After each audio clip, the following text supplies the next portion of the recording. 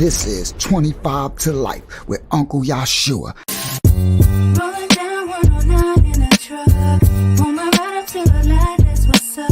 Look to my right and it's a ride rolling up. It's Lucci telling me tonight we in the club. He got the 24 road Escalade. He got the Lamborghini doors like they blades. His hammers ring cause that's how he was raised. His palace mob and tonight we get I'm from the ghetto, the slums, the rats, the roaches, the bums, the metal that stuns, the addicts, the cracks, the crumbs. The level where funds is tragic and lavish is none. With rebels, they runs and rabbits like savages' sons. With did him and bigger and swiftly he shined the mud. That city a pity with 50 took 9 of them slugs. This is 25 to Life with Uncle Yahshuah. Yo, what's good? 25 to Life TV, Testimony TV, Unc in the building. Hold on, let me bring the mic on around. Let me, it's turned a little sideways. There it go. I'm like, why is it seeing the speaker over there? All right, there we go. Now we functioning. There we go. The thing got brighter. All right, how y'all be? Welcome to Uncle Yahshuah 25 to Life Testimony TV. We at it again. We rollin' P-Mob. Yo, I'm singing a song because right before this show started, I was trying to hurry up and get to some of the songs together. So I got some new songs I'm gonna play to y'all tonight. I got a couple of exclusives. So I was mixing the song really quick because we made them back in these songs we made back in 2007, Palace Mob. So I'm like, okay, let me hurry up. I only had like 20 minutes. I'm like, all right, let me try to grab the song, throw them into the mixer, get a nice little decent mix and a little quick master. You know what I mean? I'm good at this music thing. So I hurried up and quickly mixed it, got a decent sound. So I did like 3 or 4. So the last one, I'm like, oh crap, it's like 8, 10. I'm like, all right, come on. I gotta hurry up. So I gotta, hold on, let me get the comment section over here. All right, so shout out to Kimberly Woody in the building. Thank you, Kim. Thank you, baby girl. She said, happy Earth birth to me. Thank you, Kim. Love you, sis.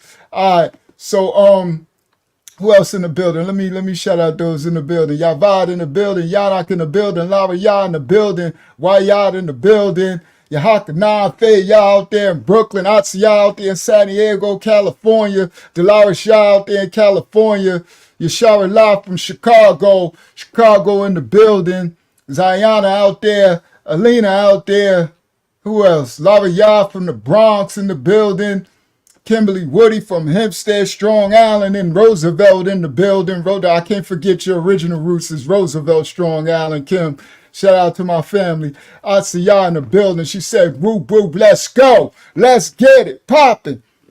Tonight, I think y'all gonna enjoy this one. It's gonna be a little different. Now, the funny thing is, I'm probably gonna set it up for next week. Sorry, guys. I'm slipping. I'm slacking in my macking, slimping in my simping in my pimping. So I was slacking in my mac, and I was supposed to contact Africa, right? Y'all know Africa from the stories, right? I was supposed to contact Africa and have him come on the show and join me tonight and tell some of the stories that I don't remember. You know what I mean? Because it's one thing, like whenever you're a storyteller, anyone who tells stories, they're telling stories from the things that they remember.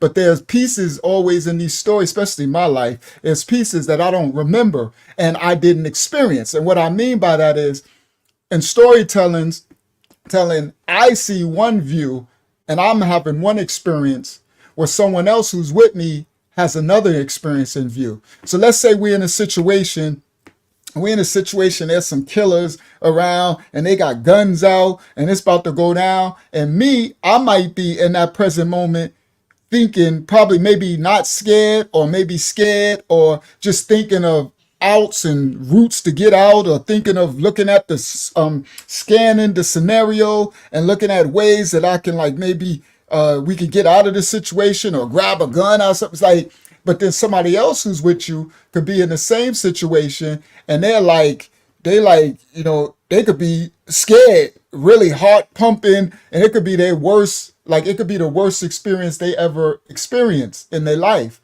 So again, if I tell the story, I'm telling it from my viewpoint. Somebody else tell a story, they'd be like, yo, this and that. And then there's other things that I might not have seen or or don't recall in memory. All right, because our memories are selective. So there's a lot of things I don't remember. You know what I mean? Little pieces. That's why I like to have my people from New York on Facebook and stuff here that was there experiencing it. So I'm gonna reach out to Africa. I think he's back in Senegal, West Africa, or he might be back in Brooklyn. The last time I talked to him, he was going back to Senegal, West Africa. Shout out to Africa in the building. Shout out to West Africa. Shout out to Abraya in the building. Houston, Texas in the building. Shout out to Wyatt in the building. Tennessee in the building. All right, so I promise I'm gonna reach out. I meant to reach out the other day, but we doing so much ministry and stuff that I didn't have time, and I need to reach out because I wanted him here tonight. It'd have been dope to have him here tonight, but it's okay. I'm gonna set it up so when he come on here, he'll be able to tell some of the experiences that we experienced in Brooklyn and Queens and Hempstead and then Henderson, North Carolina. Because Africa was there when I owned my nightclub in North Carolina. Remember the story about the shooting in my nightclub? Africa was with me. So Africa was there for a different part. Now Banger and Reynolds Rap and Jody and Jodeci and Corey and all them, they wasn't there for the nightclub. Because when me and Jody and shout out to Jody in the building. When me and Jody and Banger, when that Palace Mall, me, Banger, and Reynolds Rap, I didn't own the nightclub then. We just owned all the houses in North Carolina. So we was going back and forth doing all the houses, the real estate, and doing the music. But when Africa got down with P-Mob, that's when I bought the nightclub. So that was a whole different world. Shout out to Ozzy Clacks in the building. Happy Earth Birth, Ozzy in the building. Shout out to the November babies. Shout out. All right. So and I want to thank everybody back over on Facebook. Everybody who wished me happy birthday. It's a lot. So it's hundreds. So I thank you all humbly from the bottom of my heart. And thank you so much, guys. I really appreciate that. And thank you for those who've been wishing me happy birthday on the Facebook back from 2011 when I wasn't online. So I didn't even see that people were wishing me happy birthday for all those years and I wasn't online. So now that I'm online on Facebook, I get to see all the people. So I felt good to say thank you to everybody. Shout out to Ozzy. He said, peace, fam. I get to say thank you to everybody for wishing me a happy Earth. You know what I mean? The day that I came down on this earth to get this work. You heard? To put this work in for the Most High. Y'all hear me? All right. So thank y'all all back home in New York. Thank y'all so much, everybody. All right. So now I promise I'm going to get Africa on here with us. So today's story is going to take a little turn. So I'm going to be twisting and turning a little bit. So I'm going to introduce in tonight's story, I'm going to introduce this tonight. I'm going to be leaving the program. So in tonight's episode, I'm going to be leaving the 25 to life whole scenario, right? Because when I was in the program, I did like a year and a half about a year or something in change in the program that was still continuing the 25 to life because I got the outside program from the jail, from the Supreme Court thing. Y'all remember the story. So I'm still in that bid, but I don't have you kind of do got the 25 to life hanging over your head because if you get kicked out of the program, you get the maximum sentence. That's the agreement when you take to go to a program, a drug program, when you're able to go to an inpatient drug program. The guidelines is if you mess up the program, you get the maximum sentence. Shout out to Phyllis Richards in the building. She said happy born day. Thank you, Phyllis Richards. So shout out to Adriana Yah in the building. So it's kind of like the shock program in prison. That if you go a shock program, that's where 50 Cent, the rapper, the famous rapper 50 Cent, he went to the shock program. So the shock program is a thing where if they give you if you got 2 to 4 years or 5 to 10 years of whatever, if you got, and I think it's your first time, I think shock is for first time offenders, prisoners. They give you go through a military program and it's insane where they yell all in your face. It's like boot camp. where they yell, they call it shock because they shock you out, right? Most people, I wasn't going to go to shock. I remember in mines, I was like, because I know I wouldn't pass, because even though I'm very, what word am I looking? Very temperament, right? I did have a temper, but for the most part, I'm cool. Like I'm chill. I'm not the rough, I'm not the troublemaker or the extra tough bad boy. You know what I mean? I'm not that dude. I'm dude chilling. Like, you know what I mean? Don't start none, won't be none type of thing. I don't really want no smoke. You know what I mean? I'm trying to chill. I like to laugh and chill, and you know what I mean? But if I got to, I'm gonna handle mine, you know? I'm that type of dude. You feel me? So but I knew my personality that I don't think I can handle shock, because I really not the type that can handle them yelling in your face and get out and do this and spitting all in your face, and you got to stand there. And shock is so extreme because basic training in the military, as I've seen and heard, 'cause I've never been in the military, you see movies and stuff, how extreme that is. So imagine that in a prison where these are prisoners. So they extra violate you, right? And with shock, if you get kicked out, then you go back and you get like the max sentence or something. You're screwed. You better off not going to shock and failing, right? So I wasn't taking shock because I didn't think I could pass it, because I think it's 6 months. So with shock, let's say if they giving you 50 Cent did that. Let's say if they giving you 5 years or something, if you go to shock, shout out to Yahshuah out there in Canada, and and Ahavaya out there in Canada. Yasha, I'm doing tonight's segment. We're gonna talk about Africa, West Africa too. We're gonna talk about Senegal, West Africa, and Yahshuah is from Ghana in West Africa. Shout out to y'all. So shout out to all Senegal, West Africa, to the Wolof tribe, the Wolof people in West Africa. Shout out to my brother Africa. I love you, Af. All right, so now the shock program is so extreme, and it's just so let's say if they're gonna give you 5 or 10 years or something, you could do 6 months in shock. 6 months. Now remember, you got 10 years over your head. They telling you go here for 6 months. And if you pass this, you're free for 6 months. And then you got parole, and you got shock parole. And I heard that shock parole is just as bad as the shock program. Like it's beast mode. But it's how people get away, avoid first timers, that lengthy prison sentence. So this is a New York thing. I'm not sure if everyone else or the other states got it, but New York, this is a New York prison system thing. So I wasn't trying to do shock because I've heard so many stories, and I've heard people who failed it.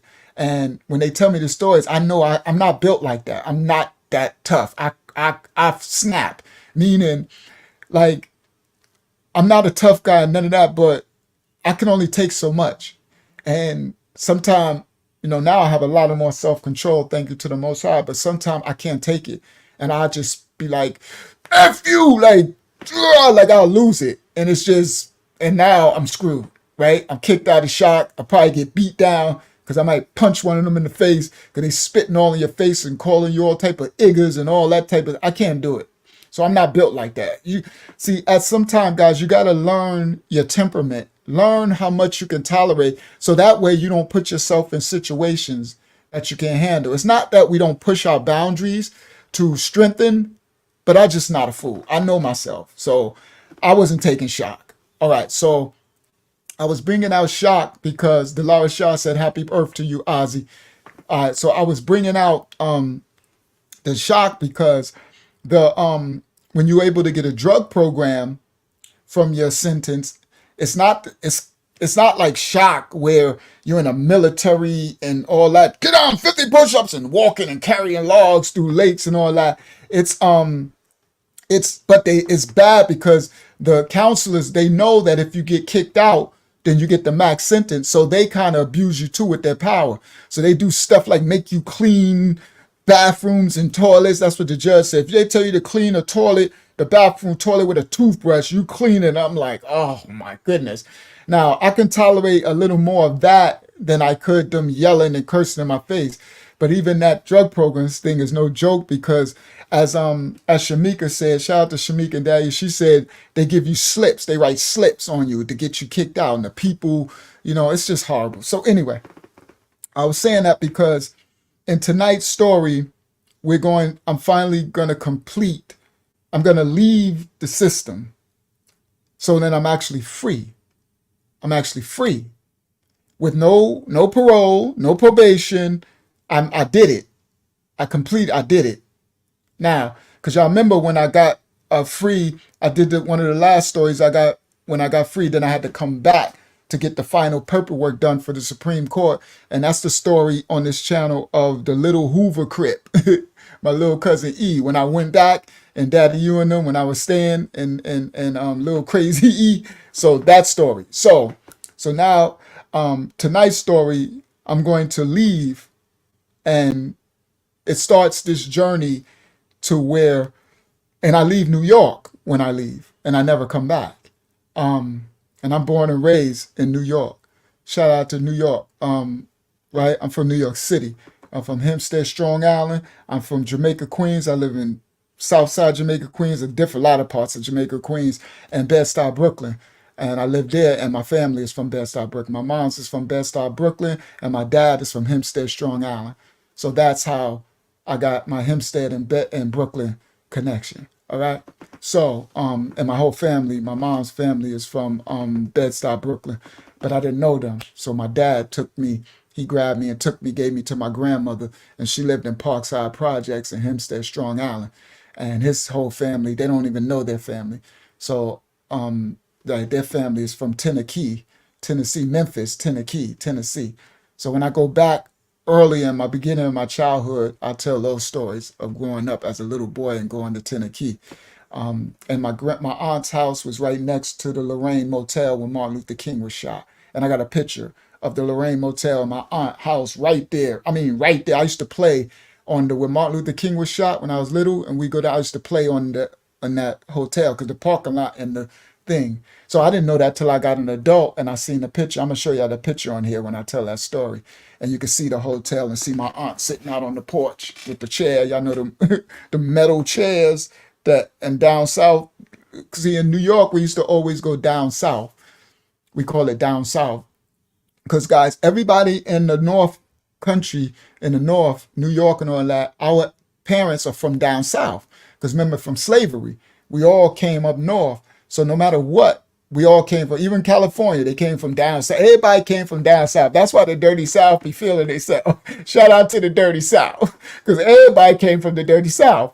You know what I mean? So everybody, right? That's because of slavery. That's where our ancestors were, besides the original natives who were here. And I got two of my grandparents were original natives.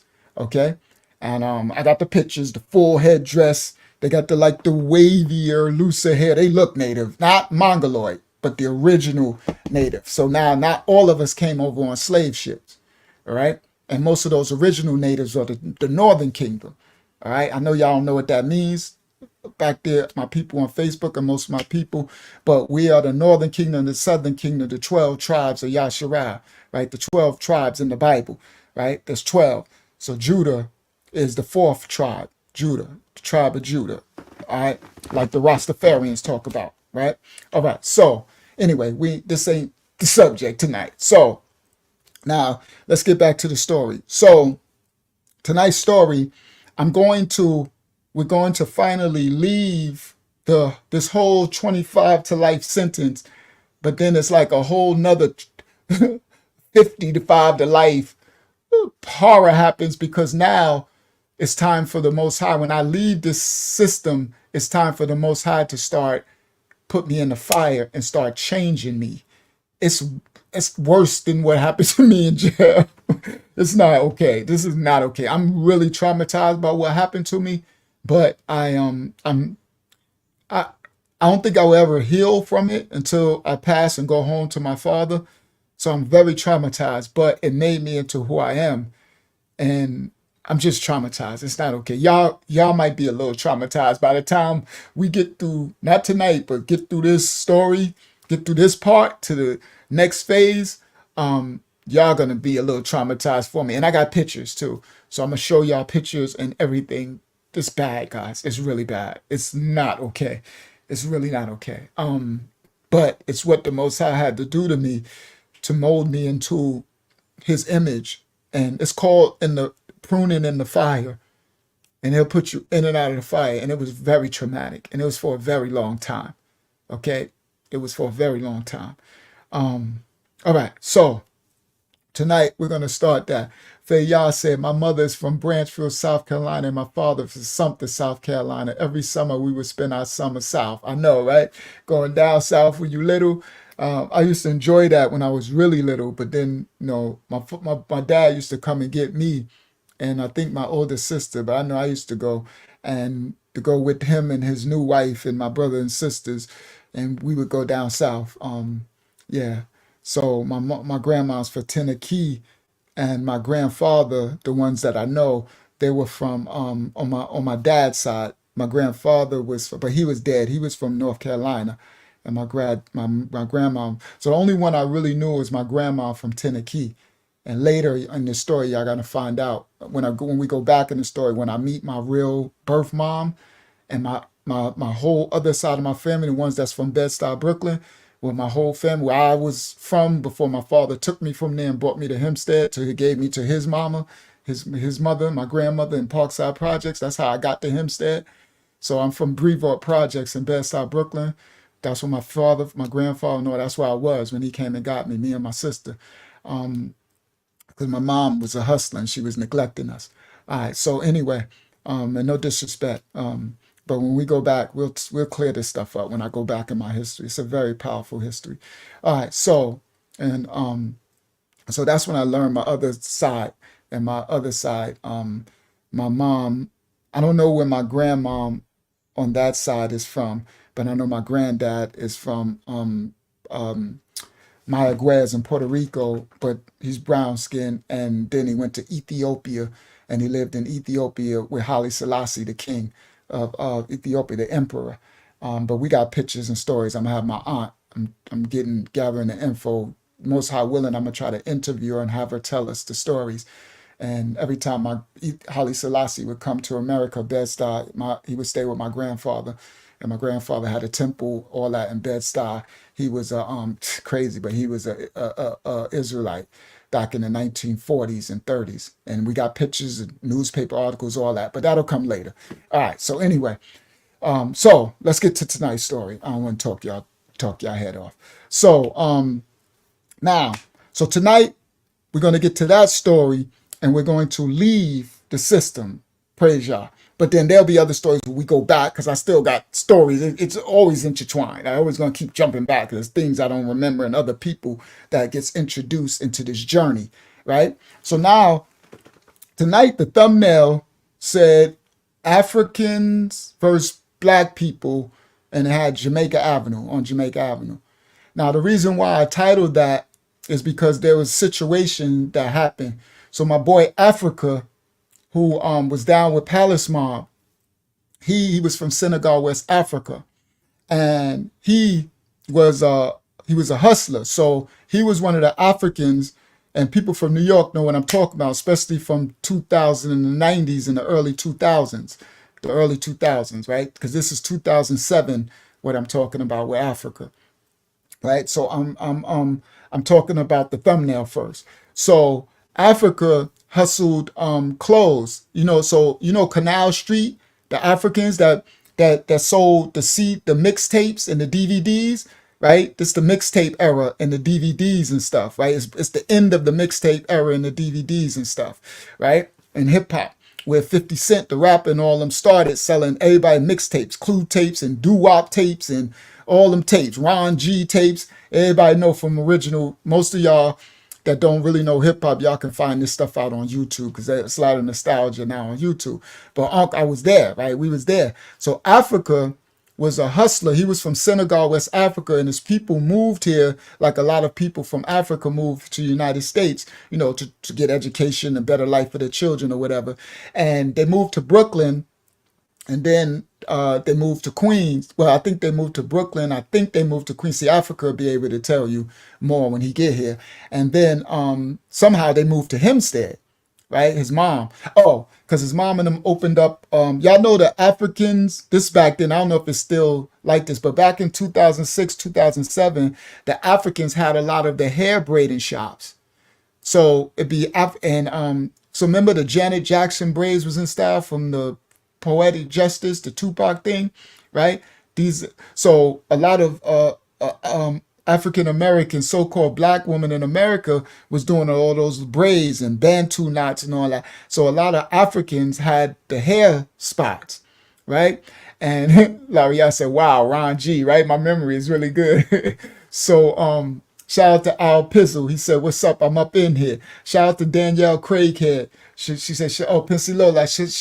Shalom, Pensilola. All right, shout out to Ron Pizzle in the building. I mean, Al Pizzle in the building. All right, so a lot of Africans had the hair spots. And the funny thing I remember is Adrian said, right, they still do it down here. And they used to braid your hair tight. Because I remember I had braids, guys, before locks. And I remember one of my exes took me to, boy, that African lady liked to pull my brains out of my skull. I was like, I had to take them out. Y'all know who that thing, and that's why a lot of our sisters, not just from the Africans, but they do their hair too tight. Okay, they pull their own hair out, the edges and all that. That lady liked to pull my, you know, when it's so red, your eyes up like this, it's pulling so tight, you can't lay down. You try to lay down, go sleep, your head on fire. You hear me? I'm talking about where it make little bumps. You know what I mean? Those little, and it get red. No. I had to take that out. And then it hurt taking it out. Then my head was sore for days. And I paid like, $70, $80 or something. They did it beautiful style, but they pull like, they like to pull on your hair like they take their foot and just pull it on your shoulder and pull your hair to braid it. I'm like, that is crazy.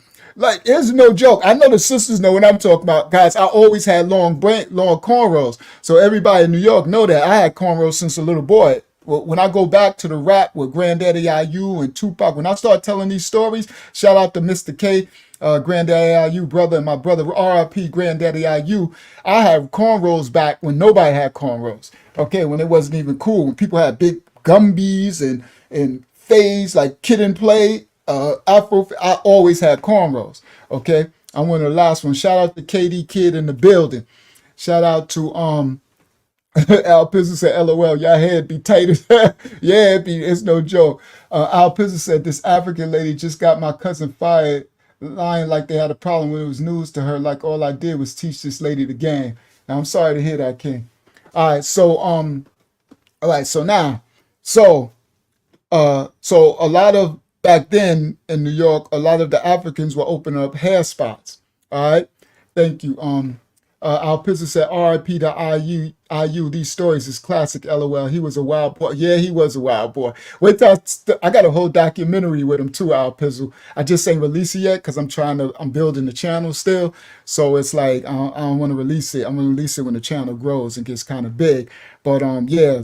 First-hand stories, IU was crazy. It's some crazy. The stories involve Wu-Tang Clan, Tupac, Tretch and everybody. Everybody that you can. Master Ace, Capri, Coogee Rap, Big Daddy Kane, because we was on Cold Chillin' Warner Brothers Records back then. We was on tour and everything. And Wu-Tang was on tour with us before they was Wu-Tang, with the Jizza. His name was The Genius. And A-Sun was his hype up man. I got some stories that nobody ever told. So it's in my documentary, so I'm not releasing it because I don't tell them yet until the audience get big, till we grow. And some of the pieces I'm going to tell on these big channels to grow the channel. But anyway, that's to come.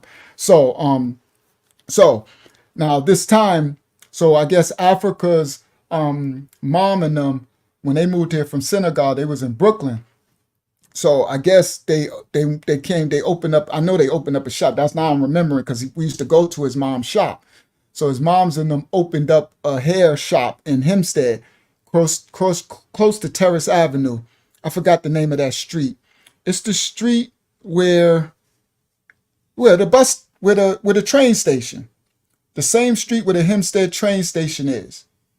that street, that long street. It ends, and then it goes this way on Peninsula. I think that's. I've been away from him since so long. Sorry, guy, I forgot the streets.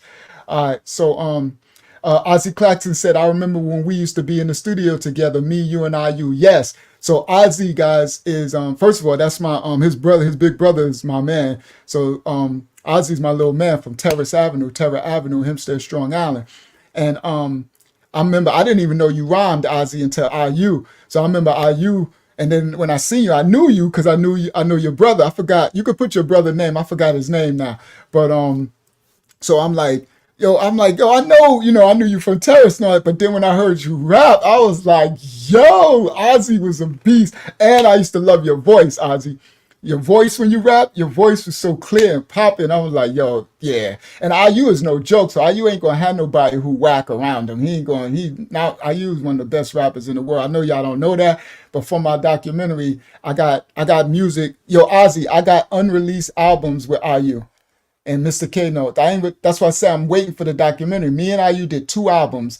I got 2 albums. Ozzy, I got a song with me, IU, Chappelle, and the dudes from Far Rockaway, and all of them. The one who was on Wu-Tang on Ghostface album. What's it? Superb, and on the one who dead and all that. I got classics, Ozzy. Yeah, I'm saving all that for the documentary and all that. So anyway, now, so and yeah, I got stuff when IU was really beast mode, Wyatt. The stuff he put out on the albums, on the labels and stuff, that wasn't the IU that everybody, the rawest IU. The rawest IU was the ones the label didn't want to put that out because they said it was trying to keep his image to sell records. The raw IU is, wait till y'all hear those. I got the raw IU, Ozzy. Yeah, you know IU. Yeah, I got them. Facts. All right, so now, all right, so Africa, moms and them, I guess they moved to Hempstead to open up the hair shop, and they moved into a apartment. It's like a projects, but it didn't start out a projects, right? So Ozzy is somebody from Hempstead. Y'all could tell me the name of them. It's those projects. How can I describe it?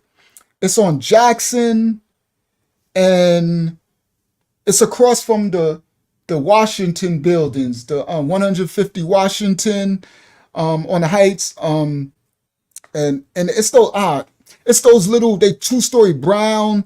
Dang, I could have pulled it up too. They got images of them online, and a lot of the Puerto Ricans, a lot of the Hispanics moved in there and turned it crazy. It's a maze, so they moved in there anyway. It wasn't a project when it started, but it turned into like a bad project. Anyway, so they lived in there.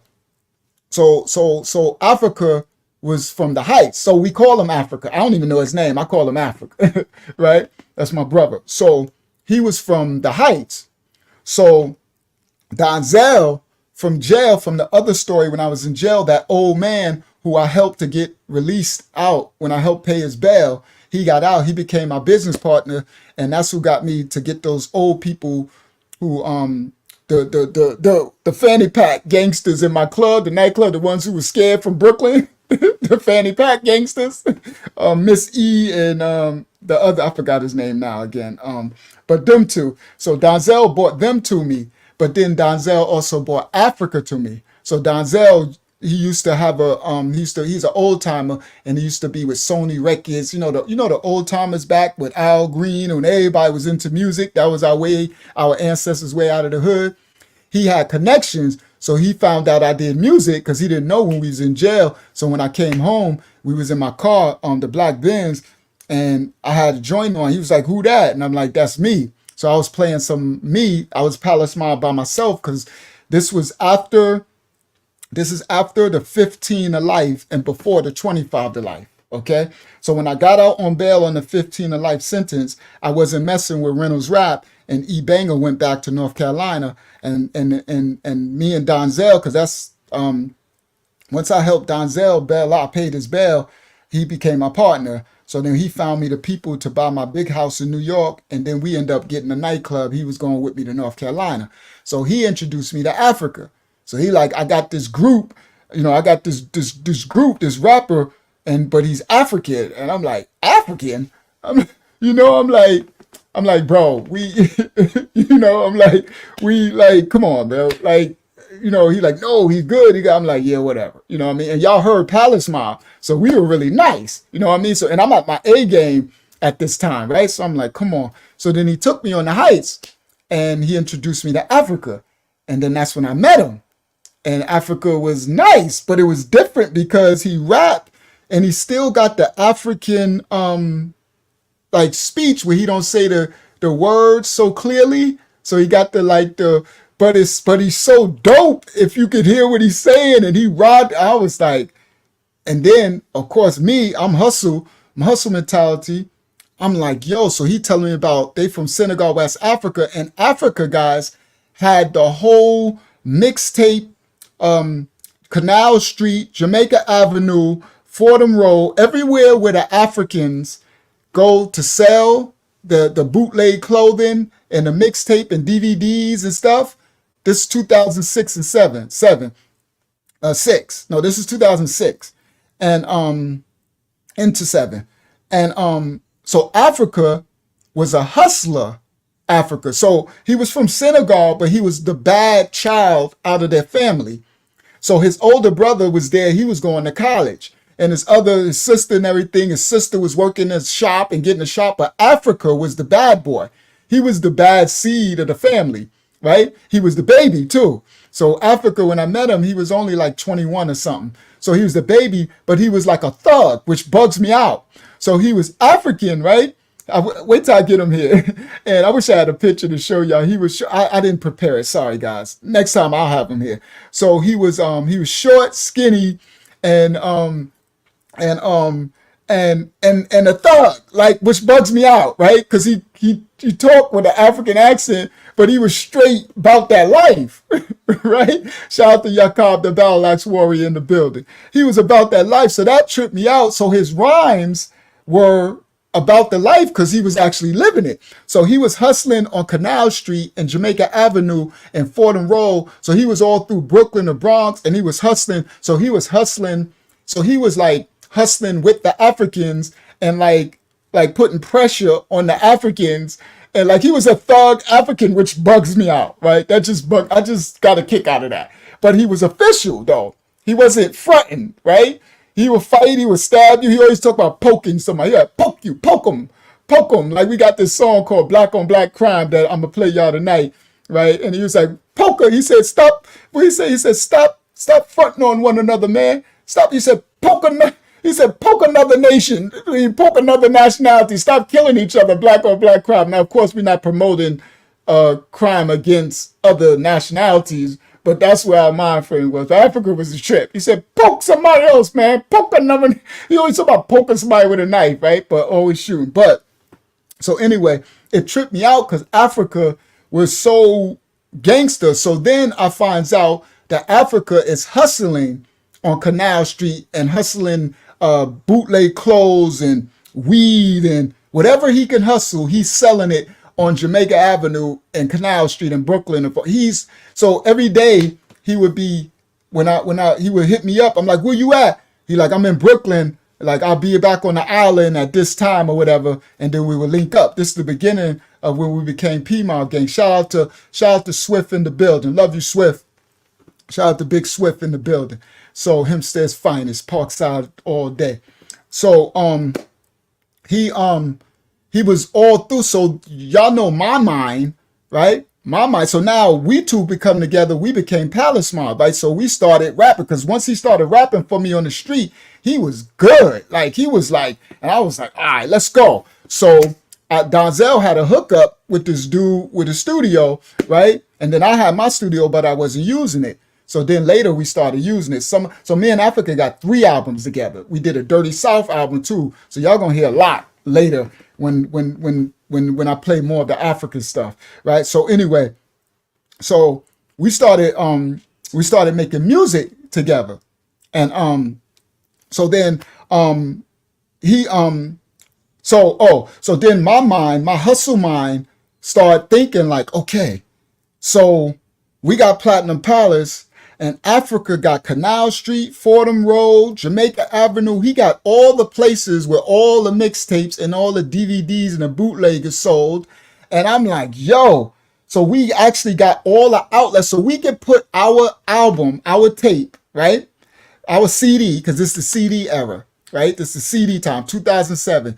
We had access to put our CD, listen guys, in every African's hand on Jamaica Avenue, Fort Canal Street, Fordham Road, all the other Fulton Street in Bed-Stuy, Brooklyn, all of the spots where the closed spots and the bootleg CDs, we had first-hand access because Africa was an African.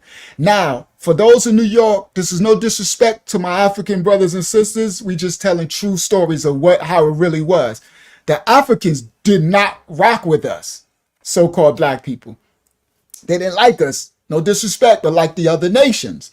Like, no disrespect, but a lot of the Jamaicans, a lot of the Haitians, a lot of the Colombians, a lot of the Puerto Ricans, a lot of the Dominicans, like these other nations, they come over and they really didn't like so-called black people that much. They really didn't rock with us. Now you'll get your outliers who you went to school with. That's cool. That's always. But I'm talking generality. They kept to themselves and they had their own communities, right? So the same thing was with the Africans. So the Africans came over, and the Africans, no disrespect, but it was a little worse because a lot of them felt like they were better than us, right? Because they had their own countries, their own land. I'm not trying to cause no separation. I'm just talking true facts. This was our reality. Y'all know this story. This channel is truth to power. And I'm not scared of nobody. Y'all know me. I tell the truth. It just is what it is. This was our reality. Okay. Now, of course, you had people like, the perfect example is Africa that y'all about to hear tonight. That became my best friend, my little brother. And he is from Senegal. My heart. We won. They still love me. Still call me big bro, right? Y'all gonna get him up here. So again, it's showing you I don't have no favoritism or no disrespect. No, I'm just saying this was the reality, right? They did not like us. They would talk around us in their language. And we know they're talking about us, right? So sort of like the Spanish people would do, right? We know they're talking about us, but we don't understand their language, right? And it just is what it is. It's just like genocide against black on black crime. It's black on black crime. Y'all going, oh, did I do black on black crime?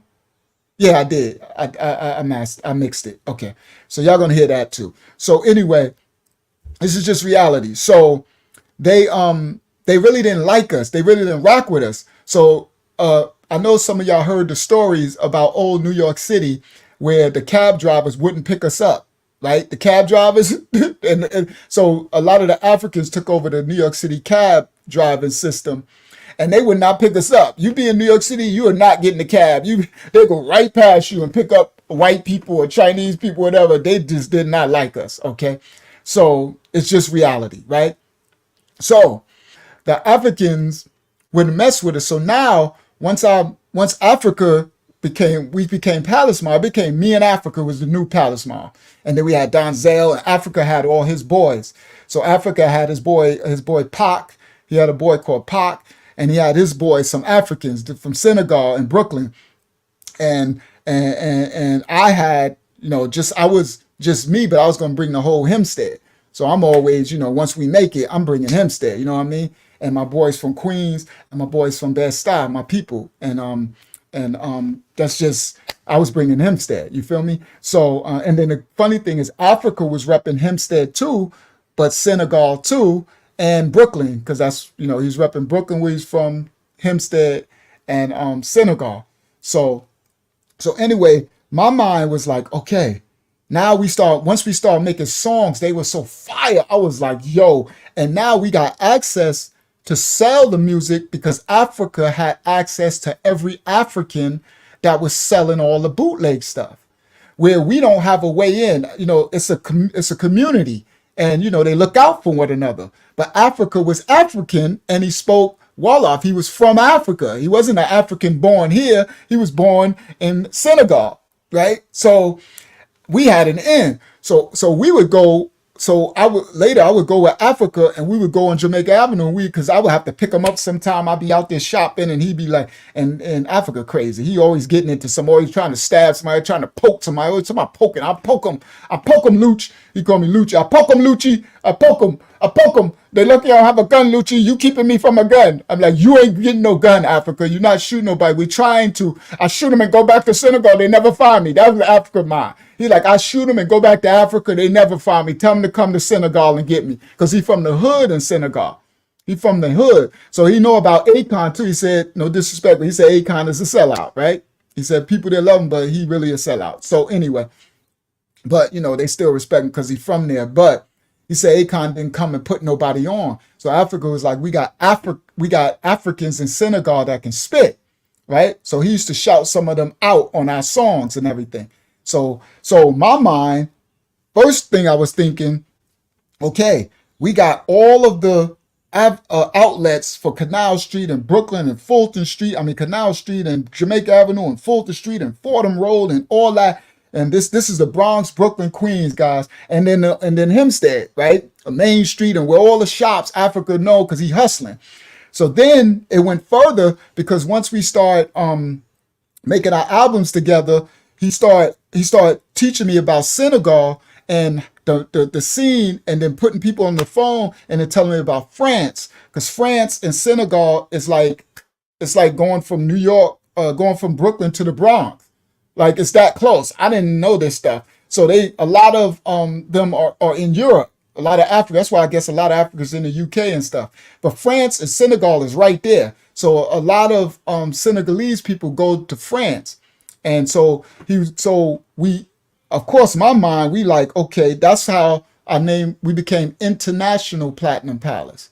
So the name of my record label was Platinum Palace, right? And then Reynolds and them made it P-Mob for short. Palace Mob became the rap group for Platinum Palace, the label. And then we shortened Palace Mob to P-Mob. And then Reynolds' little butt started saying P-Mob gang. And then next thing you know, it turned into a whole saying. That's how the P-Mob thing came about, right? So then when Africa, when me and Donzel, when Africa came, we changed it to International Platinum Palace, because now we about to go, my mind, I'm a hustler's hustler, right? So I'm like, we about to be, the Most High had to shut me down again, boy. The Most High, I kept the Most High busy. Let me tell y'all something. I kept him busy shutting me down, because Nasty 4 had every time we had record deals with everybody. Here we go, about to blow up again. All right. Now, listen, guys, this was after the 15 of life. So I'm out on bail. This is during the 15 of life. I'm out on bail when me and Africa is doing all this, when I bought my nightclub. This was the Most High trying to get my attention to stop me, saying it's time for me to serve him. And here I go. I done bailed out from the 15 of life, right? Superstar lawyer team, right? Lost half my money. And here I go. I start a new I bought a nightclub. I start a new record label, right? I rebrand the record label to International Platinum Palace. Now we about to go to Africa and France. Now we about to travel the world. And the Most High is trying to sit me down and stop me. That's how much a fool I was, right? I kept the Most High busy. I'm telling y'all, no lie, in my ignorance, I earned this title to be the man of the Most High. This work I got to do. That's why he tortured me so much. Well, the torture was to prune me and to get me into a vessel to be used. But it's why it was so hard, because I had so much resilience, and I had so much, like I could I could sell water to a well. I could turn a dime into 15 cents. You know what I mean? I could, I just have that. I used to call myself a money magnet, right? And everybody know from Facebook, my New York people here, they'll tell you, they know me from all my cars from when we was little kids. Ask them. I was a little kid. Since they were little, they always knew me. What car I got? Cars, like money, big chains, diamonds, gold, everything. That's all they know me all my life. I was a money man. I get that bag. That's who I was. But there was no such thing as bag. I used to get that money, right? So in my head, I didn't want the Most High is trying to sit me down and stop me so I could become his man.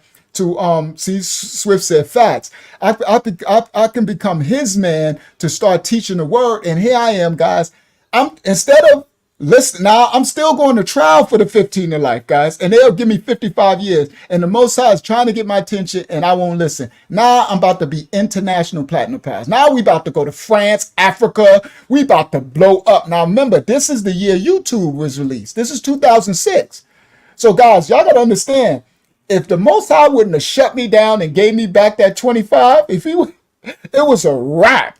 We would be the biggest. I don't know. I've probably been what they call them people that then sold they soul or whatever I know I wouldn't have sold my soul, but you know, they be throwing stuff in people drinks and stuff and all that type of stuff. Y'all know I'm different, but whatever. I wouldn't be who I am now, right?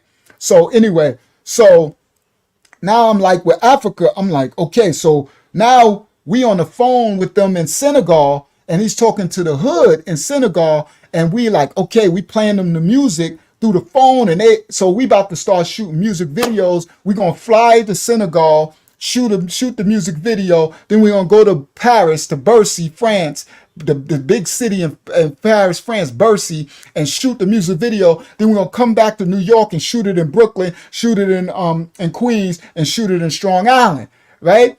And be international. And this is when YouTube first dropped. Oh, we was about to be billionaires. You know what I'm saying? International Platinum Palace. So when I bought my nightclub, when we opened our nightclub in North Carolina, in Henderson, North Carolina, the name of the nightclub was International Platinum Palace. IPP for short.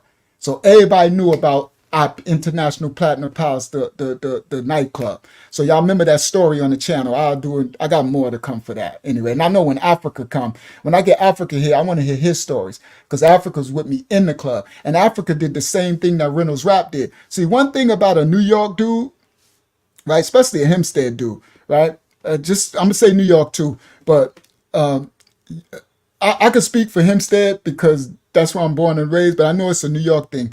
You take us anywhere, and how can I say it? We can survive. Like, what I mean by that is, you take a New York nigga, right? You take a New York dude, and you take him to wherever, Baltimore, North Carolina, South Carolina. You take him anywhere and let him out the car. I guarantee you come back in a week, he'll be walking around with 10 dudes, like, he done made it home, his home. Like, he done made it to the point where you think he from there. He got boys. That's how my little son Rashawn was. Cause my little brother Vincent them was all scared when he was in Baltimore. I said, bro, y'all don't understand. That is a little Hempstead boy. Rashawn, just let him go. Sure enough, my brother Joey's like, what in the world? How he know all these dudes? He running around with 30 goons from Baltimore like he been lived there his whole life. That's a Hempstead dude. That's a New York dude. I know we all like that. So yeah, like they live there and they walking around and you see them. So Africa was Reynolds did the same thing. I would get to North Carolina and Reynolds be like, let me out the car. And I know I ain't gonna see him. I'm like, Reynolds, come back. Cause he just gone in the hood. They be in the projects. They got girls. He pulled back up on my block with my houses in the car with girls and people. He got goons. He got a whole crew. That's how little Rashawn was, my son. They got a whole crew. So I bring Africa to Henderson, North Carolina. He does the same exact thing. I say, you cannot take these New York, because that's that New York Hempstead thing. That's that New York City, Hempstead, Brooklyn, Queens thing. So, Bronx, whatever. I'm saying New York, right? So New York City thing. So Africa does the same thing. Shout out to Shamika in the building. She said, happy born day and many more. Thank you. Love you too, cuz. I take him, he in Henderson when we get the nightclub, and Africa then got a girl. He started dating E Banger's his cousin. So and next, Africa's in projects, he in hoods, he got a crew of people, he's selling weed. I'm like, Africa, do not get caught up out here. You're not going no country jail. We out here to do past Platinum Palace, right? He out there selling weed. He come up to the car. So I'm like, we leave the palace. I look at Don, I'm like, where Africa? He like, I don't know. He's somewhere. He come up, he got 30 goons from North Carolina with him. I'm like, who are these people? This my crew, Luch. This my crew. That's that hipster. I swear that's that New York thing, right? That's my crew. So anyway, I'm just giving y'all some understanding of Africa. He did the same exact thing. So in the nightclub, he did the same thing. So he would come to the nightclub. He would bring a whole crew. He coming to me, yo, Luch, could you let my boys in? I'm like, who? I like go outside. He got 15 dudes in hoodies and stuff. I'm like, who are these? They from Beacon Light Projects and this project. So he all in. I got to go pick them up from the projects in the hood, right? So anyway, same thing Reynolds and them did. All right, so you can't take them nowhere. That's like, I swear you can't take them nowhere. Literally. And I'm like that too. Right? I survive anywhere I go. I become one with the land. It's just survival instincts. That's why that That song, New York, you make it here, you can make it anywhere in old New York. That's the true thing. All right, so anyway, now let's get started. I needed to set the foundation of this for the thumbnail about the Africans and the mixtapes because something happened. So again, back then, I don't know if it's changed now, but the Africans really didn't like us. They really didn't mess with us. So it was like a separate thing, a separation. Okay. So but now Africa, my little man, became Palace Mom.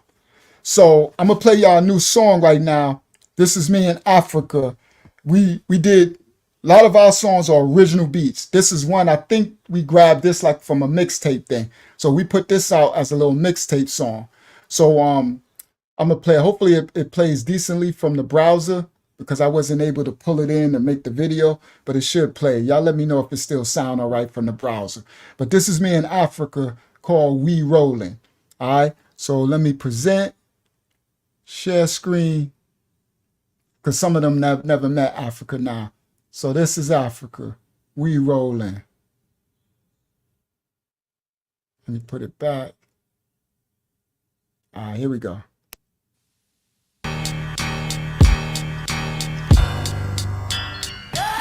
We rolling, P-Mob, watch and see. what you say now? We holding P-Mob, rocks and a lot of weed. damn. We rolling P-Mob, cops on the side of the V. what the fuck? We holding. Forgive the curses. You better watch what you say to me. Dracula pass, it's the same level that Africa has. I'm past niggas class, 2 guns on my hand to blast niggas ass. Hustle to the last, fuck the cops and the feds. Smoke through the heads, pop the Henny bottle, spill a shot for the deads. Now I'm in the V, digital sound in the V. Sitting on 23 with pound of the weed. We rolling like Bush with the troop. Crook niggas look, we army to the tooth just to shoot niggas through. Fresh gators on the red carpets, hollow tips in the red righteous. On the palace round the table eating red lobsters. Niggas can't stop us, even death watchers. In the stead we known like the head knockers, straight choppers. We rolling, P-Mob, watch and see. what? We holding a P-Mob, lot of rocks and a lot of weed. what you say there? We rolling, P-Mob, got the cops on the side of the V. what the fuck? We holding. Yeah, You better watch what you say to me. P-Mob, Creep with me as I roll through your hood. Maniac, lunatic, call me Luch Eats Good. About to bust cause I don't trust police. So you never see me hollering at the beats. I roll with Platinum Palace and we going to the top. Half got the Dutch, my nigga Pot got the op. Guap, yeah, that's what we's about to do. Take your ass on the mission with the 252, nigga. We rolling, Yeah, you better watch and see. Watch, nigga. We holding A lot of rocks and a lot of weed. P-Mob, We rolling, yeah, I got the cops on the side of the V. watch. we holding. You better watch what you say to me. From the jungle, I done had lunch with the bears. Ate good, drunk Chris, blue skunk in the air. My whole team lean in big cars of color cream.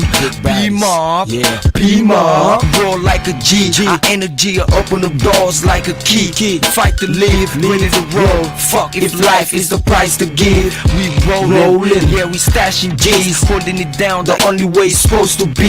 From the street to the palace, I be on the mission looking D's with the product. Say please for your holler. Matter of fact, fuck it, all I need is a dollar. Use a quarter of the G, got me fucked up and sold a quarter to a D. Now I'm stressed in the van, chains on my hand and I'm going to the pen. We rolling, Shit like that, B.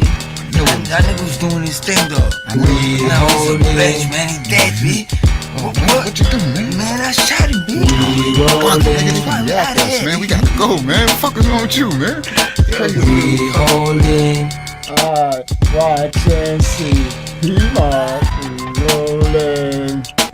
Watch it. That was we rolling. That was me and Av just having fun. Alright. So yeah, so that was my bro. That was my boy. Me and Av, that was my little brother.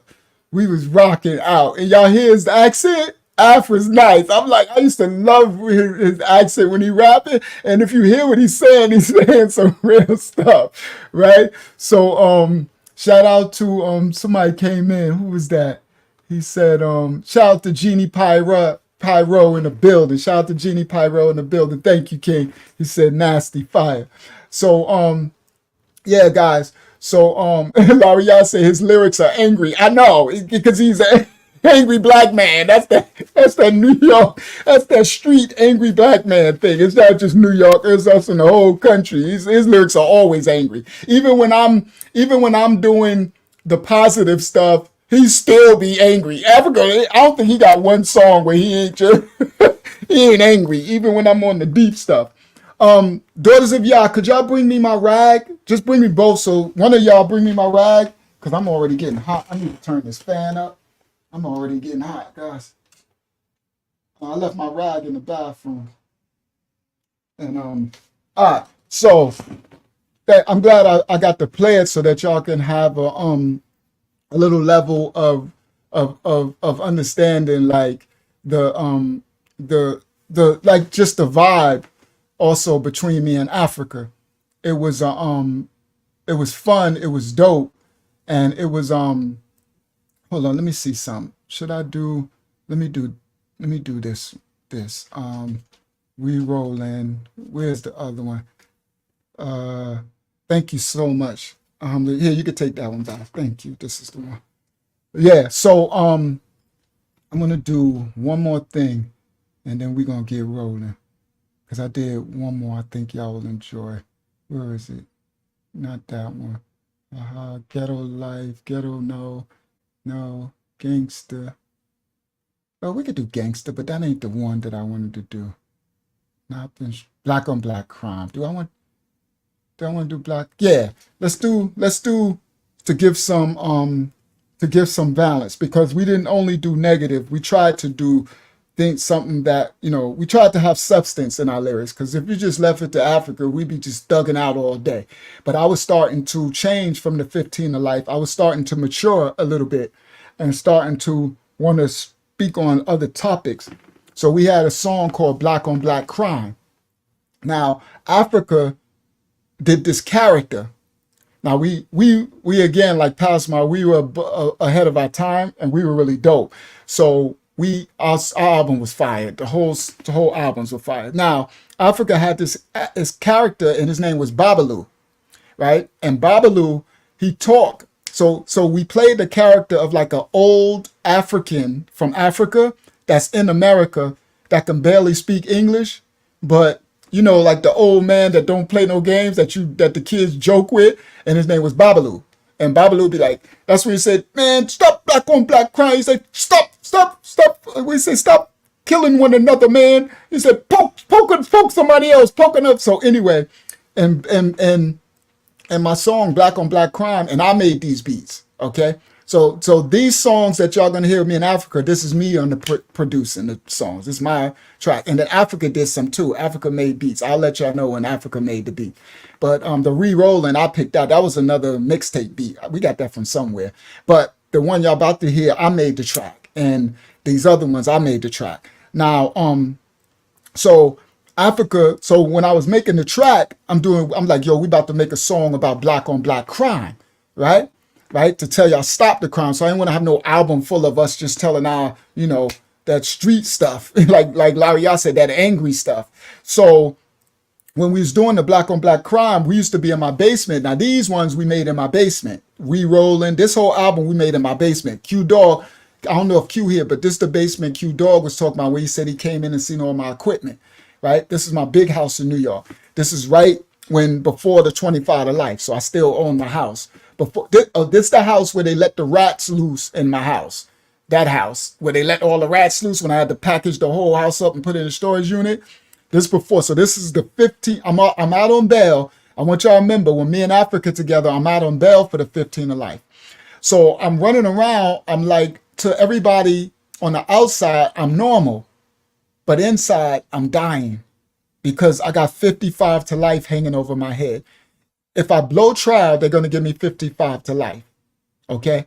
So even though Africa and Donzel and all of them know that I got a case going, I'm not running around talking about my case and everything. Like, no, every now and then they would see me like you'll catch me like in a daze, and I'll be sitting there because I'm in the space, and they'd be like, Luch, what's wrong? And I'll be like, oh, nothing. No, I'm good. You all right, Luch? I'm like, yeah, I'm good. What I'll be doing is, it's like, that's why I said in another video, like a walking dead.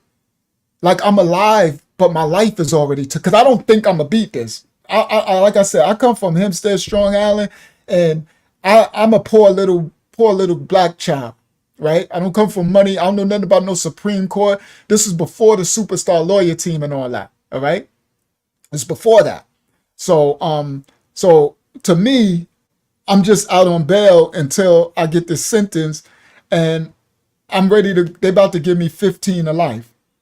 So, because I'm not about to take it to trial at this point. So, but the only option I got is to take it to trial. But I'm like, I am not going to trial. So I'm still looking at 15 to life. And to me, that's a life bid. Like 15 years, I can't see. You tell me a year from now, I almost can't see that. That's just the type of person I am. It's hard for me to see that far ahead, meaning I can plan for stuff that far ahead. But I like to go day by day because I'm like, I just lived a life that it wasn't guaranteed to live tomorrow. And people know what I'm talking about. From any hood, anywhere. You know what I mean? Y'all know what I'm talking about. So, and remember, I come from the crack era in New York City and all that. We come from the crack era, right? So, so anyway, so the 15 of life is over my head. And so now the equipment is in my basement because I took the plastic off the equipment and taught myself how to use it again. So now I'm back engineering and producing the track. So me and Africa, we in there and we just we killing the game. So we made this song called Black on Black Crime. So I'm like, yo, Af, we're going to do a song called Black on Black Crime. So I made this beat and went dun dun dun dun dun dun dun dun dun dun, right? And it sounded like I took it from the idea from another old beat that others used to use, and Dr. Dre used it for 50 Cent joint too, right? His most famous song. Y'all hear it when I play the beat. So then I was like, so we started making a hook, Africa is black on black crime, right? And then I was like, we need something else. And when we used to get high in my basement making the songs and stuff, Africa used to when he get high, he started acting like Babalu. My name Babalu. And it used to make me laugh. Africa's hilarious, right? And I'm funny. So then I was like, yo, we need Babalu on the track. And so then we put Babalu on the track. So this is Black on Black Crime. And then I'll play those two. Then I'm going to tell the story. And then I'll play something else a little later. So this right here is Black on Black Crime. Produced by Uncle Yahshuah, formerly known as, now Uncle Yahshuah, formerly known as Luciano. This one I was Lucky Luch. All right, so present, share screen. This is shout out to Brooklyn Red, Flatbush Building in the Brooklyn. This is Black on Black Crime. All right, and ignore it. Sorry for the curses. I wasn't able to reverse the curses, so there's curses in it. So and after it, I'll try to tell you some of the stuff Babalu was saying because you won't really understand what he's saying, but it's hilarious. All right, here we go. That's Africa acting like this Babalu character. Here we go. This is Black on Black Crime. Oh, hold up. It didn't. I'm thinking it's playing. Sorry, guys. I'm sitting there listening to myself. All right, let me share. I'll share screen. I didn't share the tab. Black on Black Crime. Bang. Share. Sorry, guys. This is Black on Black Crime. P-Mob. Black on Black Crime. Hello, ladies and gentlemen. Bitches, dogs, gangsters, hoes, whatever. Everybody. You are. My name Babalu. Babalu. I have a message to send to the whole radios in the whole world. This guy Platinum Policy is good. They make a song about black poor and black crime.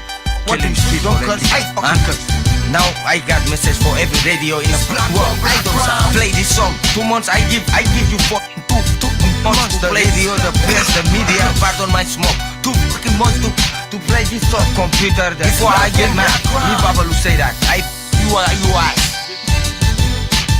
black on black I crime. keeps that ratchet on repeat. That's nothing to brag. That's just asking for defeat when I'm dumping on blacks. A black woman birthed me. A black man gave us sperm. Black neighborhood raised me, gave me something to earn. A Puerto Rican grandfather, black grandma do. My other grandmother's black, Seminole blood too. My other grandfather, only seen pictures of him. Black American and Blackfoot Indian in Harlem to kill blacks. He more do too. Shot town in Houston to put a bullet in you. Especially if you're black and they don't know you. They'll test your G if you act like you don't blow too. It's genocide, motherfucker. When you killing your own, the pen inside is filled with brothers that been spilling that chrome. It's time for us to wake the fuck up. We stop the cycle. For every trace of black, disappear. Like the face on Michael. My homies us gunning, your homies us running. The police is coming, it's black on black crime. I give you bricks of coke, I give you bitch the fuck, not knowing she got AIDS. It's black on black crime. My homies us gunning, your homies us running. The police is coming, it's black on black crime. I give you bricks of dope, I give you bricks of coke, I just give a fuck. It's black on black crime. I erased the pages, broke the chains, and went from slave to brave.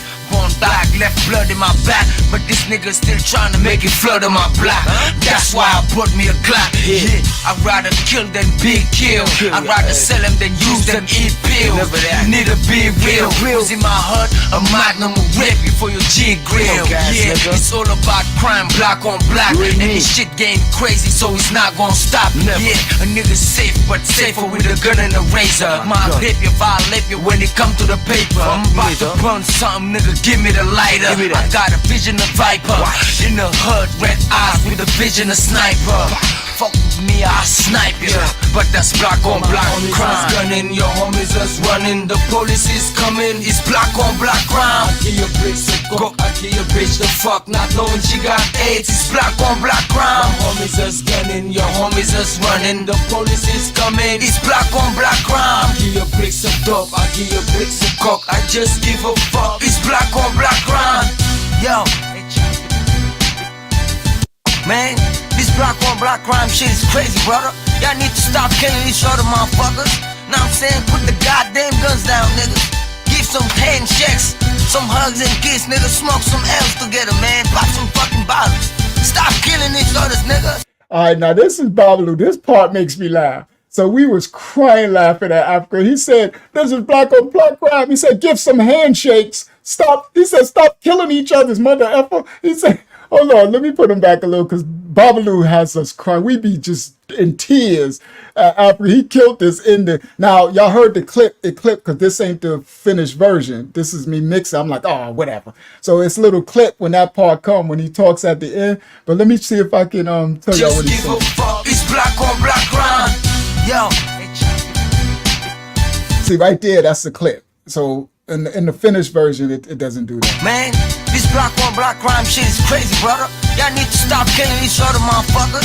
Now I'm saying, put the goddamn guns down, niggas. Give some handshakes, some hugs and kiss, niggas. Smoke some L's together, man. He said, give some handshakes, some hugs and kiss. Smoke some L's together. L is a blunt. He said, pop some fucking bottles. He said, pop some effing bottles. Killing each other's niggas. Now I'm saying, this shit is crazy, man. Poke another race, man. See, that's what he said. He said, this issue's crazy, man. Poke another race, man. I'm like, Africa, you can't tell him to poke another race of people. He said, poke another race, man. He always about poking somebody with a knife. But again, we're not promoting no violence. But that part made me laugh. Africa is so crazy. That was so funny. Together, man. Pop some fucking bottles. Stop killing each other's niggas. Now I'm saying, this shit's crazy, man. Poke another race, man. Good. Now I'm saying, me, myself, and I'm about to sell all my guns, Sean.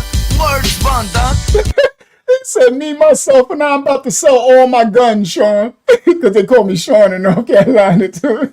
He said, I'm about to sell all my guns, Sean.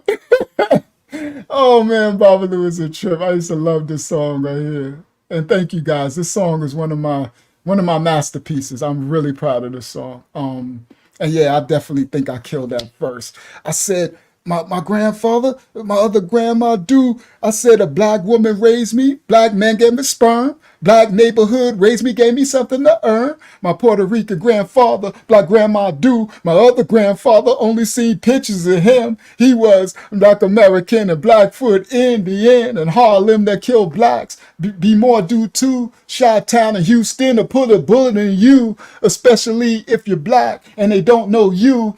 It's genocide when they, I was like, oh, sometimes I'll be murdering stuff and I love it. Like, that I murdered black on black crime. But anyway, hold on. These others niggas, know what I'm saying? This shit's crazy, man. Poke another race, man. Good. Know what I'm saying? Me, myself, and I'm about to sell all my guns, son. Word is bond, dog. Know what I'm saying? Just walk around with a knife and shit in case a nigga think I'm playing with his fucking ass and shit. I'ma poke these niggas, man. I ain't gonna kill him though, you know what I'm saying? Y'all can hear me laugh in the background. He said to walk around with a knife because they think I'm gonna poke these niggas, man. And then y'all hear me laugh in the background. It was like, I missed this time. We was having fun. It felt good, guys, to have a freedom to not feel the 15 of life over my head. And so in the music and with Africa, sometimes we would laugh and snapping on Donzel and stuff. It was my escape from the reality of my real fate, you know? So I was thankful to have those moments to be able to laugh. And checks, some hugs and kiss, niggas smoke some L's together, man. Pop some fucking bottles. Stop killing each other's niggas. Know what I'm saying? This shit's crazy, man. Poke another race, man. Good. Know what I'm saying? Me, myself, and I'm about to sell all my guns, son. Word is bond, dog. Know what I'm saying? Just walk around with a knife and shit in case a nigga think I'm playing with his fucking ass and shit. I'ma poke these niggas, man. I ain't gonna kill him though, you know what I'm saying? But yo, think about what I just said though, man. This block on block crime shit got to stop, brothers. Fuck, man. Radio better play this shit. Yeah. Yo, Platinum Polish, nigga. This shit is coming out, man. It's your boy Africa holding it down right there with Sean, niggas. Yeah, nigga. Coming up soon, man. Luciano and shit. You know what it is. Hey, Don, passing some of that sex on the bitch, man. Yo, Tanny, you need to throw some of that piff and shit. Black on black damn crime, nigga. Alright, anyway. Alright, let me stop shit. Alright. Hopefully y'all enjoyed that. That was black on black crime. Yeah, he old mess. I used to be crying, guys. It was so funny. He said, yo, Don. So that's Donzel's the old man. He said, pass some of that sex on the beach. Because Donzel's favorite drink whenever we go somewhere, sex on the beach. And then he said, Tanya, you need to smoke some of that's that singer on our other song, Tanya. He's so crazy. But all right, thank you guys for yeah, he said the police is come. The hook is crazy and it's horrible. He said I give you a itch to F-U-C-K, not knowing she got AIDS. It's black on black crime. The police is coming, my homies is running, the villagers is coming, there's black on black crime. I give you bricks to sell. Like, so he's naming stuff that happens in the hood that's actually killing us. We're killing each other. I give you bricks of coke and bricks to, right? So it's a horrible hook, but it was reality. Thank you guys. Yakana said nice flow. Delar Shah said beat is hot, beat on fire. Thank you guys. All right, so thank you, Ozzy. So Yakana said I miss those days. Unfortunately, there was usually smoke involved, but just dying laughing with the boys in our ignorance. We can all probably relate on Yah's grace on us all for our ignorance. Yes, the Most High's grace on us all. So anyway, so I wanted to play just at least two so y'all can have a feel, so y'all could feel Africa's energy to understand, like, you know what I mean? So when I tell the story, yeah, you hear me say I'm going to poke. But then he said, but then he said, I'm not going to kill him, man. When he was laughing, he said, but I'm not going to kill him, though. I'm like, thank you. He said, I'm going to run around with a knife and poke everybody. I'm like, Africa with this knife, right? So anyway, he said, I'm not going to kill him, though. So anyway, so that was that was the new Palace Mall, me in Africa. And then later, when we went to North Carolina, we made a whole Dirty South album. E-Banger. Now listen, guys, I forgot to tell y'all this. When me and Africa got back to North Carolina, Africa started dating E-Banger's cousin. So we found E-Banger. Now this is after E-Banger went back to the hood and he started smoking again. So we found E-Banger. So, and I think E-Banger came to the club one time, but he didn't stay. And he was looking around and he had that look on him. He was bad. His clothes, he was just out there. And he came in and he looked and he was like, "Congratulations, Luch." And I was like, "Yo, Banger, man, will you? I'll be back. But I never seen him again. But one time, and I'm gonna share this story with y'all later and play it later. One time, E-Banger came and we got a last song. It was me, Africa, E-Banger, and 3 dudes from North Carolina. These little blood dudes from North Carolina, and we got a song together. I'm gonna play it for y'all, not tonight though. And E-Banger came, and that was the last time I saw him. And so me, Africa, and him, all of us. So even though me and Africa was the last Palace Mall, E-Banger came and did one song, and I never saw him again after that. He went disappeared, ghost back in the hood. Yeah, and no boys would tell me like he really messed up. He in this project robbing people and doing all that, all that crackhead life stuff. So it's unfortunately, guys, it's tragedies, real life tragedies that go on in the hood. It's real life stuff. And to me, Banger was one of the greatest rappers to ever live. To this day, and y'all ain't heard it all. Y'all ain't heard all of Banger. So anyway, y'all ain't really heard nothing yet. I only played y'all a couple of songs. Me, Banger, and Reynolds got 3 albums together. So y'all only heard about 5 songs, all right, of them. So anyway, so now that I let y'all hear that with Africa, let me tell the thumbnail story so that we can get to the other story, and then I can close out, because I'm trying to keep these tonight stories not that long. I ain't trying to be here 5 hours no more. I'm killing myself. All right. So now that was me in Africa. Now we got a whole album of them. I'm gonna let y'all, before we close out, I'm gonna let y'all hear 2 more joints of us so y'all can hear the diversity in the album, right? So because y'all know I got Get It Baby, you know what I mean? And Get It Baby, that was my joint. So Get It Baby, that's when we was in Get It Baby song is when we was in North Carolina. And so that's when we started making the album for North Carolina, and I made the beat Get It Baby. And that's one of my favorite tracks that I made myself, and we did Get It Baby. So for those who remember Get It Baby. So and then all right, so you know what, should I let me see. Yeah, why not? Y'all know we like to get that mother from funny, man. Hold on. Let's just do it. Why not? One more for the road. This is my boy Ozzy here. I want him to have the fullness. This me, Luciano on the track, me in Africa in North Cat. This one is Get It Baby. This one of my favorites. Yeah, it's me on the track, guys. Yeah, Get It Baby. Y'all know we like to get that money, man. Let's get it. 2007. It took a minute, baby. Bloods and sweat. When I got out the rain, I was wet, but I did it. Lyrics blazing. Listen, I ain't here to save rock, but I'm renovating from the hard knock life. About to do it like Jay did. Hard rock white. Yeah, I did it, baby. Yeah, I did it. Give these jazz niggas 6 fast figures. Big gap, that quick pop and lift that nigga. Yeah, Luciano. Y'all know we like to get that mother from funny, man. It's the P-Mob gang. Y'all know how the we do. H-Town, Hempstead, Harlem, Henderson. Yeah, I did it, baby. About to share, cause you was there when my life was shitted lately. Yeah, I did have some hard time, but no other time. Now the brothers shine up on the baseline. In the Chevy at the rate sign, holding my 9. Who me behind a Glock? Africa, born in the motherland, but raised behind a block. hiding from the cops cause my face is kinda hot. It ain't cause I got the shades, now I'm being shady. It ain't cause I'm acting up now, I've been is crazy. Yeah, I did it, baby. God was my only hand, now you didn't see me. I grind all the time, Lucci go. Got haze in the light, about to spark a L with my I got that 4-5 nigga come. I blaze from the right, make your girl say. I grind all the time, nigga come.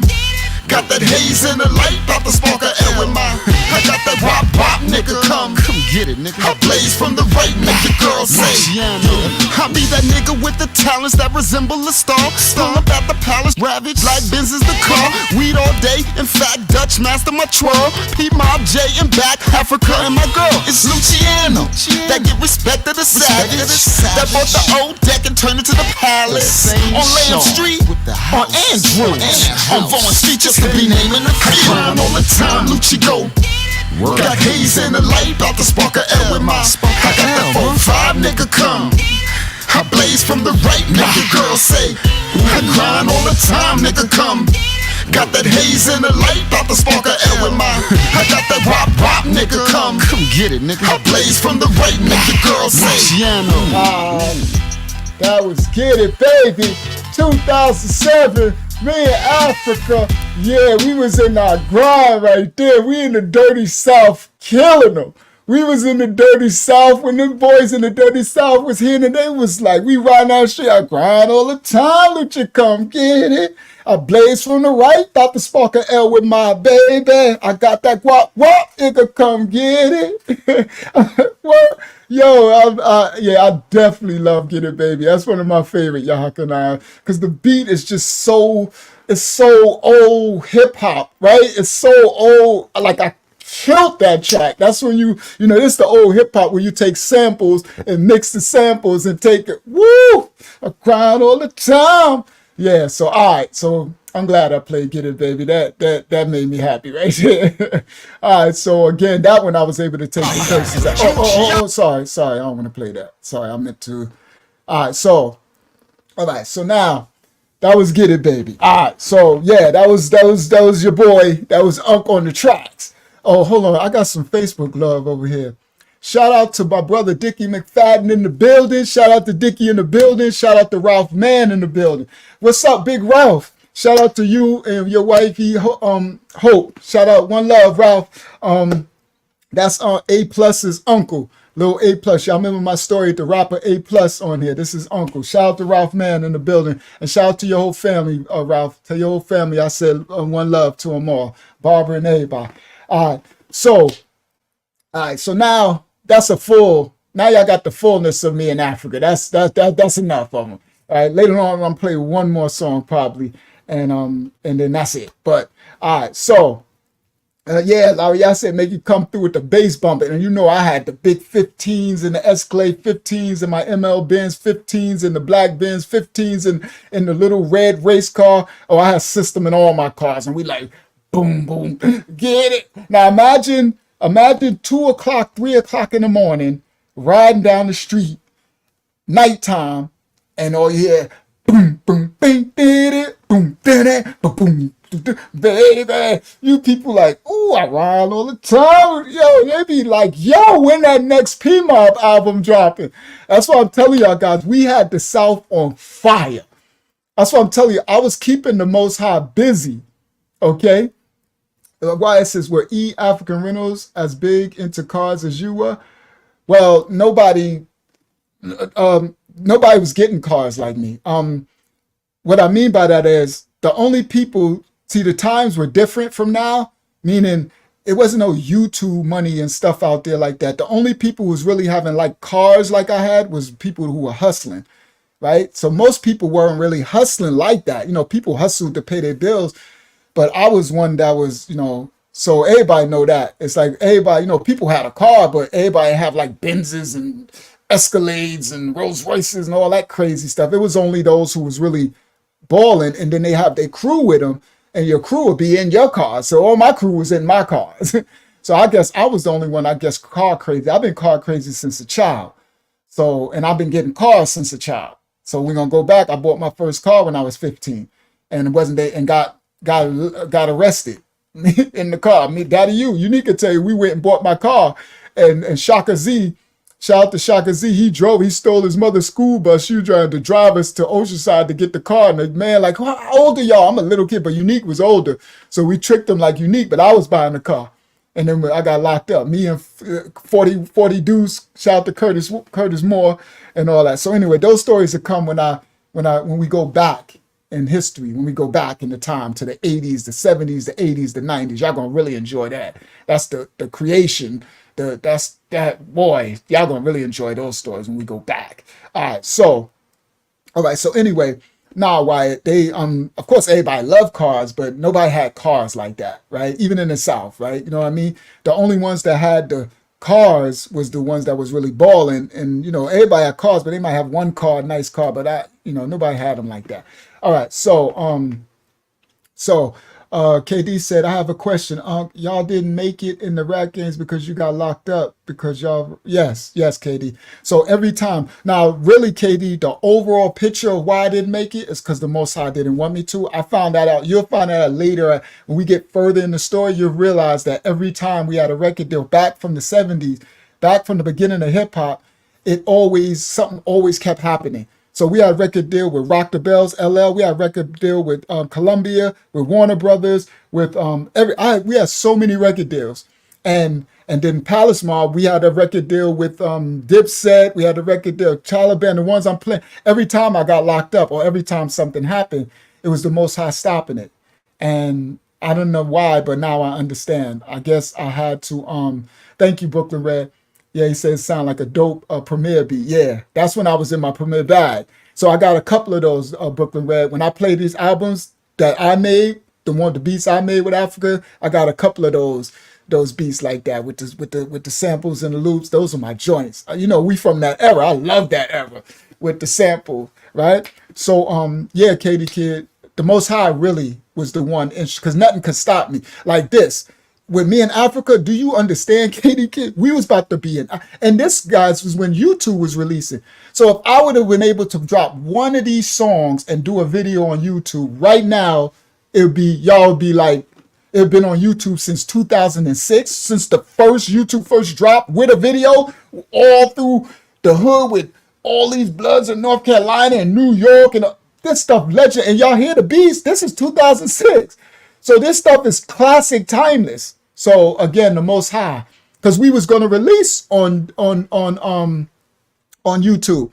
This is what all these plans were set up, and the Most High locked me up and stopped everything. And that's why I was like, Dad, the Most High, I'm like, why didn't you just let me put one of them on YouTube? Just release one of the videos we made, because we made videos too, right? And the police took them in the story I told on here, where they got all the videos when they arrested me for the 15 to life, the trunk. So he took all the videos because we had P-Mob TV. We was doing the DVD series. So guys, not only did I have the stories, I had the video for everything I'm telling y'all. We filming the hoods and filming it. We filming us on the I-90. We filming us in North Cac. We filming the music videos, all of this from the other P-Mob and me in Africa. And the police got all that film. So I'm quite sure it's destroyed. That's been since 2000 and, what's that, 6? When the first arrest happened. So who knows? But yeah, guys. So I'm like crap. But look at this, guys. The Most High was merciful enough for me to be able to save the songs, because I lost everything in my life. Everything, every clothing, I left out of there with just that bag that I told y'all last week I was able to ship to, and that's going to be in tonight's story. How I got, oh, wow. So in tonight's story is how I got the music. See these CDs? They right here. Some of them are right here. Right here, this says, look, new tracks. Look at this. Good, I can show you better than I could tell you. You see what that says? It says new tracks, Taliban Dip set. New tracks, Tally Dip. So these are tracks that we got from Dipset, Taliban Dipset, Star Crimes. That's dope that I can show you. Now this thing is from 2006, this CD. And look at this one. This one says, Reynolds song, We Rollin' finalized. Stop scheming. Oh, wait till y'all hear stop scheming and looking hard. Stop scheming. That's me by myself. Listen for, I think this is a master. And it says Reynolds song. Get it CD. So I must have, see? So all of these got, there go another one. This is Star Crimes. Look, Star Crimes copy, tally dip shit. That's that dip set, dip, doon, doon, doon. That, I'm gonna play that again for y'all. That's that Dipset song that we got from Luca Brasi, from with Cameron doing our hook. So yeah, Katie Kid, it was nothing stopping me but the Most High from blowing up. See, this one's me and Rita B. I ain't even meet Rita B yet. I got another person in the crew y'all ain't meet yet. Oh, she is the one that's on the song singing on Tell Me What You Want, but she's a rapper. She's a female beast rapper. See, this one says, tear the club up, number 3, track 1 is the volume, meaning track 1 mean use that, the mix, I like the mix on that. So anyway, so tonight, we're going to, shout out to Yadasa in the building. Tonight will be a story of how I actually got the CDs. This is the Most High, Katie Kid. I was not supposed to have these. So the only thing I would be able to do was tell y'all stories, right? And then be like, yo, I'll be like, KD, I'll be like, yo, we was dope. We used to, and I might be able to remember a rhyme I said. I'll be like, yo, I had this song called Get It, Baby. And the hook went, get it, baby. But that don't help, right? So praise the Most High. He actually gave me the songs and then the album, the pictures. So he gave me receipts, but y'all gonna understand why. Oh, the Most High is a mastermind. Masterful. Well, you know, the Most High creates minds, but y'all know what I'm saying. So yeah, Katie Kid, I realized the Most High stopped me from every record deal, from every time. Even the last record deal was this one, Me, Africa. Yeah, the last record deal was ours, International Platinum Palace. We was going to go to France and Africa and all that and put it on YouTube. Guys, we'll be the biggest. Oh my god, y'all already hear the music. Y'all done heard it back from, and we got we got albums of this stuff, albums. So praise y'all. Y'all be able to get the music. So what I'm doing, I'm setting the foundation and I'm letting y'all hear as we tell the stories, the different songs, so that y'all can look forward to, like, you know what, I need that. I know people already, some people like, yo, I need that P-Mob album. I want the Africa one. I want the, because me, Reynolds, and E. Banger, we got 3 albums. Me and Africa, we got 3 albums. Then me and Rita B, we got 2 albums. Then me and Rita and E, we got some. Me and IU, we got a album. Me and Parkside, the old 92, we got an album. I got the old Nasty 4 stuff I'm be able to pull up and recreate. But I got a lot of albums. And each one, I can play y'all right now an album from 1992. I can play y'all joint Ralph Mann here with me and his little nephew, A+, and Mighty K. And guess what? Oh, listen to this one, guys. Guess what album I don't have? I had an album with Mobb Deep on it. Prodigy for Mobb Deep and the infamous Mob. Hank Shockley from Public Enemy was signing me to, that was another record deal. And I took Parkside with me, the Parkside Massacre. And this is when A+ was at the top of his game. And so A+ and Prodigy was going to be, because Prodigy's from Hempstead. He said, I'm from Hempstead, close to the Shacks and Parks. So y'all know that more from my documentary. Prodigy's from Hempstead, right? And lived in Left Rack City. And but what's her name? Havoc is from Queensbridge, right? So he shouts it on the album. A+ is from Method Man's from Hempstead too. And he just said it on the Drink Champs. That's dope. I got that clip. I'm gonna put that out. Method Man said I'm from Hempstead and all that. So anyway, so I had an album. Now listen, in this, look at this guy. So this, y'all see this stack? I got a box over there full of these stacks of CDs. They're all over the floor. Because that's how I found these songs. I have to go through each of these and find the right mix. Because, you know, that's how I got these songs to be able to play for y'all. Now, in these CDs, there were certain albums I was looking for, right? And I'm like, and one of the albums, like the biggest album I was looking for was the album with Prodigy, Mobb Deep, and the Parkside crew on it. I got an unreleased Prodigy with his infamous mob crew rhyming on there with us, with me, us on there, right? Guess what, guys? Out of every CD, there's like hundreds of them. I found it. And I picked it up out the CD spindle, and it was cracked. It cracked. And I was like, no, right? I'm like, no. And I look, and it's cracked. I got it somewhere. I'm going to show y'all one day. It's in the box. I'm going to pull it up and show y'all. So the one that if I had that song and could play it with, I don't know, you know how priceless that would be? That Prodigy is dead now for Mobb Deep, and I got an unreleased, and the song was fire. It's called The Lost Borough. All my niggas keep it thorough. Here one day, then gone tomorrow. The gat's hollow. Till I loaded with the clip, ready to flip, Parkside on some ish, The Lost Borough. And then they do this track. So I had Money Noel on it, Dirty Harry, those was Hempstead Boys, Prodigy. And he was putting them on, that's Infamous Mob, and Prodigy got on it with us.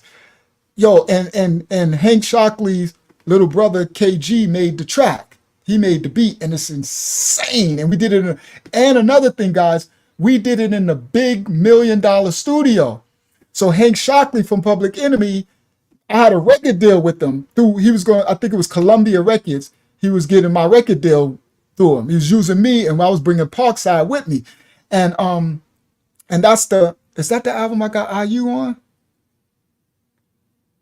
No, I think that's before the IU album. Yeah, that's before the IU album. So anyway, I was bringing Parkside with me. So so that song I'm talking about with us and Prodigy of Mobb Deep, it's done in the $1 million studio. And now out of all the CDs, that's the one that's cracked. And I don't know how it cracked. It must have, in the boxes, that's the only one that cracked. I'm like, yo, I had to deal with the pain. Just take that L. That's like the biggest L in the world, right? Wear that L and just be thankful that he let you save some of your other songs, right? Be thankful. All right. So next week, I'm going to play y'all a song that I found that I got that is my greatest, I think it's my greatest song I ever made, ever recorded. And I got it. Praise y'all. I found it. I'm so thankful I found that. But yeah, anyway, so thank you, Katie Kid. So that's more, guys, that's more understanding of why y'all didn't hear this music and why I didn't make it. The Most High did not want me to make it.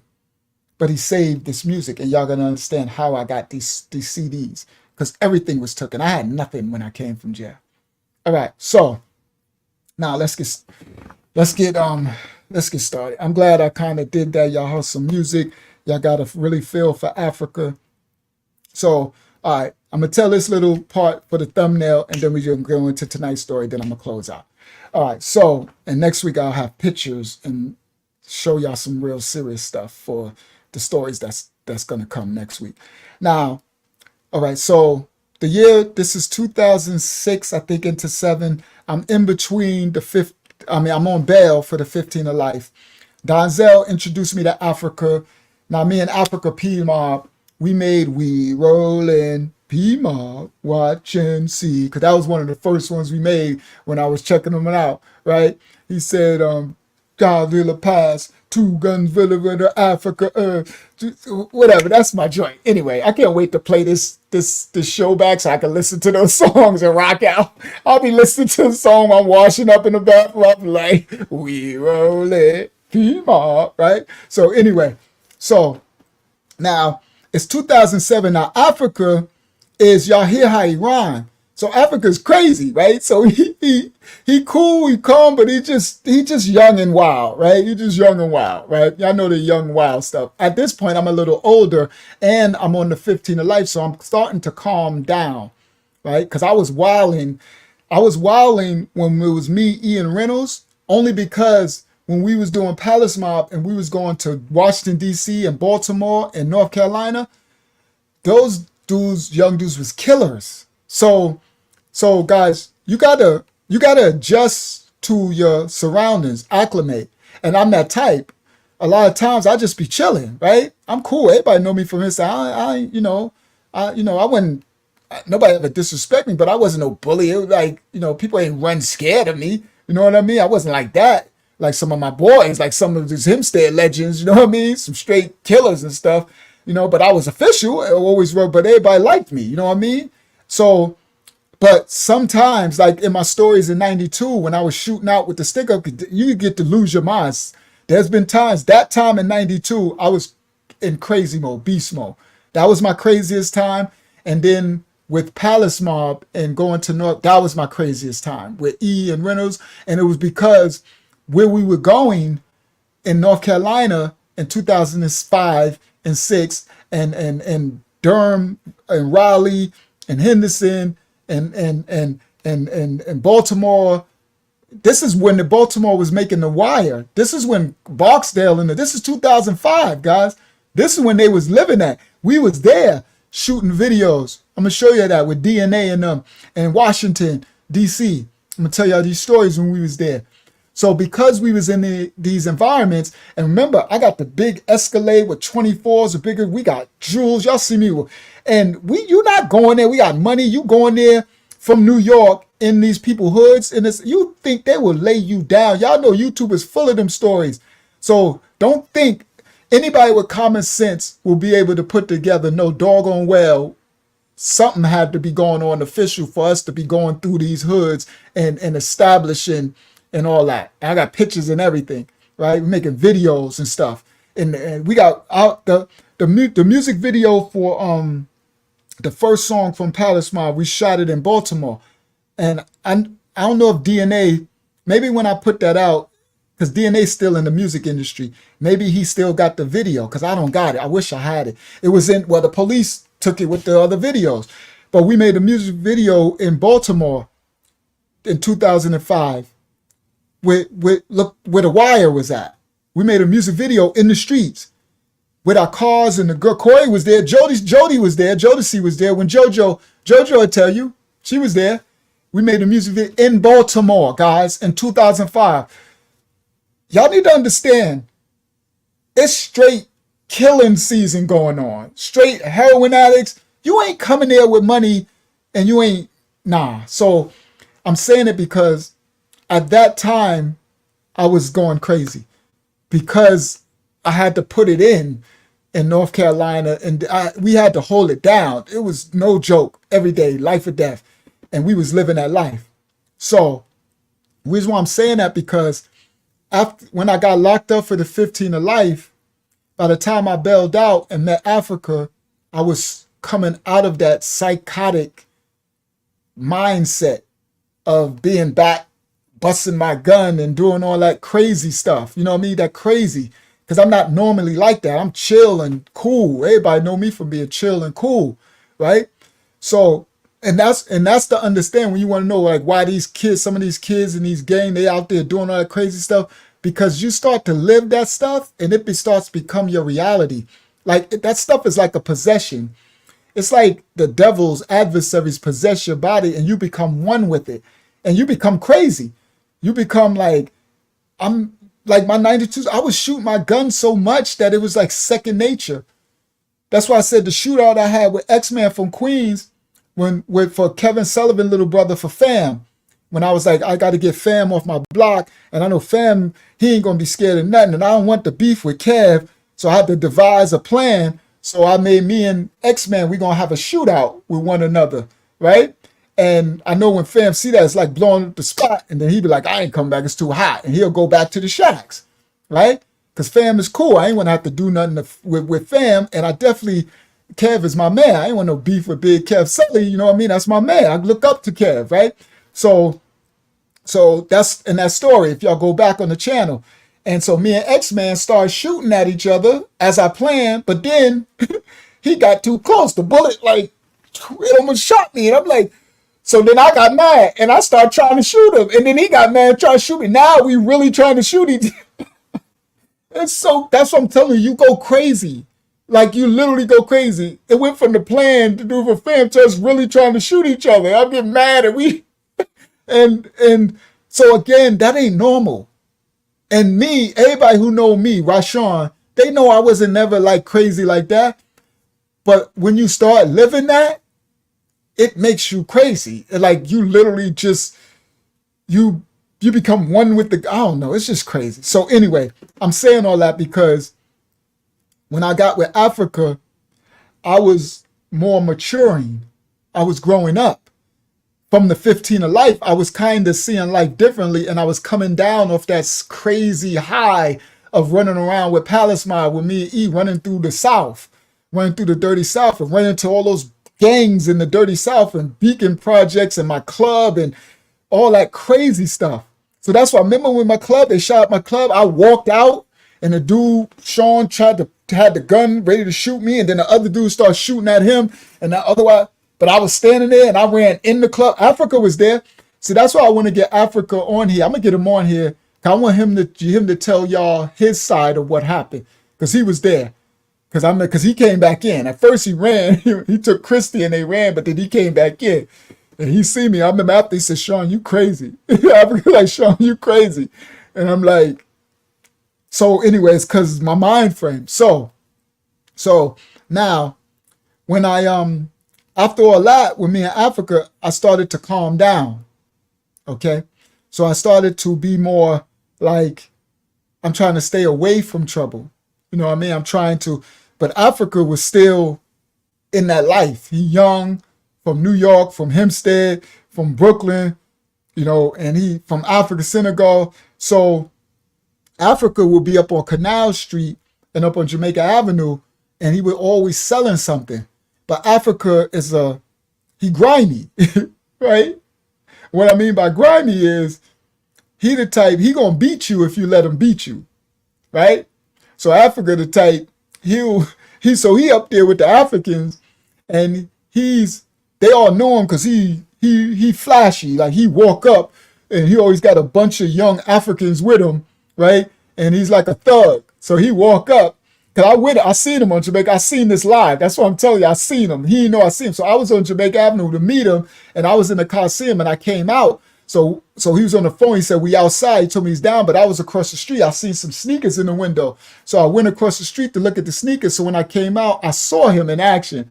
I saw him walk up. So this is what I saw.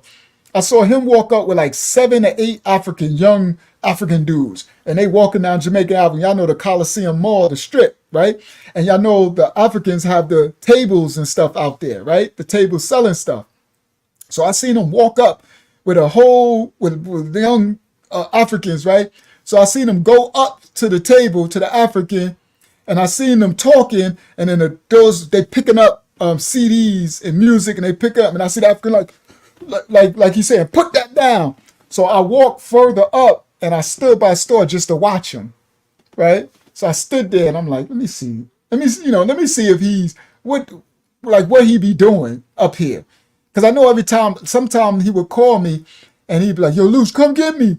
I'm up on Hillside. I did something and the cops is chasing me." I'm like, what do you be doing on Jamaica Avenue, Africa? You're supposed to be up there selling your little weed or selling your CDs or selling the bootleg clothes. Like, what are you doing? Why every time you running from police, right? So I was like, you know what? Let me see what he's doing.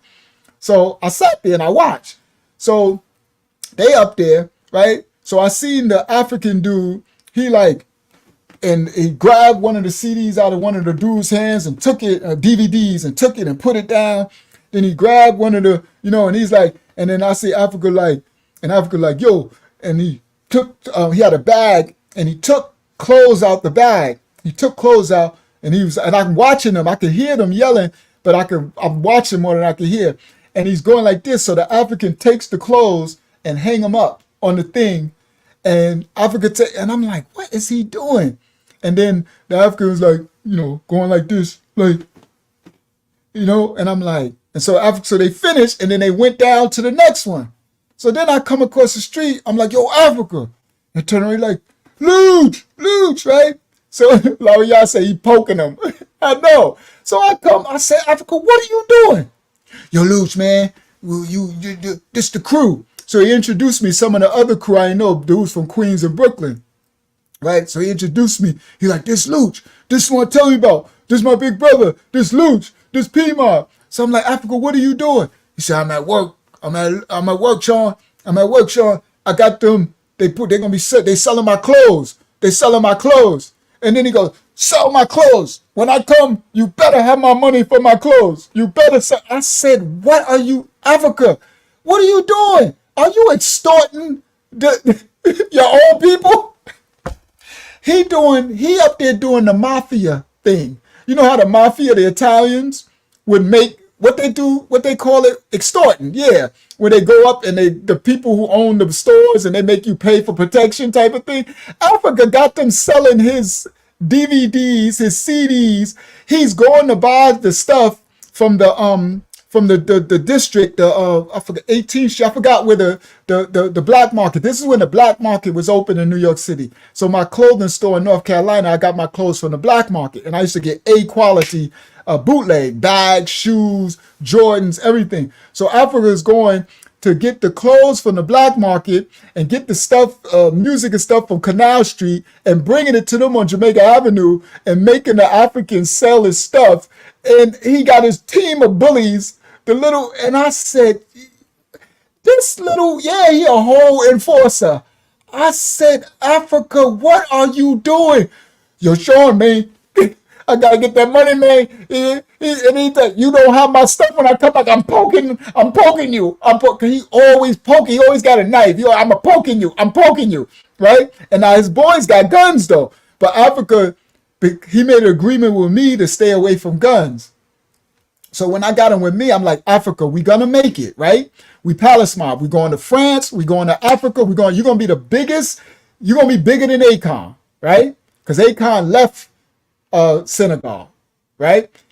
But Africa was born there. So Africa, on our albums, I'm gonna let y'all hear some other stuff another time where he's shouting out the hoods in Senegal and some of the kingpins in Senegal. So Africa from the hood in Senegal, right? So he's official there because he put me on the phone and stuff in Senegal. And we was going there. So I'm like, Africa, you can't get yourself locked up here.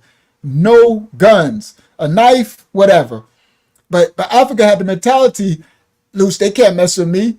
I just go back to Senegal. I'm like, yeah, but you won't. If they lock you up, you can't get out of jail. How you gonna go back to Senegal? So he agreed with me that he won't carry a gun. So he's like, but I can have my knife. I said, well, you need a knife to protect you. See, New York is no joke, right? Y'all know the ghettos are no joke all over the world in the country. So I gotta always have at least a knife or something. Y'all know me, my trusty ox. If I ain't got a knife, I got my trusty ox. You heard? Always, right? So you gotta have something, because if it's 3 or 4 people, I can't fight 3 or 4 people. You know what I mean? Right? So you gotta have something to protect yourself. So so that's why he was talking about poke, because he can't have a gun. But his boys up there had a gun, because he was quick to show me. He said, he told his boys, show him. And his boy go like this. And I said, Africa, boy, I don't got it on me, Sean. I don't got it on me. He's like, man, they don't pay up. I said, boy, you a mess.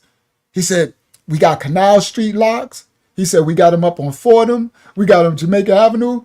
He said, Luch, when we finish our album, we're going to have it sold all through New York. I was like, and then we had DNA in them selling it through the South. This was the Platinum Palace, the International Platinum Palace. So Africa was up there enforcing, like making them sell his stuff. Africa crazy.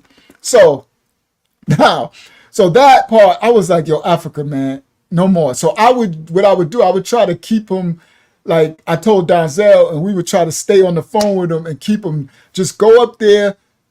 I tried to have him go to Jamaica Avenue and don't get with your boys. Just go, give them whatever, sell your stuff, and get back on the train and come back to Hempstead.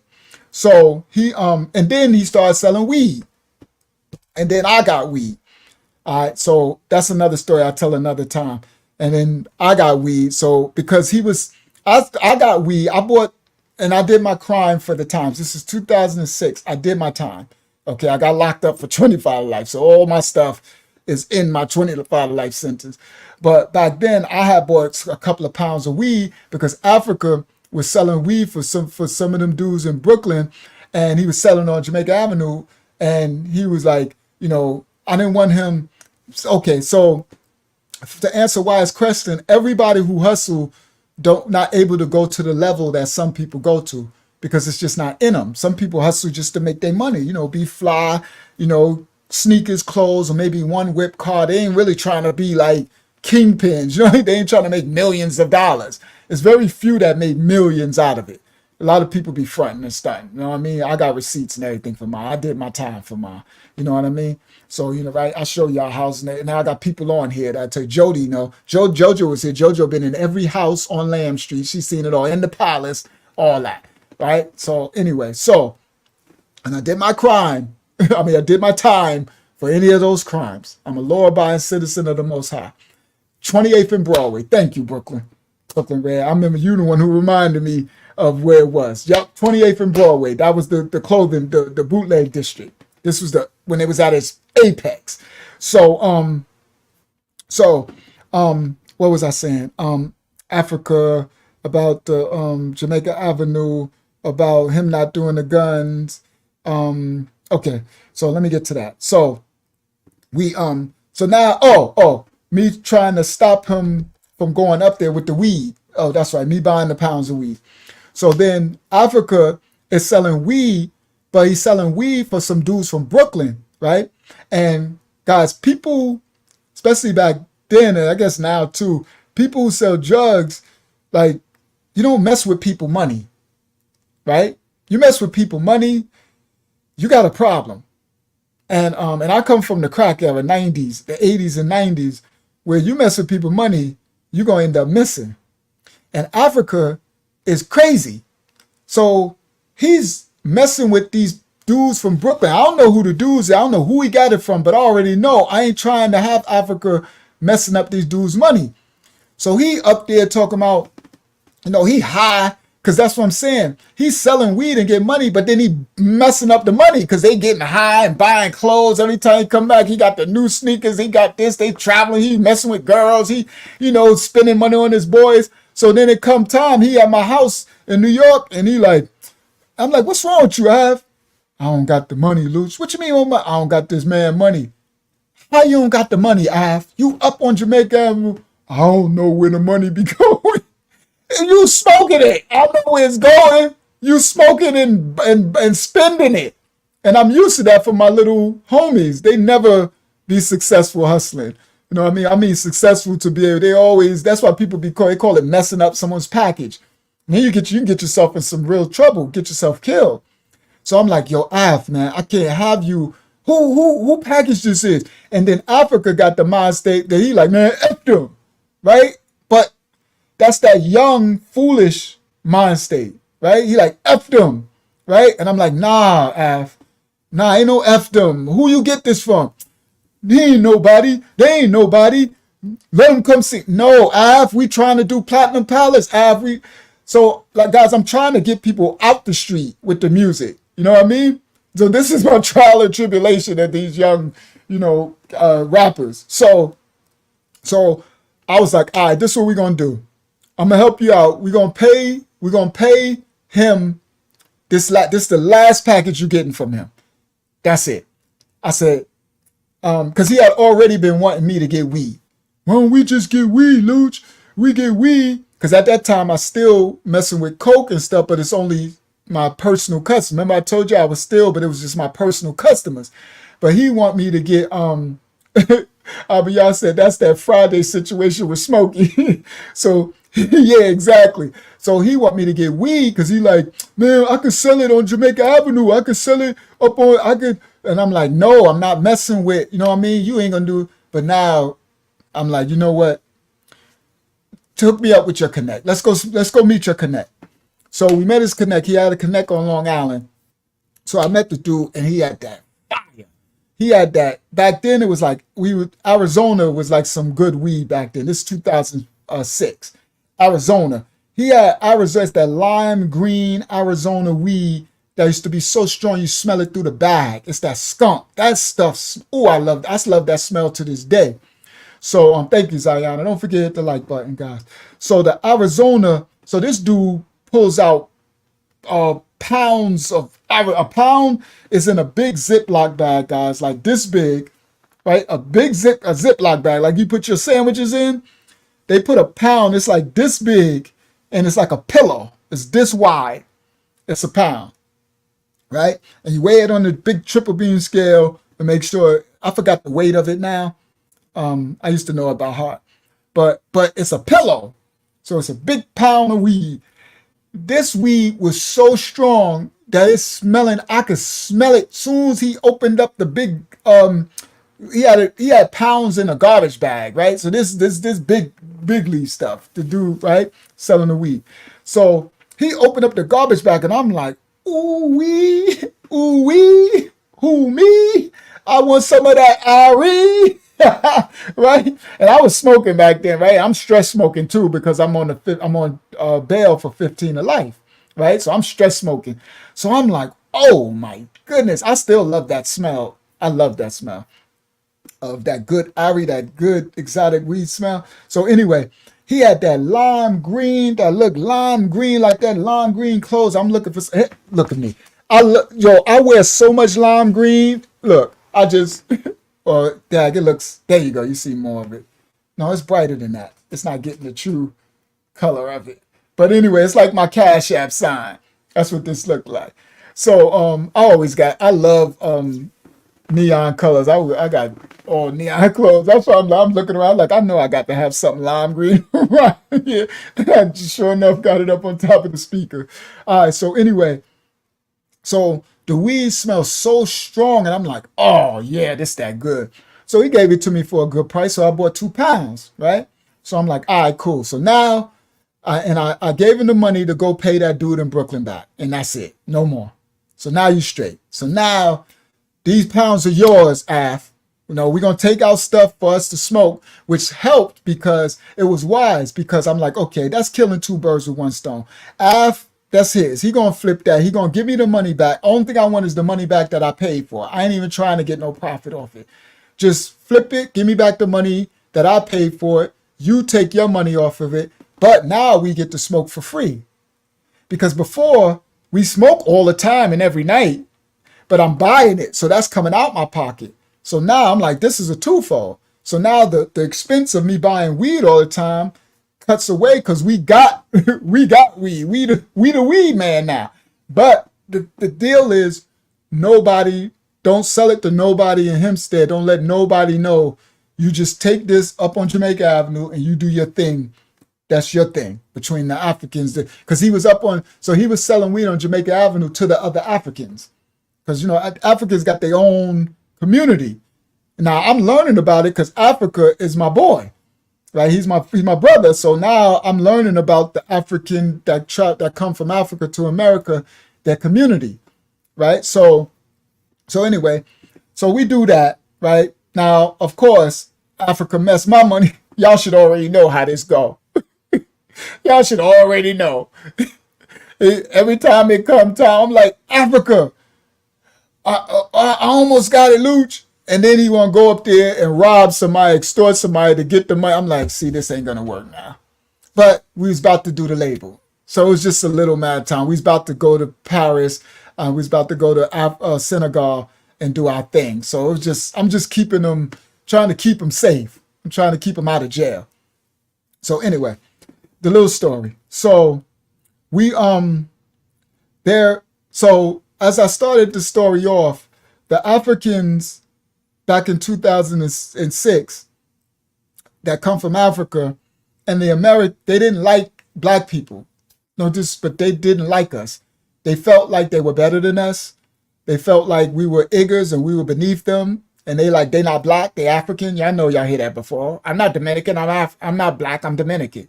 Right? Y'all know nobody wants to be black until it's time to enjoy our music or enjoy our sports or enjoy our whatever. Steal our culture, steal our, no this I ain't trying to paint no hate, but I'm just keeping it real.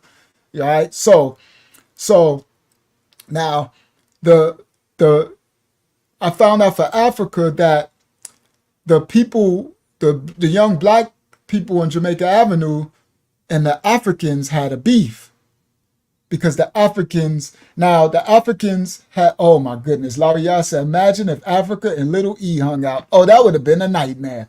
I'm so glad those two didn't intersect. Those that would have been a nightmare. That would have been really bad. So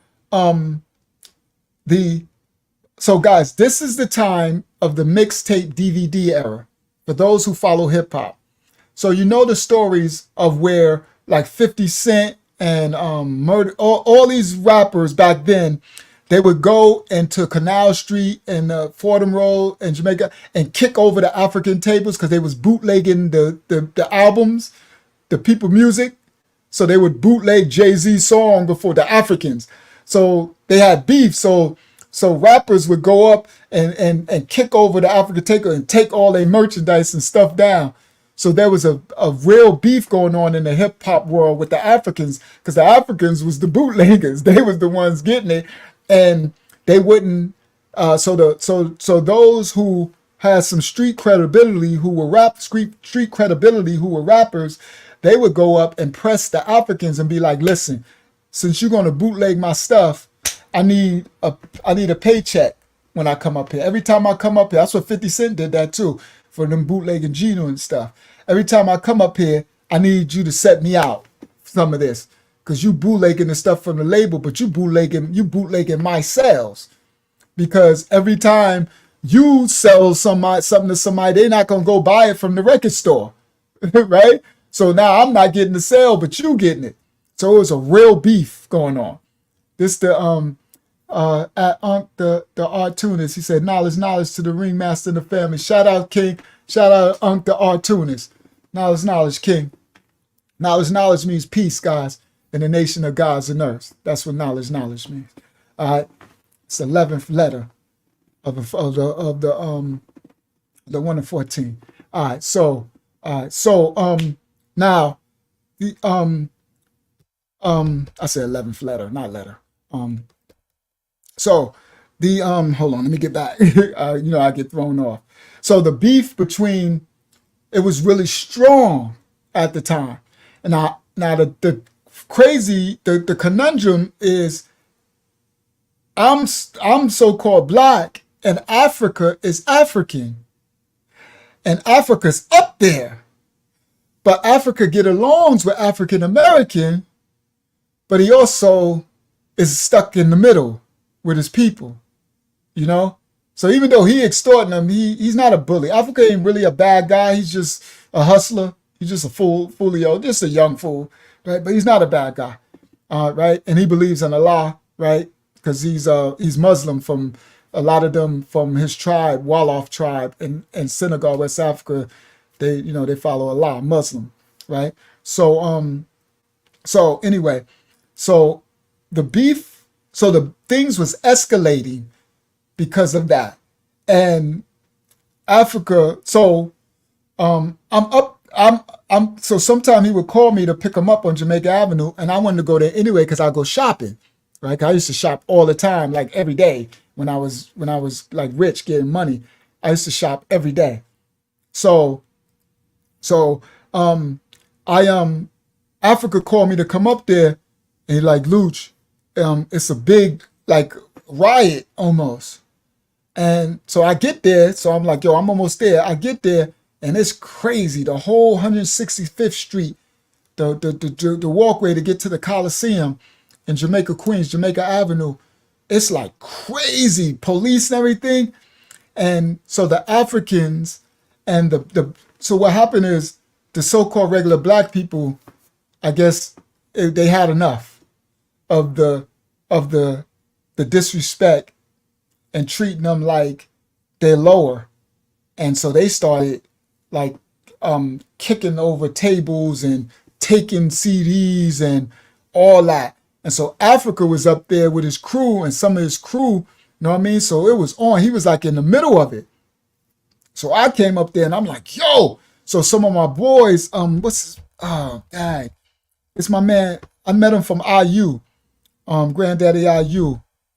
He's from Brooklyn, but he's moved to Jamaica. I forgot his name. He used to always be on. He's a staple on Jamaica Avenue. He was like always there every day, hustling, messing with girls. And I seen him, and he had a whole crew of dudes from Southside Jamaica, Queens, and they was going crazy. What's his name? Dag, I can't think of his name now. It's at the tip. But anyway, I seen him, and he was like, yo, Rah. Because I met him through IU. Because IU used to live in Queens too. This one, I lived in Queens. No, I had the big house. No. But I used to live in Queens when IU used to live in Queens. I used to live on Farmers Boulevard when IU lived on the other part of Queens. So I met him through IU. And he was like, yo, Rah. So I seen him, and I'm like, yo. So then them dudes, they had guns. They was ready. It was like a riot. They was like, it was bad, guys. They was beating people, stabbing people.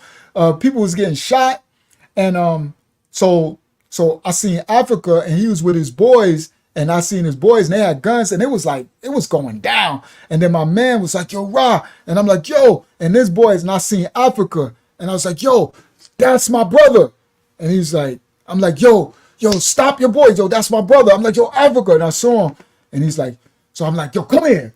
So they came over, and the crowd from dudes from South Jamaica, from Queens and they from all over Queens, because this was a Queens thing, right? This wasn't a Hempstead thing. We in Jamaica, Queens.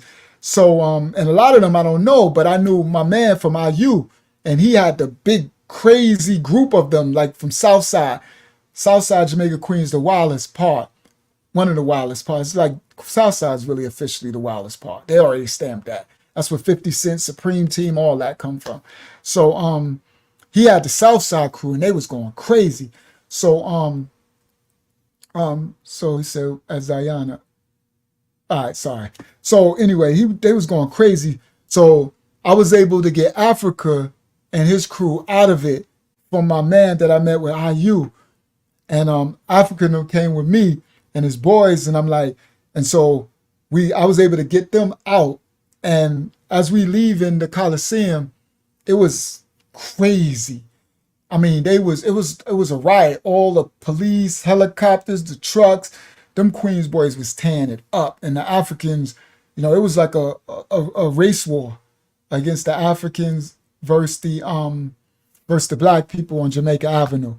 So that's why I did the thumbnail, because I was trying to introduce Africa, because I'm going back and forth, and there's so much more music from me in Africa and stuff, and I hadn't touched on Africa in a long time. Larry Yah said people in the streets were snatching the seeds wherever they sold when the fights. Yes, they were taking everything they could get, and the Africans, that's their livelihood.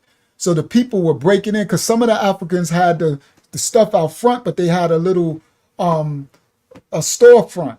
So on Jamaica Avenue, you can rent a storefront. It costs a lot. It's like $1,000 a week or something. Because I remember we was going to do it with Africa. Africa's like, let's just rent the storefront and sell our stuff. And I said, man, I'm not about to pay them $1,000 a week. So I got to make over $1,000 in that week to make a profit. That's too much money. So they have a little, it's not even a storefront. It's like a little garage, but it's in front of the store. So the people were running up in there, and that's where they had their inventory. So yeah, it was bad. Some of the Africans had knives and weapons and stuff, and it was no joke. It was a real riot. So I did that thumbnail because I wanted to tell that little part of the story and just introduce y'all a little more into Africa. So when I tell more of the stories and I play some more of the music, a lot of the newer people are caught up, because more people are coming and subscribers are going up and stuff. And yeah, so now y'all have a deeper understanding of Africa. And I'm gonna get Africa here. I'm gonna get him here himself. He'll be on Zoom. He'll be coming in the stream, y'all. I'll get him here. I think he went back to Senegal. He met some girl. He said he's going back to Senegal. Then he's gonna bring her back to Brooklyn. He's living in Brooklyn now. So I'm gonna get Africa on here. So shout out to Africa. Love you, Af. My little brother, Palace Mob, P Mob, Africa. All right, now let's get to the story before I get too tired. So let's get to I didn't see some of the comments. I was talking so long. I missed it. Y'all got a whole conversation going. It's all good. All right, so let me get to the story. So now I'm gonna go back. I'm going back to the program because now I'm gonna end this segment tonight with me getting out of the program and getting free. And I'm gonna touch a little about what happened when I got free. And then next week I'm free and the real hot mess begins next week. All right, so now I'm rewinding. I'm back in Phoenix House program in Lake Ronkonkoma. Now, I told y'all already of how last week is when I went to the tactical alternative, the street crime unit, the task counselor dude, when he gave me the hug and told me he's sorry. And then I met Demetrius in the elevator. And Demetrius gave me the $300 that I needed to be able to ship my clothing to Florida because my brother gave me the plane ticket to Florida. And remember, I told you the story. I went to the Supreme Court judge and gave him the thing, and he said, if everything. Now, I'm gonna rewind because I'm gonna give y'all I got to walk y'all through how I got the letter from the what's it called, the drug program, Phoenix House. How I got the letter to say I'm discharged. So, okay, now let's rewind. So I'm in the drug program and I'm in there for like a year. I got almost a year left. I didn't start the transition out to get the way out. Steph, shout out to Steph. Steph got me the cell phone. So I got a cell phone, everything. So I remember I went to the library, right? And I went on Facebook, and when I went on Facebook, that's how Star Crimes found me, and that's how my little brother Joey. I had a little brother. He died now, named Joey, and Joey found me on Facebook because I went on Facebook, right, from the library in the program, and Joey found me, and then I gave him my number because I had the cell phone. So when I get back to the Phoenix House at night, because cell phone's illegal, but I got a cell phone because Steph hooked me up, right? And I'm selling cigarettes, so I'm getting my hustle on in there. So I talked to Joey. He said I gave him a number. He called me that night, and then that's when he said, my brother Vincent want to speak to me. So I ain't spoke to Vincent. So whatever, I'm gonna do this fast. So I got with Vincent on the phone and everything. I'm talking to Vincent now. I don't remember because I told him the story, but I don't remember. I don't remember if the Most High told me I was going home before I talked to Vincent or after. But the Most High told me I was going home. I was leaving. And I just believed it. I don't know. Nobody could tell me nothing. The Most High said I'm going home. So when Joey got me with Vincent, before. Because I told Vincent I'm leaving. Yeah, that's right. Before. I told him I'm going home. The Most High God, I said, God said I'm going home. And Vincent believed in God. But he's blown away because I didn't believe in God. I thought I was God, which we are little yods in the image of the Father, right? But I didn't know the fullness of that, right? I am God, a little g. I am a yod, right? In the image of the Father. I'm supposed to be, but the sin makes me outside of myself, right? So the Most High wants us to be in the fullness of his image. And when you're a reflection of him. So you are his reflected image on earth. Y'all hear me? So that's why the sin that we're in causes us to be outside of ourselves. And now we are a reflected image of the devil, of darkness. So we're supposed to be the light. But when we're in sin and transgression, then we are a reflected image of the darkness, right?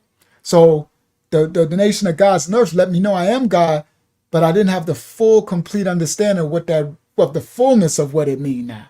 Okay, so now I'm introduced to this God where I knew the Most High as Allah because I was the God Rashon, right?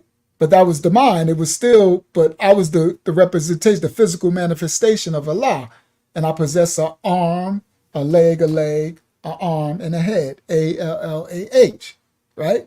So right, that's what I knew and was taught.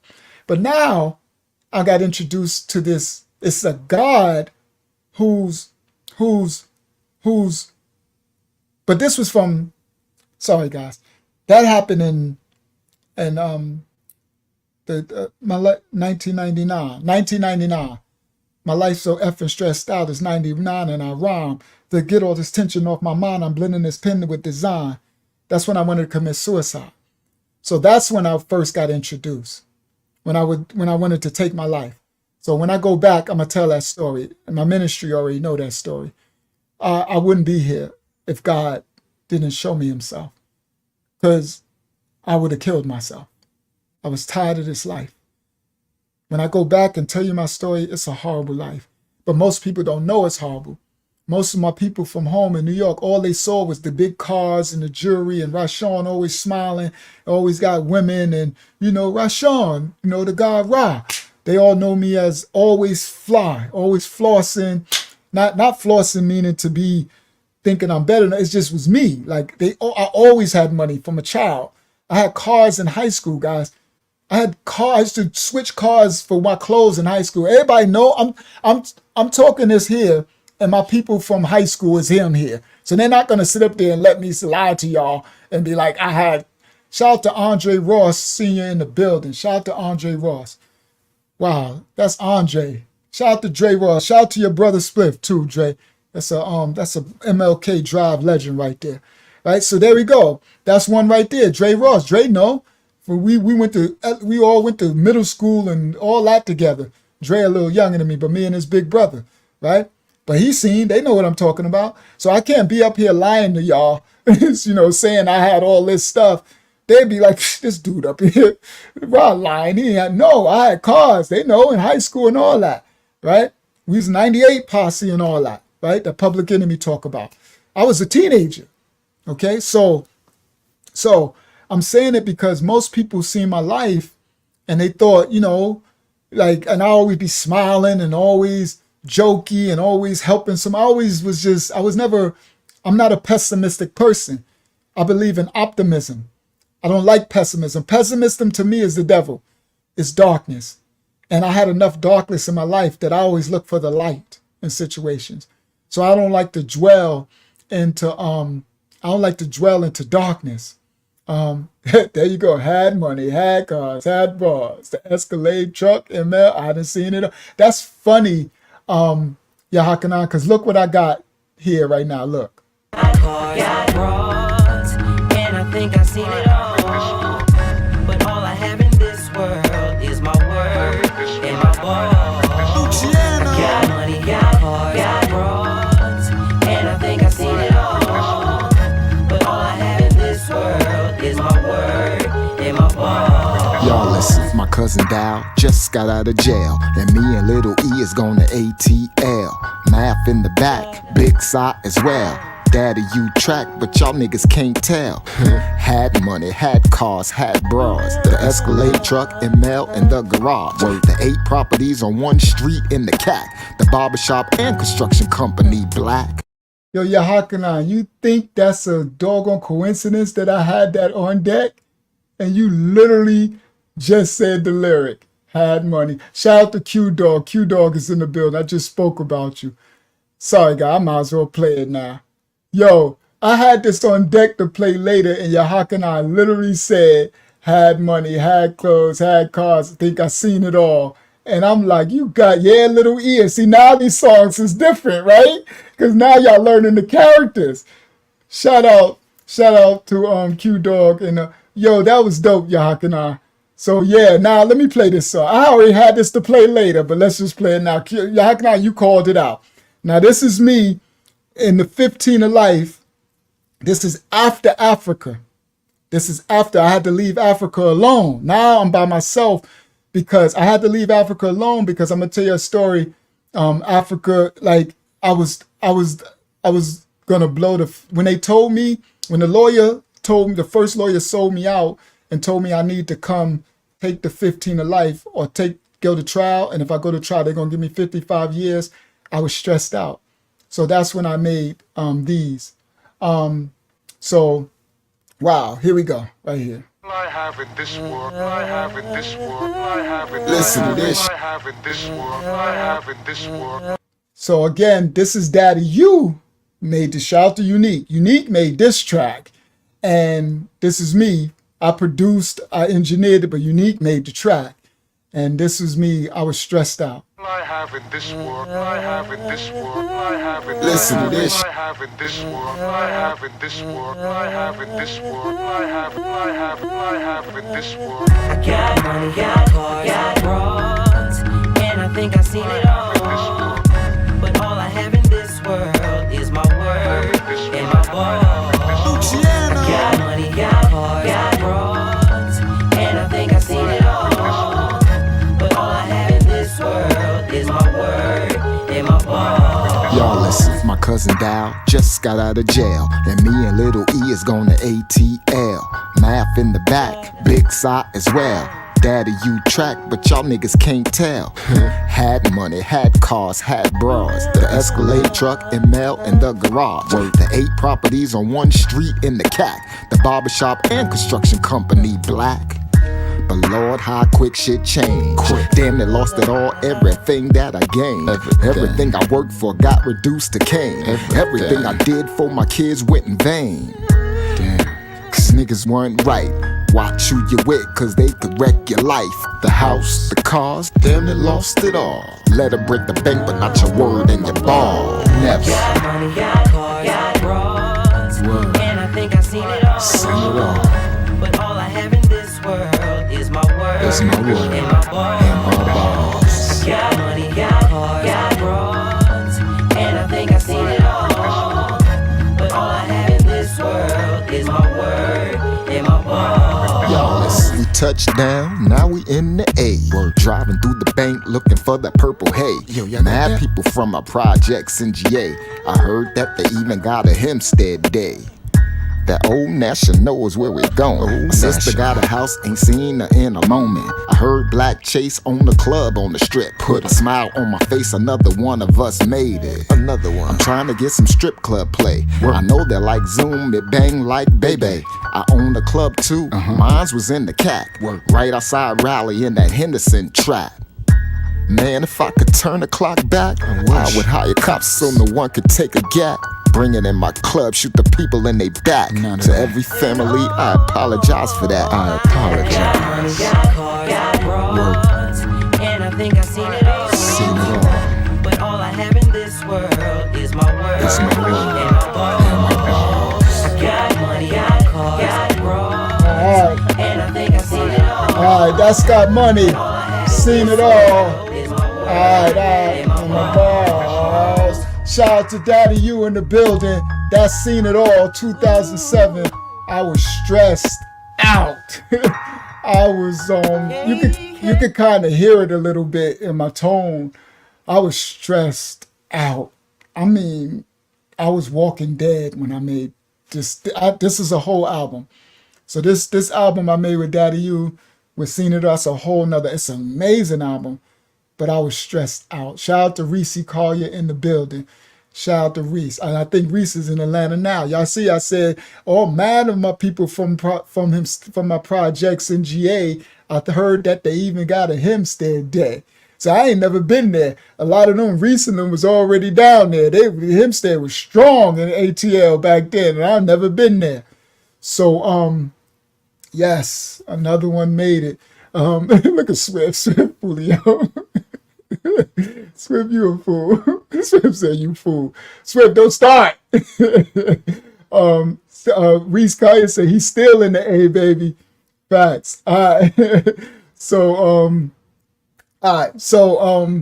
don't just ignore Swift. You know, Swift is a fool. All right. So, praise y'all. So, now that, anyway, I just played the song. It's funny because I was going to play that later, but when I was telling the story, Yahakanan just he just talked about the lyric because I had played this song before on here before, so he remembered the song. Let me remove this. So let me get back to the story. So now that just made me forget where I left off, but it's okay. I can jump back. So yeah, that album there really depicts what was really going on with me. And it was yeah, it was a sad time. It made good music, but I was really, really depressed. So anyway, so now where was I at? Oh, the program. Okay. So I was setting up the stage to me getting out. So now I met the Most High, right? Well, not I met him back in 1999, but anyway, the Most High God, he told me I was going home. Now he told me I was going home. I don't remember verbatim how, but I just know he said I'm leaving, and I still had another year to do. So then when I used the phone, when I went to Facebook, and my brother Joey called me, my brother Vincent was like, yo, and I told Vincent, I was like, well, God said I'm going home. Because Vincent was like, well, when are you getting out? And I'm like, well, I got another year, almost a year in this program. I said, then if I complete it, then I'm released. And then he said, but God said I'm going home. And I think my court date was, thank you, Swift. Swift said, you sound like Rakim on that song. Thank you, Swift. He said, I was like, so my court date, I think, was like a couple of days from then. And he was like, yeah, my little brother. And he was like, so my little brother was like, well, if God said you going home, and he said, where you going? I said, I got nowhere to go. So I was like, because I was homeless. Like, I have nothing no more, guys. All my money is gone. All my house is gone. All my cars is gone. All my clothes is gone. Everything that I own is gone. The only thing I got left is that storage unit. That storage unit that's in Central Islip. The one where I got the rims out my storage unit and sold those rims. And then I lost the $900 in the drug program. So I got that storage unit, but I don't got access to it no more, right? So now the only thing I got left now is the clothes that I got out of that storage unit when we went to it.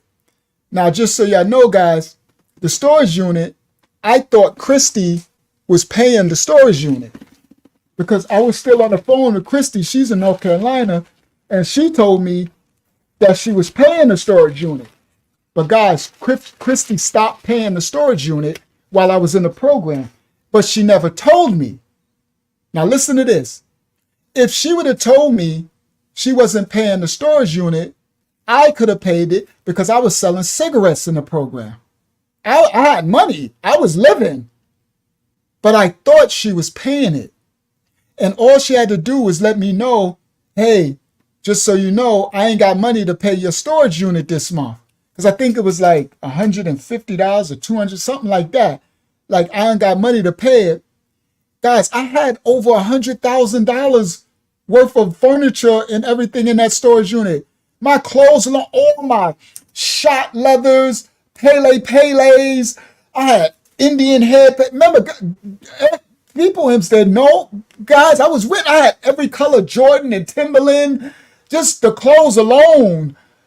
My Italian leather couches, my lacquer. Oh my goodness, my whole house, my wash and dry. I still had the rims because I only sold the 23-inch rims to that dude to get that money. Guys, do y'all know she didn't tell me that she stopped paying the storage unit? This is the beginning of my woes. When I leave this program, it's all woes from here. It ain't up, it's down. Just so y'all know, it doesn't get better, it gets worse. So I'm giving y'all a hindsight, right? Because at this point, I don't know that I don't got my storage unit. Okay? So I think Christy's paying my storage unit. But what I don't know is she stopped paying my storage unit 6 months ago. So what I don't know is, all right, let me tell it this way.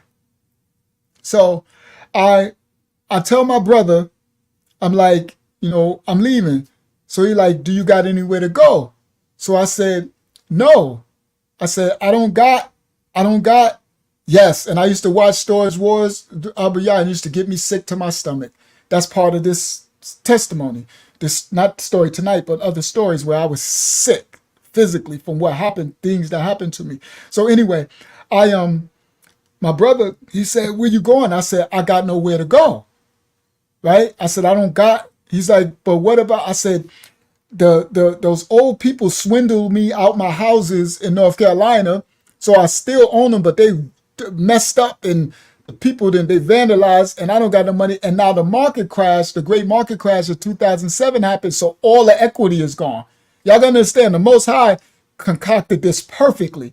So all my equity and all my houses is gone. My New York house, which was worth 600,000, right, 500 high fives into six, is now it's 230,000 from a 600. So this is a great market crash of 2000. It started in 2006 for us real estate investors. Most of y'all, normal America, start feeling it in 2007 and 8.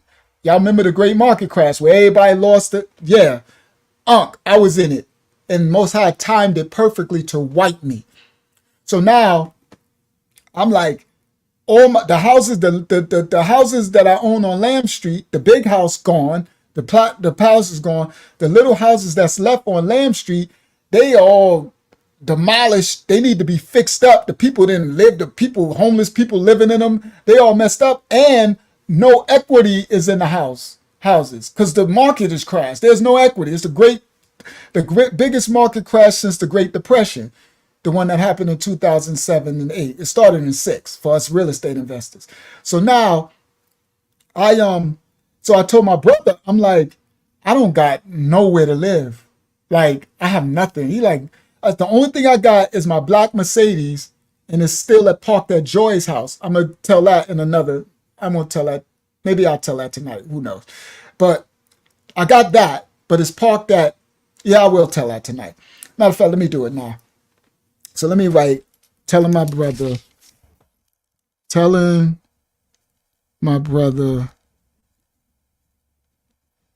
got nowhere to live. Y'all remember that if I forget, but I got it right here. I want to tell it. So the black Mercedes was still at Joy House, the lady house that we was renting with me and Christy when we was going to trial. So the black Mercedes, because when I got caught for the 25 to life, I wasn't in the Mercedes. I was in the my murder one, right? I wasn't in the black Mercedes. I was in the murder one. So the black Mercedes was still parked at Joy's house that whole time that I was locked up. But it was a 2005 and it was brand new back then, right? Because right now, at this point, I'm telling a story, I'm into 2007, but it was, I had it for a little while, and I always buy cars 2 years old because you don't want to, and I was just temporary. Remember, I was getting the Porsche, if y'all remember that story. So anyway, that car was, hold on, I'm trying to grab a picture really quick when I explain this. Because it's better with old pics 25. It should be in there. It got to be in there somewhere. All right. So anyway, there go my brother Kevin. So my brother Kevin hooked me up with Joy. Let me put my brother Kevin. How do I do it? Go here. So good. I can show y'all because Kevin hooked me up with Joy, my older brother from Roosevelt, Strong Island. So Joy was where I parked the car. And Joy was the lady, guys, it's the part of the story with Drew from Public Enemy where I was playing them the music. Joy is from Roosevelt. Hopefully Joy is still alive. Shout out to Joy. So my car was still parked in Joy's parking lot because we just left. The black Benz ain't in this. All right. We just left to we had only left, it should be in my documentary. Where's documentary? That's the other. All right, so anyway, we just left to go to serve a customer, and Christy was taking me out for my birthday. Y'all remember that story? So we took the Murder One, and we didn't take the Benz. So when I got locked up for the 25 to life, I wasn't in the Mercedes. I was in the Murder One, and they tried to find it, but I had took the low jack that they had put off it. I had took that off the Mercedes, so they couldn't find it. So all that time, documentary, okay, now I know it's in here. Where are you, where are you, dude? I wanted the one with the red. I wanted to show the one with the red and the rims, but I don't know if I'm gonna find it. Even if I show the one with me standing next beside it, would be good enough. So anyway, come on, I know you in here somewhere. So anyway, let me open this one. So the black Mercedes stayed in Joy parking lot for the whole time I was in the program. So now I got to go see the black Mercedes, because when I was a driver in the program, whenever I would drive people to Hempstead that had to go to court, I would I was able to drive by Joy House and go to the Mercedes. But this is what happened with the Mercedes, and it happens probably, I don't know if it still happened with the newer Mercedes now, but those Mercedes then, if you didn't start the car for a long time, the computer would shut the car down. It was a safety thing for them, for people not being able to just steal the Mercedes and get away with it, right? So it would the computer would shut the car down, and the only way that the car would start is if you got to get Mercedes, the Mercedes people to come, and they need to put a computer on the car to like unlock this like theft thing on the Mercedes. Now, in order for get the Mercedes people to come there, you have to have the title. You have to have proof of ownership. So I didn't have the title because the title was in North Carolina in a storage unit that I had in North Carolina with Christy. All right, well, here go one. All right, I got an image of the Mercedes, and that's my daughter's Star. So here, let me pull this one. I found one. It wasn't, I wanted the one with the red in the rims, but this is good enough. At least y'all can still see it. All right, so anyway, for those who don't know what I'm talking about. All right, so let me pull this one in here. All right, so this is the Mercedes right here. First of all, this is, let me do this. This is my brother Kevin, my oldest brother. Present, share screen. I think it's this one. That's Star, this one. So this is Kevin, when Kevin was in the, so he's young. Look at Kevin. This is Kim brother who came here.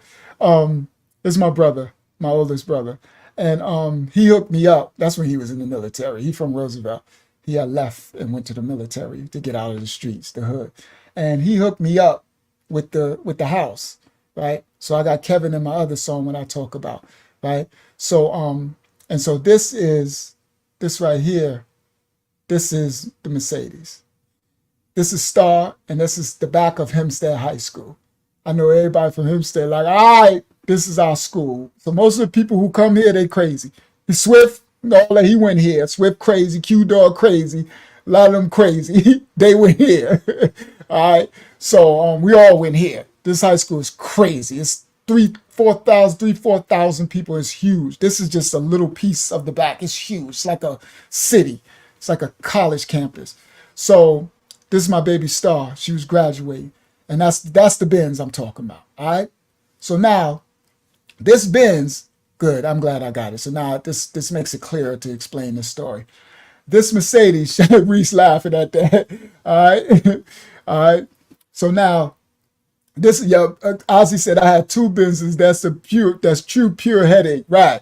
So now this, so this Mercedes, now this was the 500. This was brand new back then when it came out. This was the 500. It was the E one, but this was temporary, right? Remember that. So this, guys, I was just getting this because my Porsche, I was waiting for them to find me my Porsche, right? A year old, because I wasn't buying it brand new. You lose too much money off the lot.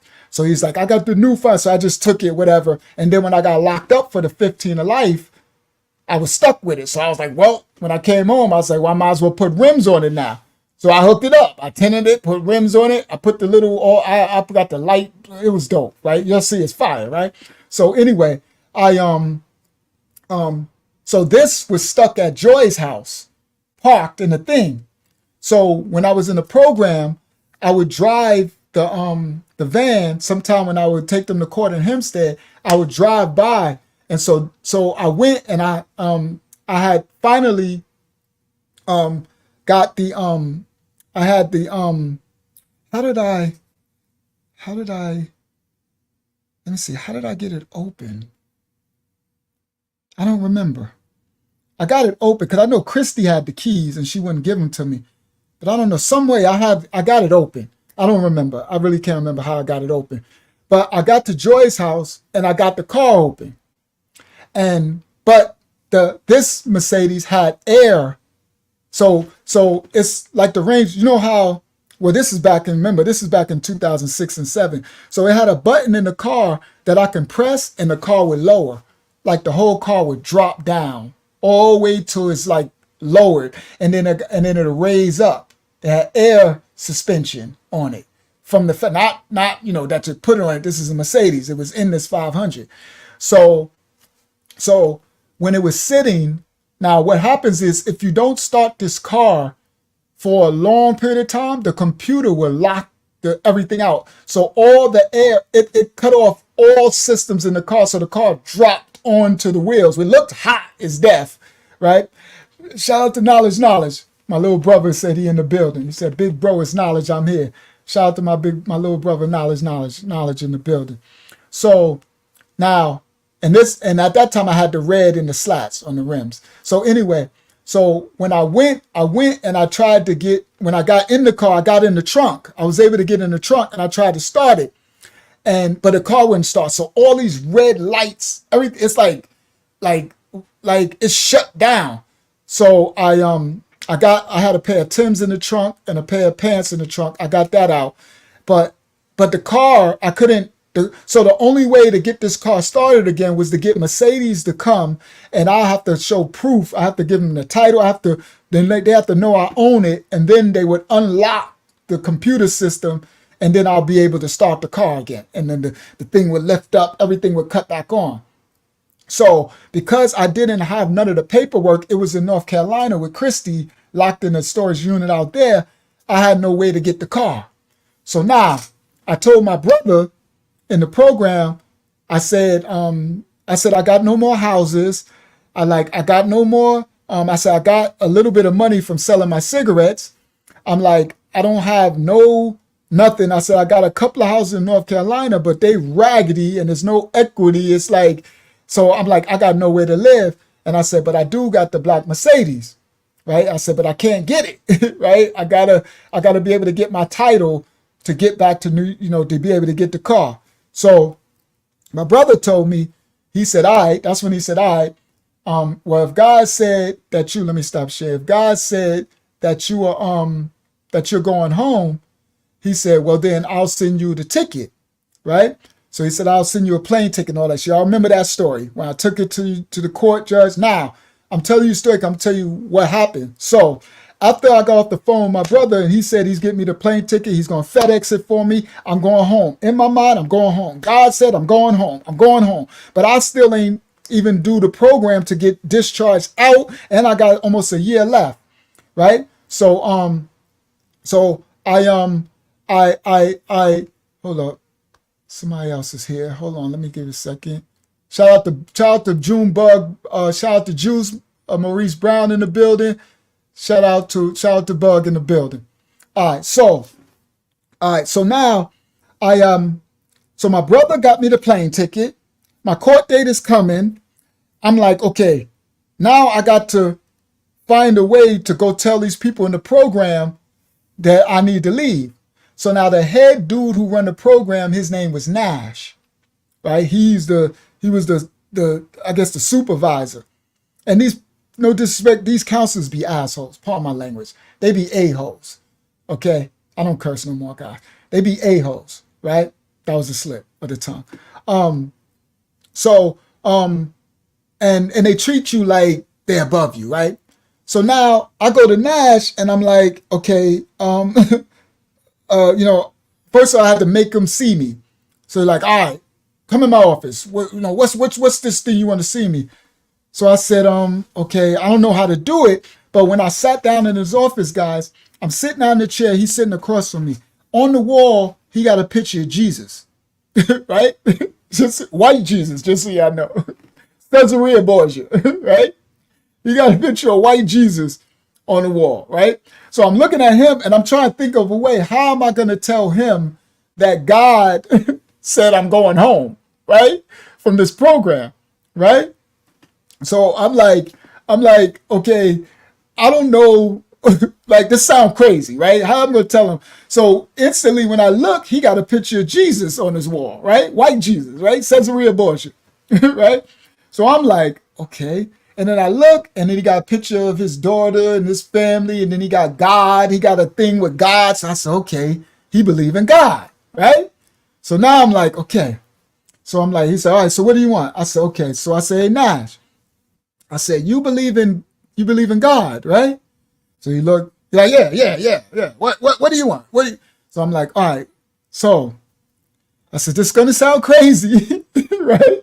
I'm trying to because it's crazy, guys. It's crazy. It's like you going to the warden in jail and telling them the God said you're going home, right? The warden be like, oh, yeah? Well, you better tell God he need permission from me, right? The warden will be like, right? So I got to go tell this dude Nash, I'm going home, right? Now, the difference with this program, guys, from jail is you're not locked in. You can abscond. You can run from the program and just don't come back. Like when they take you to court. But what's hanging over your head is the full weight of your sentence. So if you don't complete the inpatient program, you get the maximum sentence. You don't get the cop out. You don't get the number. You get the max. That's what's over your head. That's what's stopping people from absconding and running, because you're going to get the max sentence. Okay? So that's the only difference between it going to tell the warden in prison that, or the CEOs in prison that God said, I'm going home. They look at you like, okay, well, make God open these bars, right? But they don't know if God wanted to, he could.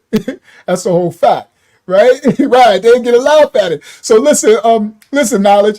That's how I feel talking to this counselor. Knowledge. Now, Knowledge, I'm the guy, Rashawn, right? So all this God stuff, it sounds crazy. I know people from my ministry, y'all used to me as being a man of the Most High, right? But I'm trying to get y'all to understand, I didn't believe in God. I was God. Y'all got to understand, everybody know from New York. Everybody who's here know me as the guy, Rashawn. The only people that know me other than the guy, Rashawn, is for people who knew me before I was 12 years old. And a lot of them are here too. They knew me from when I was, little boy, okay? So everybody, this is crazy to me too. Like, it's stupio. It's like, I'm going to tell this man. Now, listen, I'm about to tell this man. Now, listen, I got another year left in the program, and I got to get a discharge. So you got to do a process of discharge, meaning get a job outside on the street. Then you got to get home visit. It's a whole big mess to be able to get out, to go out. Reese said, like me, exactly. Like Reese, exactly. We little kids playing on the basketball team and all that, right? All my day ones here, right? So guys, now, and they got strict things you got to do, right? So I tell this dude, right? I got to tell this dude that God said I'm going home from his program without being graduating, without the discharge, without none of this. Man, you know what that sound like to him? Oh yeah, you ready to abscond. That sound like to them, like, you ready to get the max sentence. You a fool, because you did almost a year and a couple of months in here. You only got like 9 months left, and you ready to abscond, right? You ready to pass. That's what he is. So anyway, guys, I sit down. So I'm like, okay. Shout out to Lanicia and Kevin Yah in the building, right? So I'm like, okay. So I look at Jesus, Caesarea Borgia on the wall, Jesus, the white Jesus, and I look at the God over his pictures. So I'm like, okay, Nash. I said, so you believe in God, right? I pointed to the God. He looked. He like, yeah. get to the thing. I'm like, all right. So I said, all right, I believe in God now. You know, I'm a man of God. You know, when I came here, y'all won't let me have the Bible. They won't let you nothing in the program. You can have no religion at all. They don't let you have nothing with religion. But they knew I stood on my thing with God, because the only reason why I'm in this program is because the Most High gave me a second chance at my life. Now I took it to Supreme Court. So I'm sold out to the Most High at this point. You have no idea. I didn't beat death. You understand? So I'm like, bro, the only thing saved me was the Most High, and he proved himself to me in 92. So I'm not into this God thing like religion. Ain't no man taught me nothing. The Most High himself showed himself to me. Now listen, guys, beyond a shadow of a doubt, meaning mentally, physically. Okay, so I'm from the nation of gods and earths, right? I'm the God Rashon, right? Now, the gods say we stand on our truth for square, and you things have to be proven through your five senses, right? We don't believe in mysteries. We don't believe in things that we can't see, touch, taste, smell, and hear. We're taught not to have all this faith stuff. Faith, I mean things that you can't prove and see it. No. We don't believe in that. We stand on our truth for square. If it's not proven, it's outside of us, right? This is who I am. This is what I know. Okay? This is all I know. I don't believe in none of that. You miss me with all that mystery stuff. I don't believe in none of that. So the Most High know to make me, the God Rashon, believe in him, then he needs to show himself to me physically. He needs to manifest himself in the physical sense that I can't deny it with my senses. I can see, smell, touch, taste, and hear it. I know that it's him, concrete. But then he know once he proved that I am a righteous man and I'm a loyal man and I'll never forsake once it's proven. So I didn't come to God and I ain't religious. I ain't come to the spiritual relationship with the Most High, whether you call him Allah, whether you call him God, whether you call him Yah, whether you call him, whatever you call him, the Most High creator of all, the one that's over us. In the nation of gods enough, we call him Allah, right? Right? Allah's God. We're in the image, right, of Allah. You know what I mean? Right. So whatever you call him, for whatever language it is, the highest, the Most High of all. Okay. So to get me to know that he exists the way I live now is that he had to show himself. And when I go back in the story, it's when I wanted to commit suicide in 1999. This is when this happened. I was going to take my life, and I'm not going to tell the story tonight. I'll tell it another time, and I'll title it so everybody, my people in New York, can see it, and they might join just to hear the story. I wouldn't have been here, knowledge. It was 1999, and I was taking my life. I was killing myself. And the Most High stopped time and everything and did something, and I went off. Oh, it wasn't this ain't no religious thing where you're like, God shows, and you're like, Father, and all this. Nah, I cursed them out. You think I did? I cursed them out.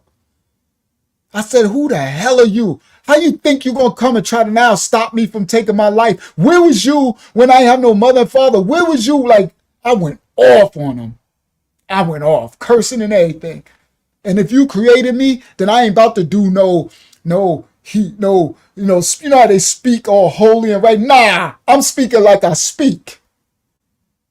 I'm talking to you like I speak. And if you are who you are, then show yourself. And if you don't, that's what I told them. I'll do it another time. I said, and if you don't, I said, I'm going to be the best devil you've ever seen in your life.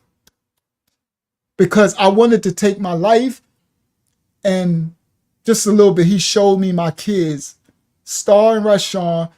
I think Rashawn was like 3 years old and Star was like 5 or something, like 6. Or he was 5 and she was 6 or 7. They were little and they were in the room asleep. And he showed me and said, if you kill yourself, what about them? You didn't have nobody, but they ain't built like you. You were raised in Parkside Projects from a little kid They've been raised by you. They had Mercedes and Escalades and houses and BMWs. They don't know. They know what trouble. They know what poverty looks like because you put them in the school, in Franklin School on Martin Luther King Drive. You put them in Franklin School to keep their reality check among your brothers and sisters. So I was living in Jamaica, Queens. Listen to this, guys. Listen to this, Bug. Listen to this, Reese, because they from Martin Luther King Drive, MLK Drive. I was living in Jamaica, Queens, and me and Pam put Star and Rashawn in Franklin School. They went to Franklin School Elementary in the Drive. We got a school that's in the projects, guys, in Hempstead. Martin Luther King Drive is a projects, and it's a school in the projects. Think about that. Everybody across the world, think about that one. Imagine that school that's in the projects. It's literally in the projects, right? The Bug actually live right across from the entrance. Bug could just walk right. It's in the projects. The school is in the project. I put my babies. I didn't put them in no private school. I didn't put them in no school in Queens. I put them in Franklin School. Okay? But we said the best school out. You know he gonna rep Franklin. I went to Prospect. You know we used to go at it. Facts on the basketball teams, right? So Bug Brown said, "You taught me the street life. Now you showing me the true and living word." Thank you, Bug. I humbly received that, Junebug. That's my heart, right there. Knowledge said, "I'm always here, Rob, regardless for whatever we have to do to win." Praise Yah. All right. So guys, now I put my babies in there because you know why I put my babies in that school?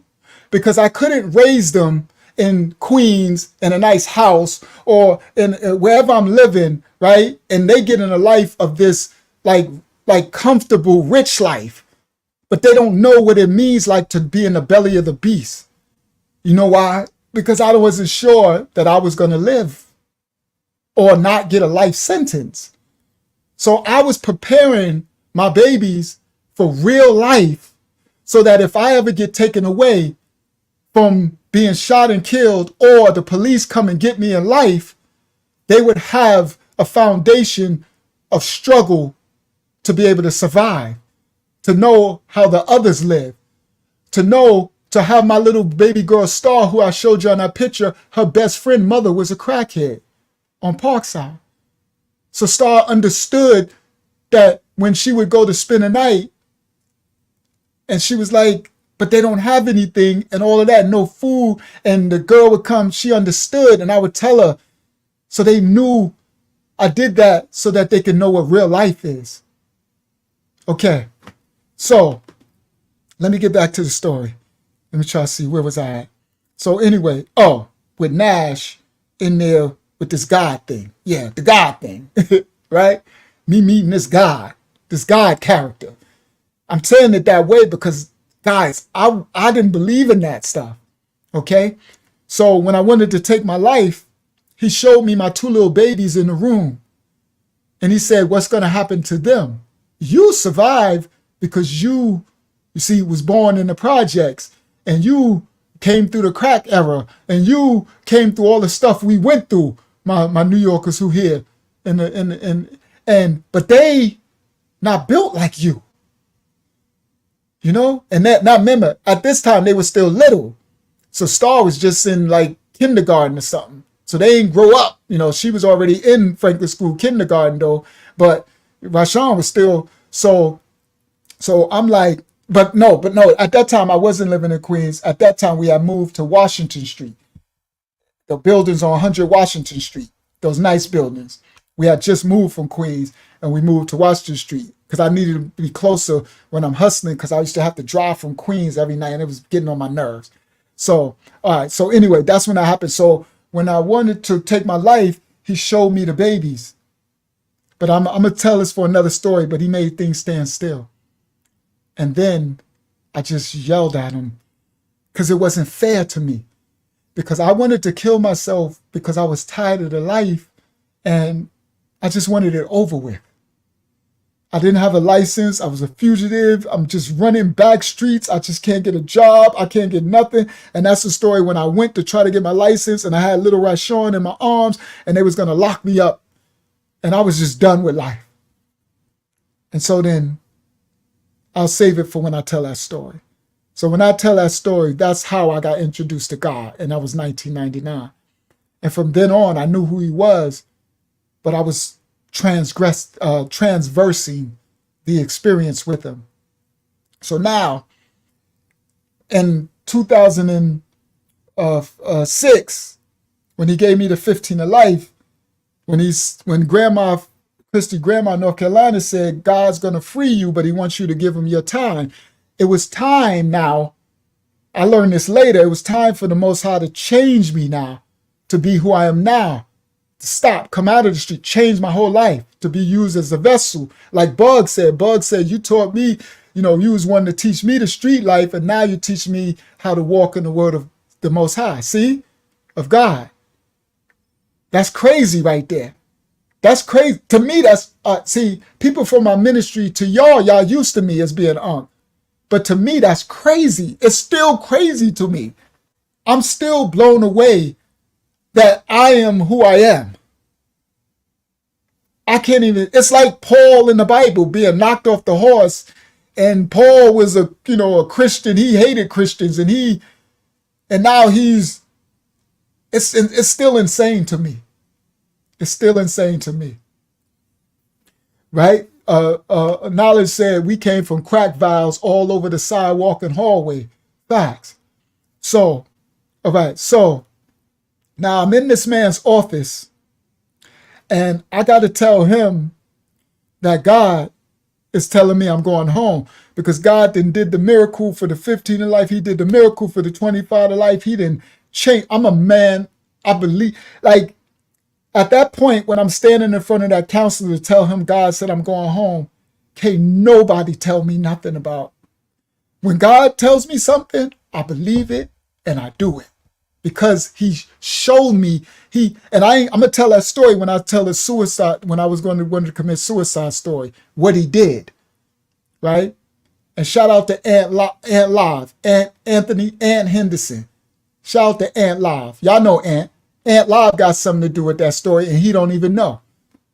When I went to commit suicide, Aunt was the first one that the Most High God connected me with to get me out of this situation, to prove it. Guys, him proving himself to me took almost 2 years. It wasn't okay, God proved himself and now I'm a believer. No, it took 2 years. There was there was things he did to prove over and over, and only he can do these things. I needed to be proven, because I'm the guy of Rashawn, right? I needed to be proven that this is him, no matter beyond a shadow of a doubt, no belief, no faith. I need to know it. Meaning there need to be no other way that this could be anything else but God. You need to prove it like that. And if you don't, then I don't believe in you. And you can't hold me accountable for that too, because you can't be held accountable for that which you do not know.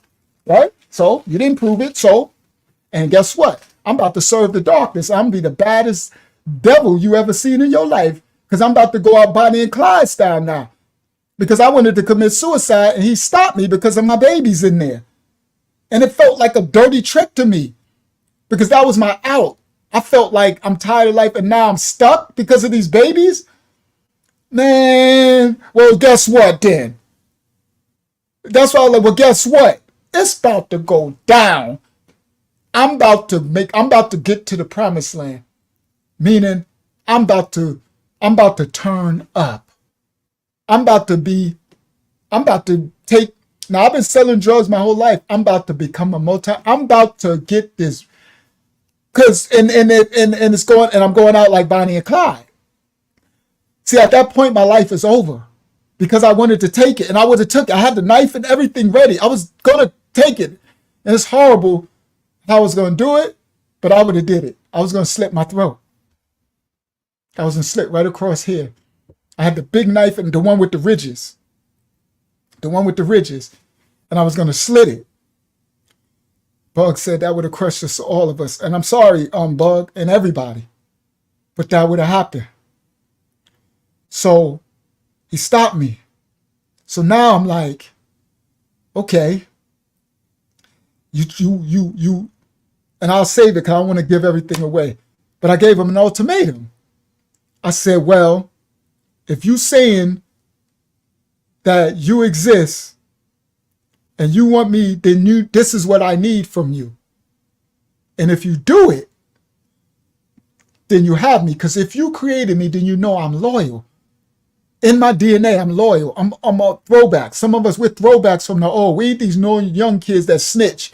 You know, they get caught for something. That's they telling on everybody in the kitchen sink. I don't come from that.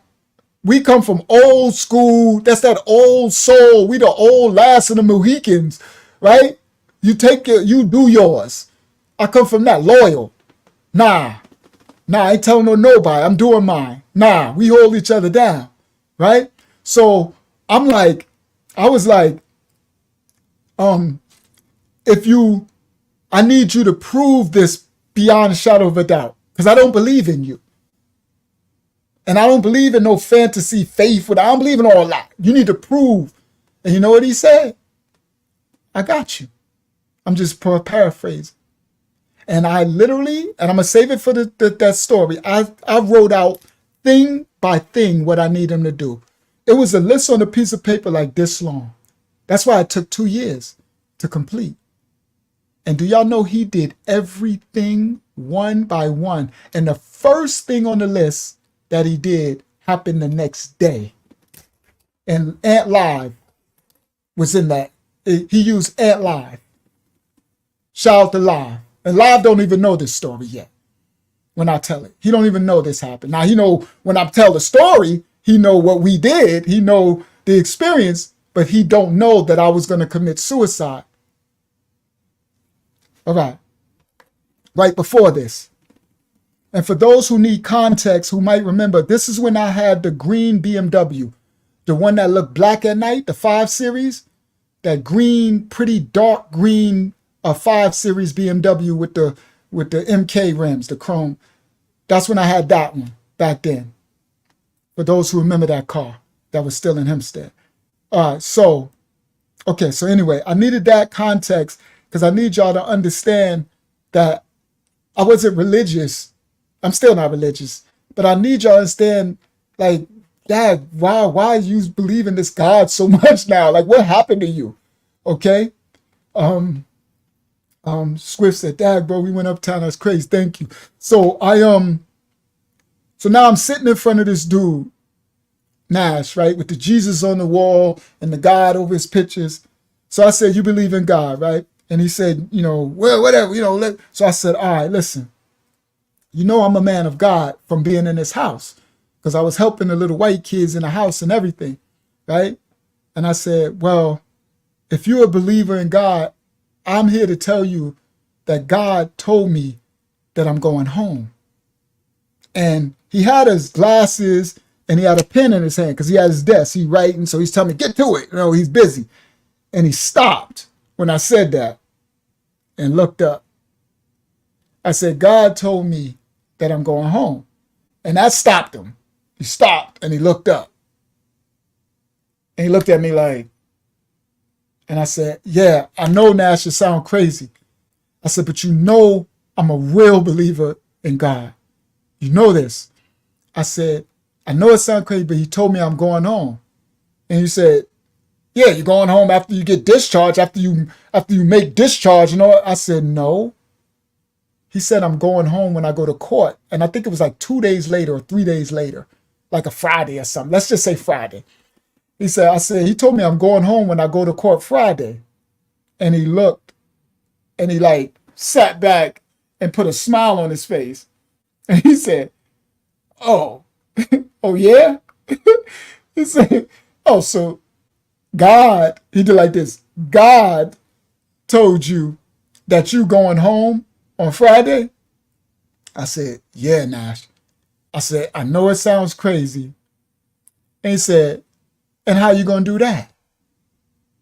So you just going to abscond? He said, well, yeah, you can go home. You can go home. He said, matter of fact, you can go home right now. Right? Because they ain't got no bars and gates. You just going to get the max, don't you? Right? He's like, you go home right now. I said, no, Nash. Nah, I'm going home from court. And he said, you can't go home. He said, you owe Phoenix House, how much more you got? I said 9 months, whatever it was, 10 months, right? Then he said, you didn't start your discharge. You don't got a job. You ain't in the, I forgot what they call it. Shamika know what they call it. When you start your outgoing process, you have to go through a whole process.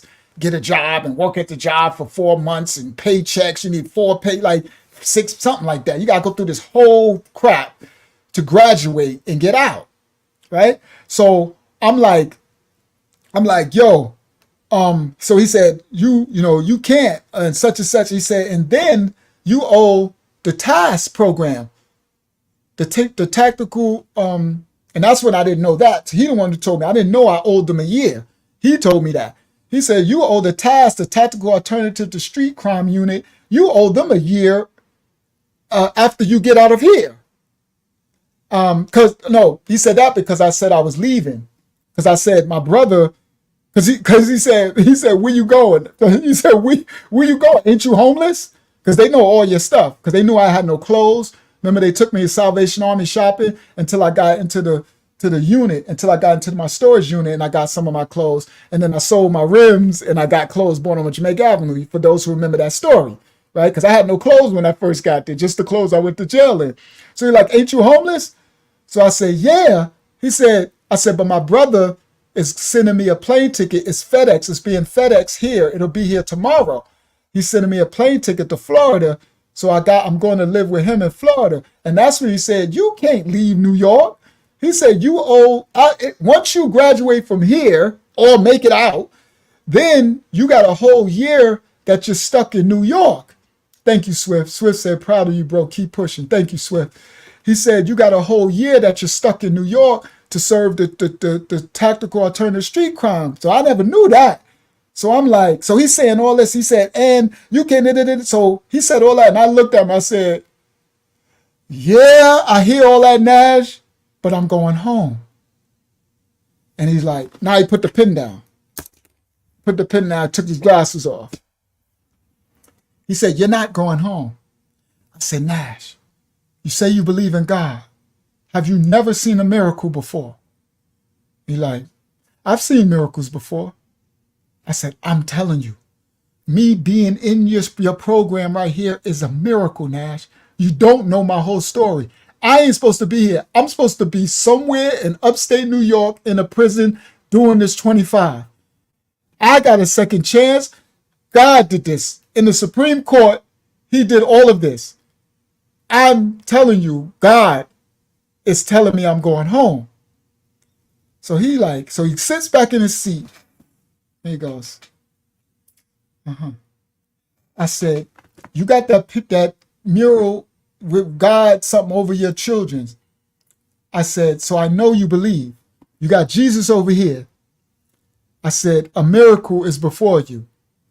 And he said, so you think you will live a miracle, huh? I said, it's not me. I'm living in a miracle right now. I'm still in it. And he said, all right. So you saying when you go to court on Friday, they're going to be released. Your brother send you a plane ticket. You going to Florida. So somehow you're going to miraculously make it past the tactical alternative thing. You're going to miraculously make it past the judge without fulfilling this program. You're going to, right? So I'm like, yes. He sat for a second. He like, okay, this one I'm gonna do. Nah, he's being mean. He's not doing this as like a child of God trying to help someone. He's trying to hurt me. So he basically said, all right, Mr. Billy Badass, pardon my language, Mr. Billy Bad ASS, right? He said, this is what I'm gonna do. He said, okay, you want to go. I'm going to discharge you. So I'll discharge you. He said, so I'm going to write out your discharge. And just so you know, I'm going to post date this discharge for Friday when you go to court. He said, so when you go to court, you're going to go over there with a discharge, right? Right? So you didn't graduate, you didn't complete. He says, if it's God doing it, then it's up to the judge what he's going to do. Because on Phoenix House I'm clearing you. So the paper is not saying that I violated, right? I'm like discharged, like dishonorably discharged. Really not. It's just like discharge, where it's like I didn't abscond. They're not saying they want me to get locked up. I'm being discharged. So he says, I'm going to write. So he gets the paper together. So he writes on there. And then he tells me, now before I sign this, you sit there and you think very clearly. Because once you go to court, once you leave out of here, once that van take you out of here Friday morning to court, you no longer have a bed in Phoenix House. So whatever the judge do, you can't come back here. This is your paper. So you believe in God that much? And I had to sit there though. I'm not gonna lie, I sat there and I thought about it. Because I'm like, but I know what he said, guys. My journey with him has been so crazy. What he proved to me in 1999, those years when he proved himself, I know him. I know. And to the old me, it sounds crazy that some person you can't touch, taste, something exists. That's why people are atheists. I get it. I was, more along the line of atheist or agnostic, meaning I don't know. I ain't been proven. I ain't going to disrespect it, but I don't believe in all that God crap. That was me. So I'm like, I had to think about it, and I thought about it, and I'm like, yeah, I'm going home. So he said, okay. So he wrote up the paper. He wrote it up and everything. And then he said, all right, that's it. It's post-dated. He said, as of Friday, whatever such and such, you will no longer have a bed at Phoenix House. You will be discharged. And he said, I did my part. This is what he said.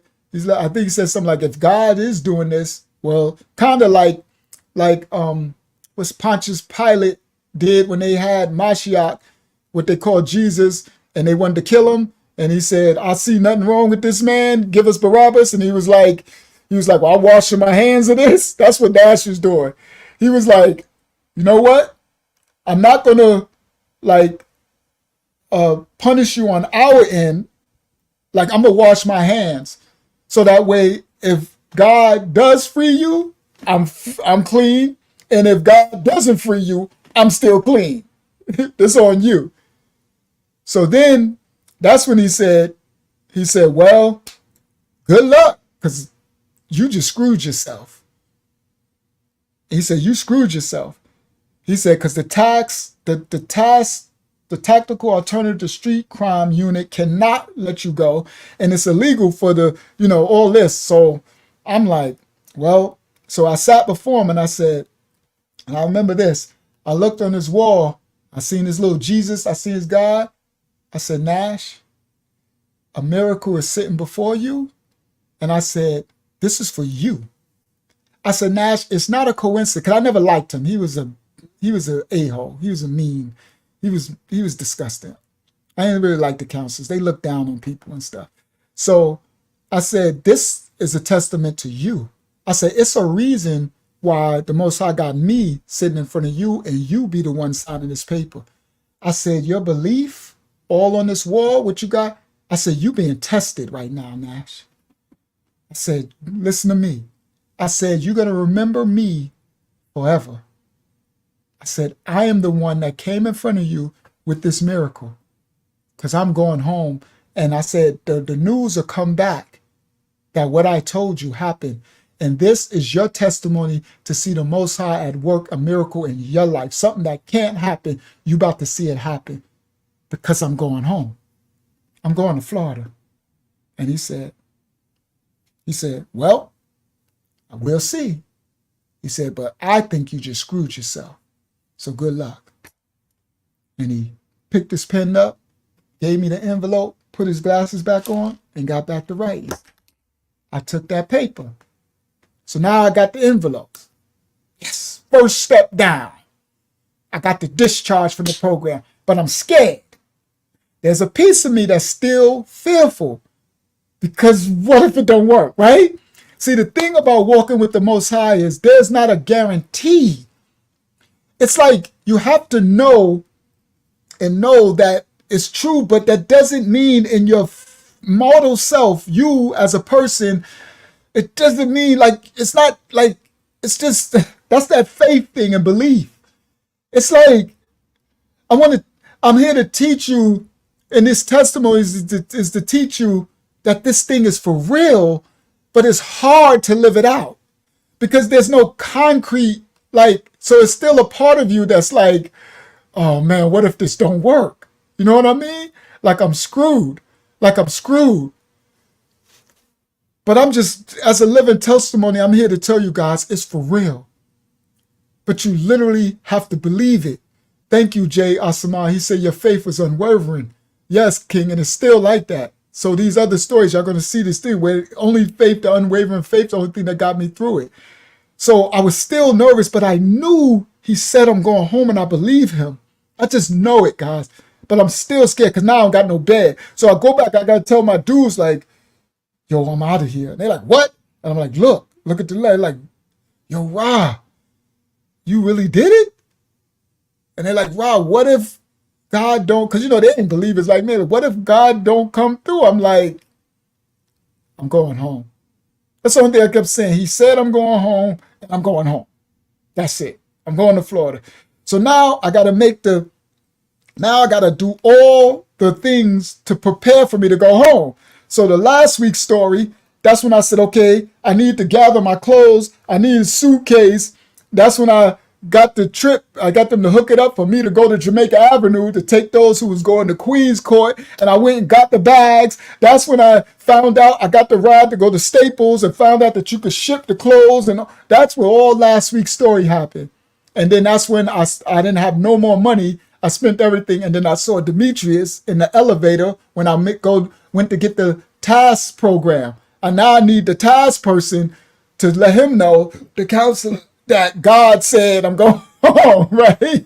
So that was last week's lesson when I said I met the counselor and, you know, he apologized to me and that whole thing. And then Demetrius gave me $300 because at Staples I found out it was like $270 something. And I didn't know the weight of my bag yet because I didn't have the thing.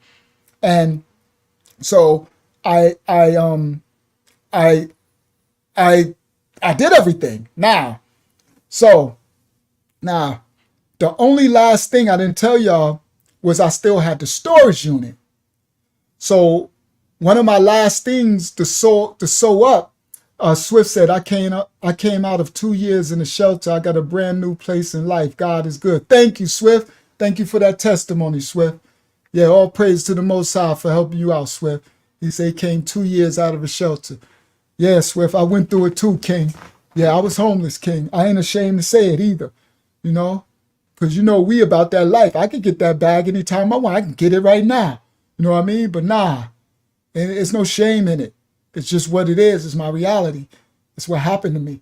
So now one thing I got to tie up is I got to get to my storage unit where the rims was because I want to get I want to go through it and get the rest of my clothes. Because I want to get the stuff. I got Timbs and sneakers pushed in the back.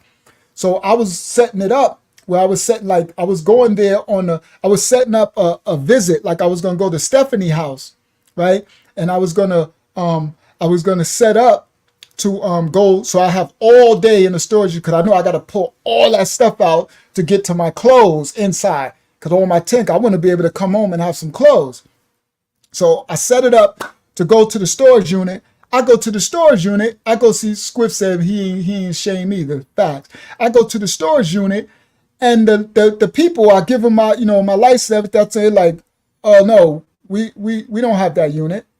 So I'm like, what? No, yes you do. You have my storage. I'm like, my storage, it's the big one. I got one of the big ones.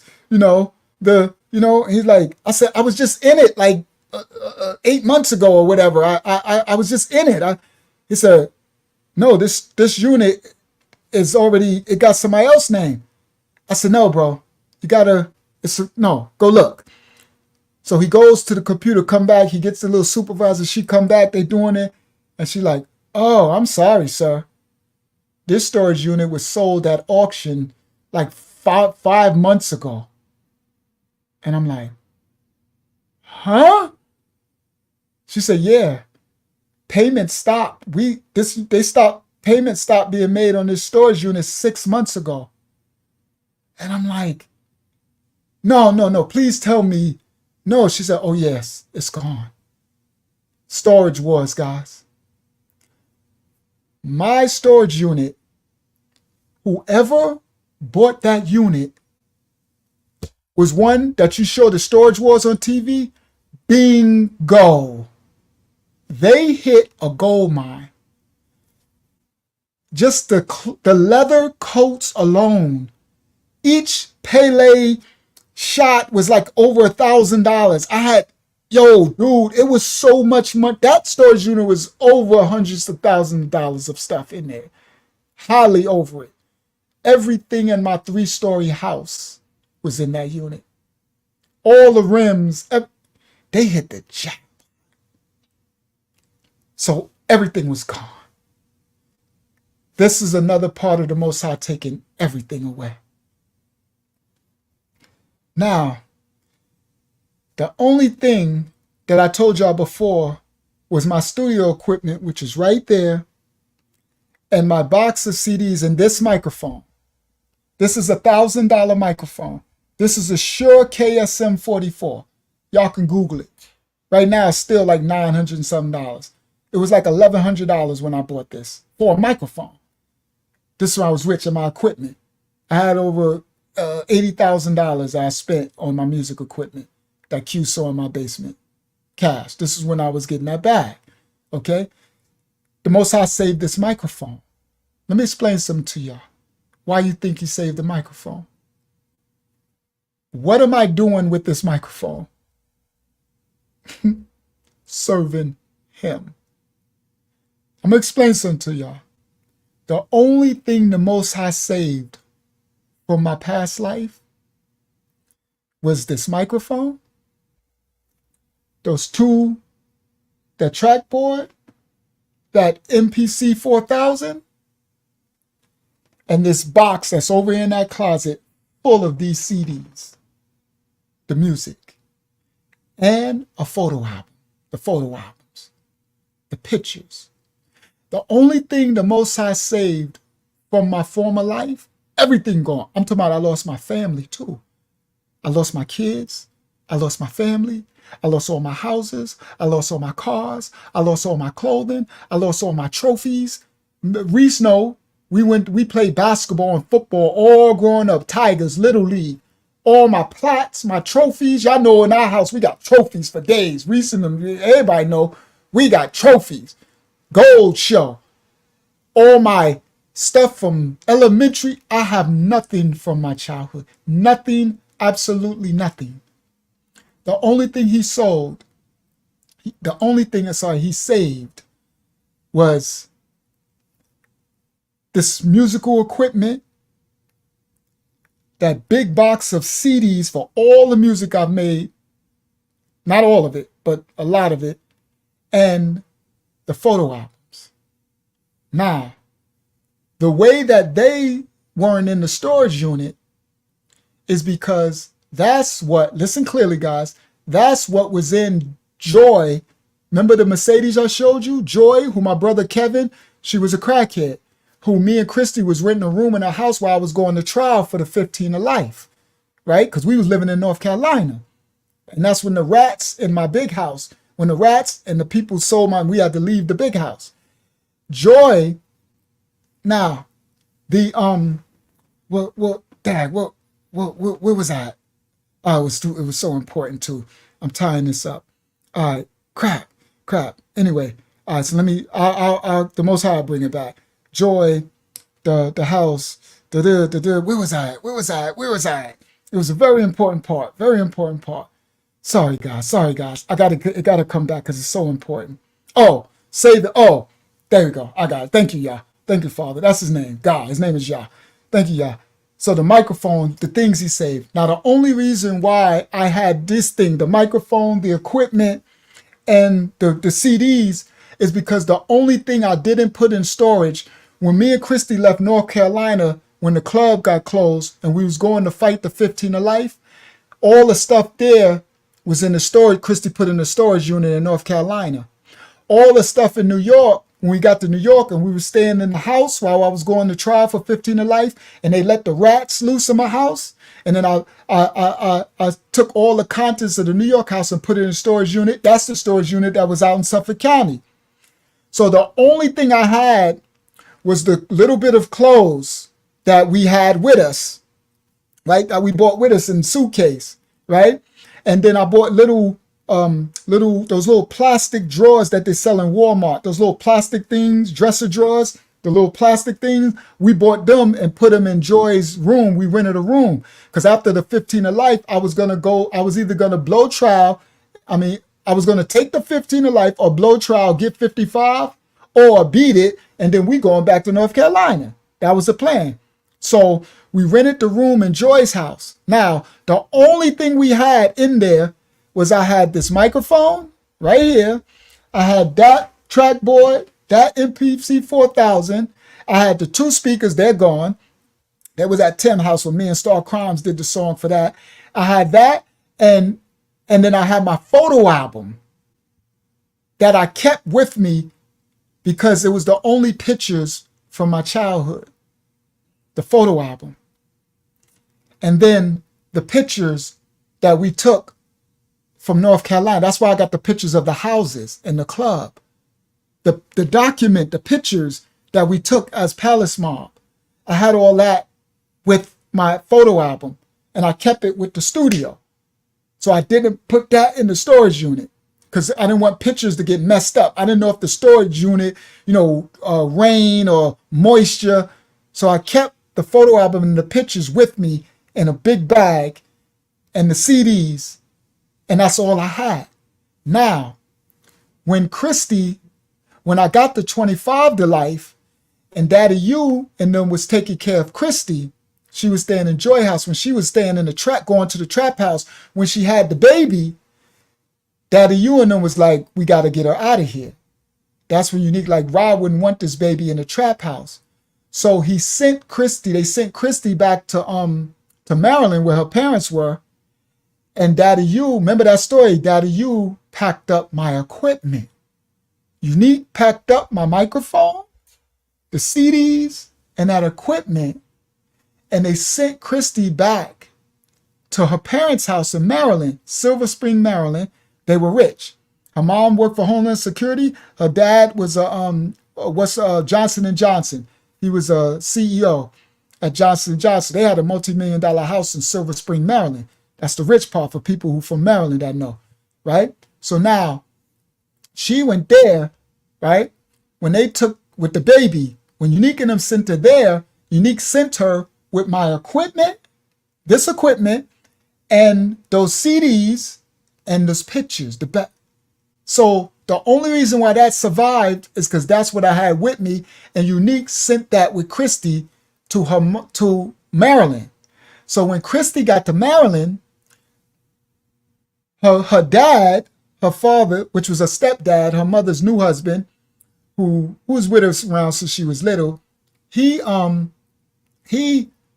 told Christy, he was like, okay, she was like, that's Sean. They call me Sean in North Carolina. This is Sean's stuff. So he took my stuff and put it in his basement. And he wrapped it. He wrapped it all up because he knew I did music. And this is what he told me later. I don't want to get ahead of the story. He knew I did music, and he said, he wrapped it all up because he knew that that would mean something to me. So he wrapped it all up and he put it in his basement in Maryland, in his $1 million house. And, right, rich basement, nice, carpet and all that. And Christy started acting up, if y'all know from the story, and then she ended up messing with her ex and she went back to North Carolina. Listen, guys, and she left all my equipment. Because she didn't want to, what was she going to do? Go in the basement, take all my stuff with her? Praise Yah, she didn't. Because if she would have took my stuff with her to North Carolina, I wouldn't have none of it. So now, I'm giving y'all that because I want y'all to understand the Most High. The only thing he saved for my life was the things that I will be using to serve him with. The equipment to do this. I got this $1,000 microphone to do this. The equipment to make the music. So I praise him with the music now. And the photo album for the testimonies to prove all the stuff I'm telling you. Because other than that, I'll be on here talking about I owned the nightclub. Well, I got people who was there. Jody was there, and all, but I wouldn't have no pictures and receipts for the cars and for people who don't know me, right? The New York, I wouldn't have no receipts for everything, right? Now the music, he saved the music because now I got the testimony with the music for the album and and it's all to glorify him. So everything he saved was what I will be using to glorify him. And everything else is gone. I mean, everything. Everything.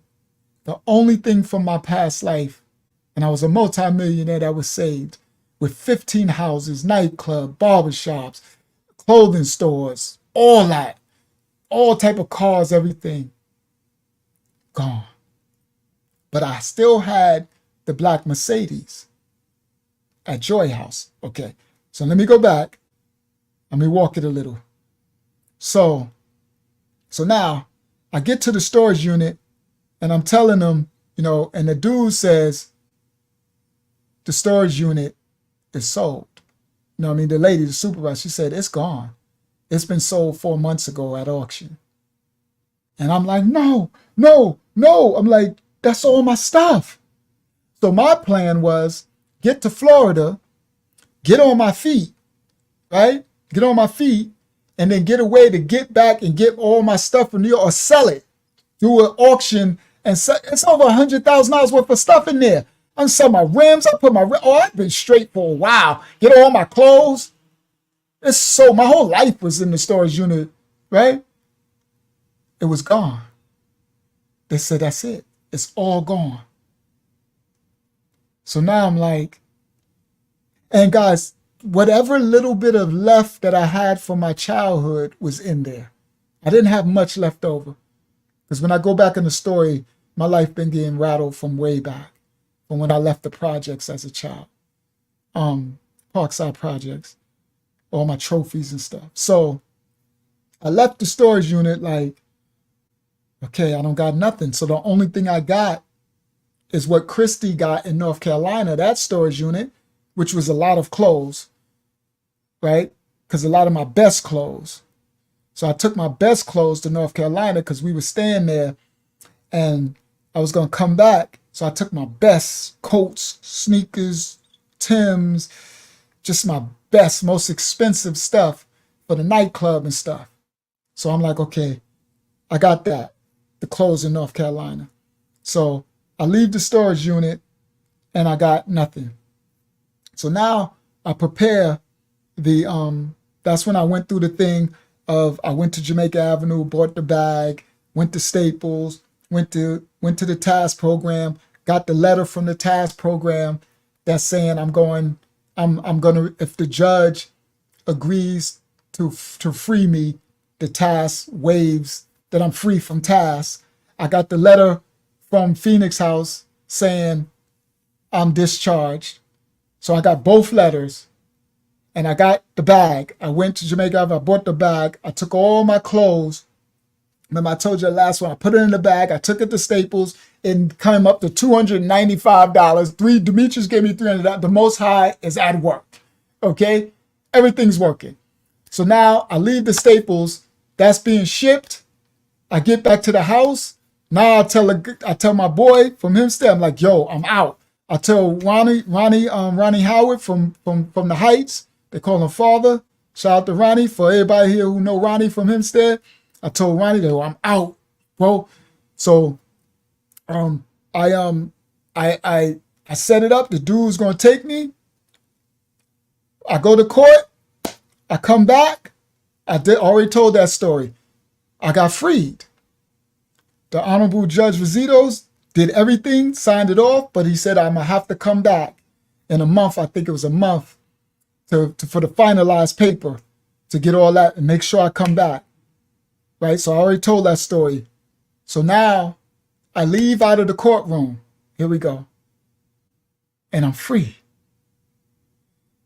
So it hits me when I walk out of the courtroom because I'm actually free. Now, I've been in the stress from the fifth. This started in 2006. And right now, it's 2010. Sorry, guys, 2010 when this is happening. Now, but this journey started in 2006 with the first 15 to life arrest. There's been no peace since then. Because right after the 15 to life, I was stressed out. And then when I finally beat it, I got arrested again within 4 months for the 25 to life. So, and I've been in jail since then. So from 2000, for 4 years, I've been like living, walking dead. And now I'm out of the Supreme Court and it dawns on me like I'm free. Like I'm actually free though. Like, to be honest with you, it can't really set in. It's too much. It's too much. So it sets in that I'm free, but nah, not really. It's just too much. It's too much at one time. So anyway, I'm like, all right, now I got to get back to the house. Now I got to get me a ride to no. There's no going back to the house. I got to go. How? I don't remember clearly. Give me a second. Sorry, guys. Everything ain't as clear. These are true stories, right? And I'm talking 15 years ago.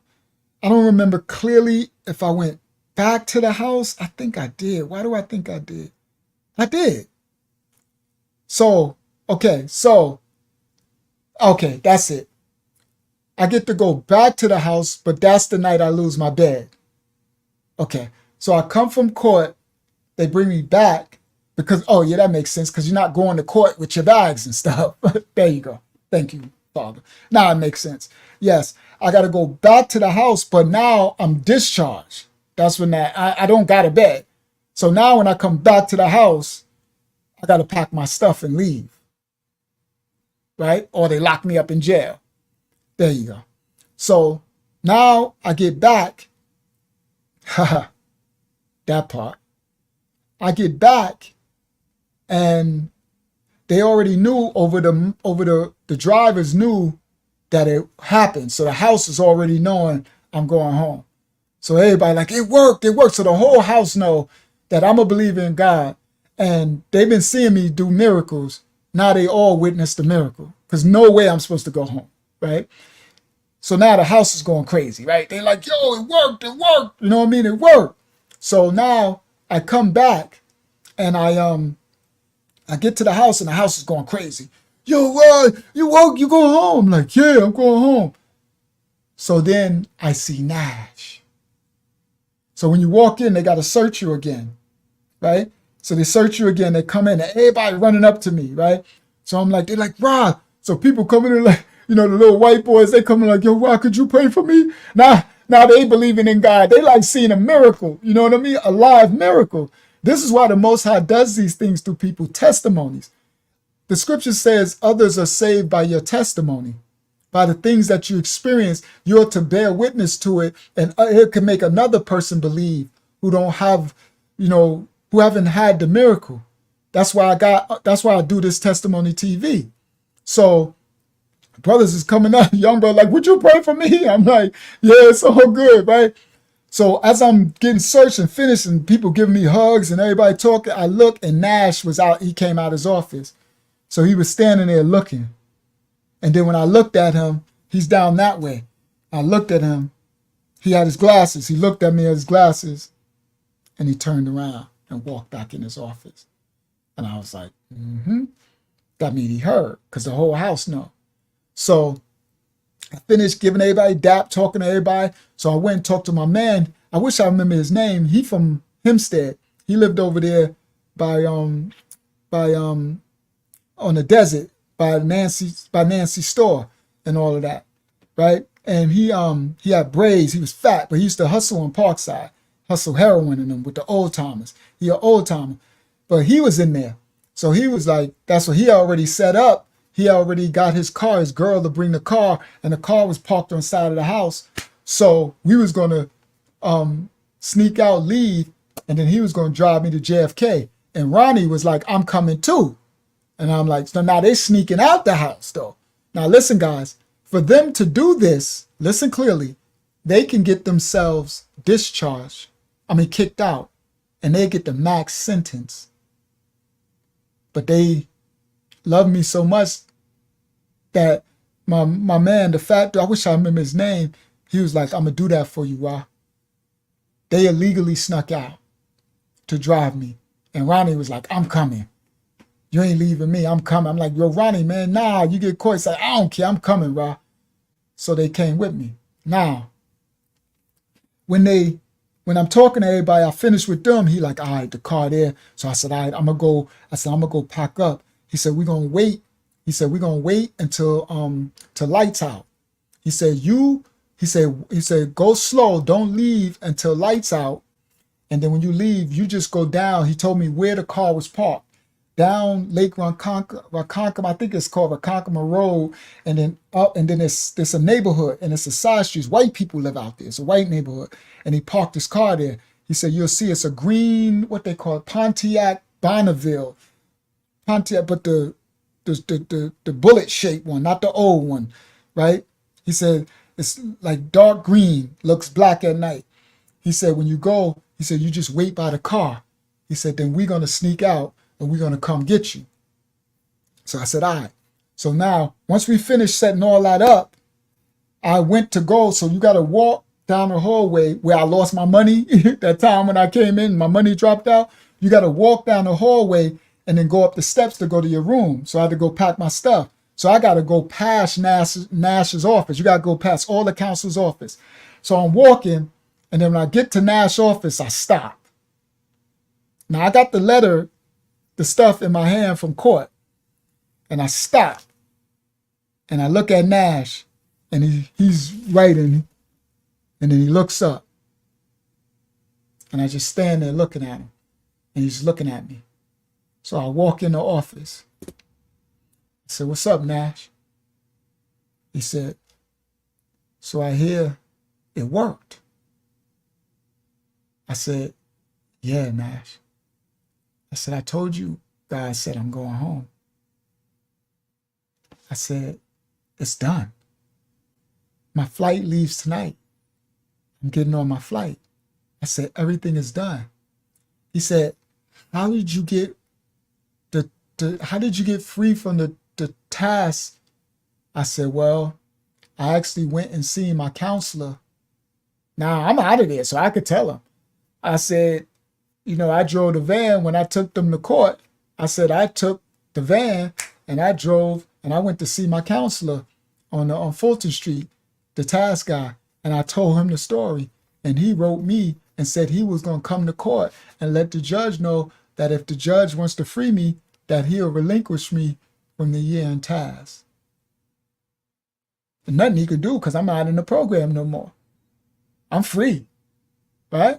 So I don't care. I stole, I took the van. Right? And he looked at me. I said, Nash, I told you I was going home. God said I'm going home. And he was like, I said, this doesn't make sense. I said, it ain't gonna make sense.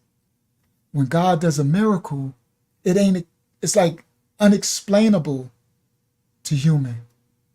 But you saw a live miracle here at Nash.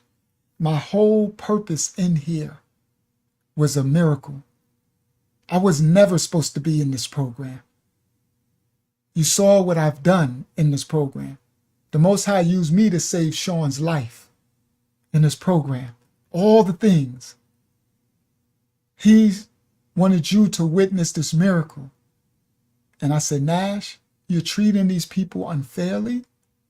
You say you're a man of God, but he's watching you.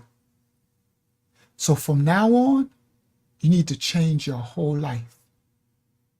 If not, you're going to be held accountable for everything that you do. And he just looked at me. He didn't say a word. I said, I'm out. I said, I'll be packing my stuff. I said, right before I got a lot of stuff to pack, I'll be walking out.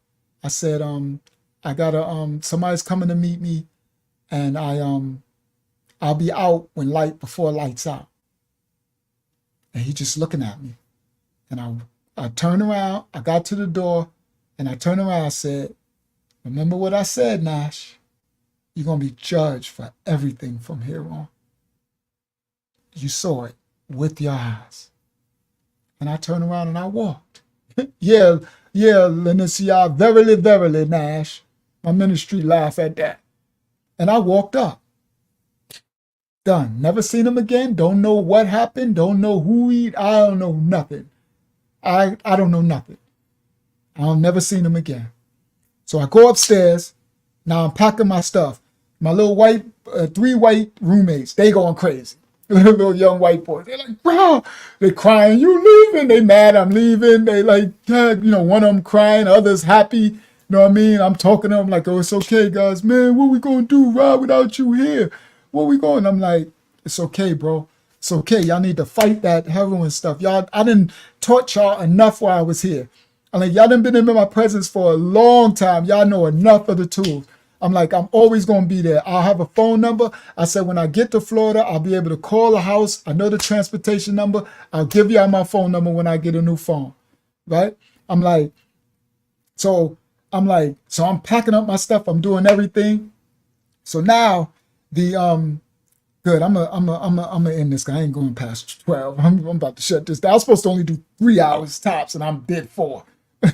My roommate said it too. They like, yeah, you talking about you only gonna do 3 hours, 2.5. Yeah, right. It was like, that'll be 4 hours. Right? So anyway, so let me find a wrapping point. Because I really wanted to tell y'all the other stuff, but it's okay. Next week. So at least now I'm getting out of the system. And shout out to Milton. Milton was in the program to me. So my birthday was over on Facebook, my Earth birth. And everybody saying happy birthday to Milton and Steph. Shout out to Steph Guy. Steph said happy. She was in the program too, in the female house with Shamika. And Milton was in the man's house with me. Milton is a trip. I think Milt's from Queens and Hempstead. And Milt he's a brainiac. Shout out to Milt. Milt is a brainiac. He's smart. But, it's like MacGyvers that be in jail. So Milt is a brainiac, like numbers wizard, and Milt always got to hustle. Milton is the hustlingest hustler. So Milton would make all these scams because we was the transportation office. Milton had these little white boys doing all these scams for us to get free food from this house, free food, and Milt was we was about to do the Wolf of Wall Street. We was about to do the trading thing with Sean. Milton was going to do it. Me, Sean got me and Milton had that mind. Shout out to Milt. And Milt came to see me in Florida. His people his people got money, and they had a big family vacation in Florida. I came to see him. Milton was in the program with me. So now, I said Unc was setting up ministry calls. LOL, I know, right? Not even knowing who I was going to be fully yet. So so now I pack all the thing. I get everything up. People keep coming up to the room. So Ronnie come up like, all right, Ron, we out. And so I'm like, all right. So then it got late. Nightfall, everything's ready, lights out. So I grabbed my big old bag. That bag was heavy. I had another bag. I'm dragging it. I say, everybody, the whole house.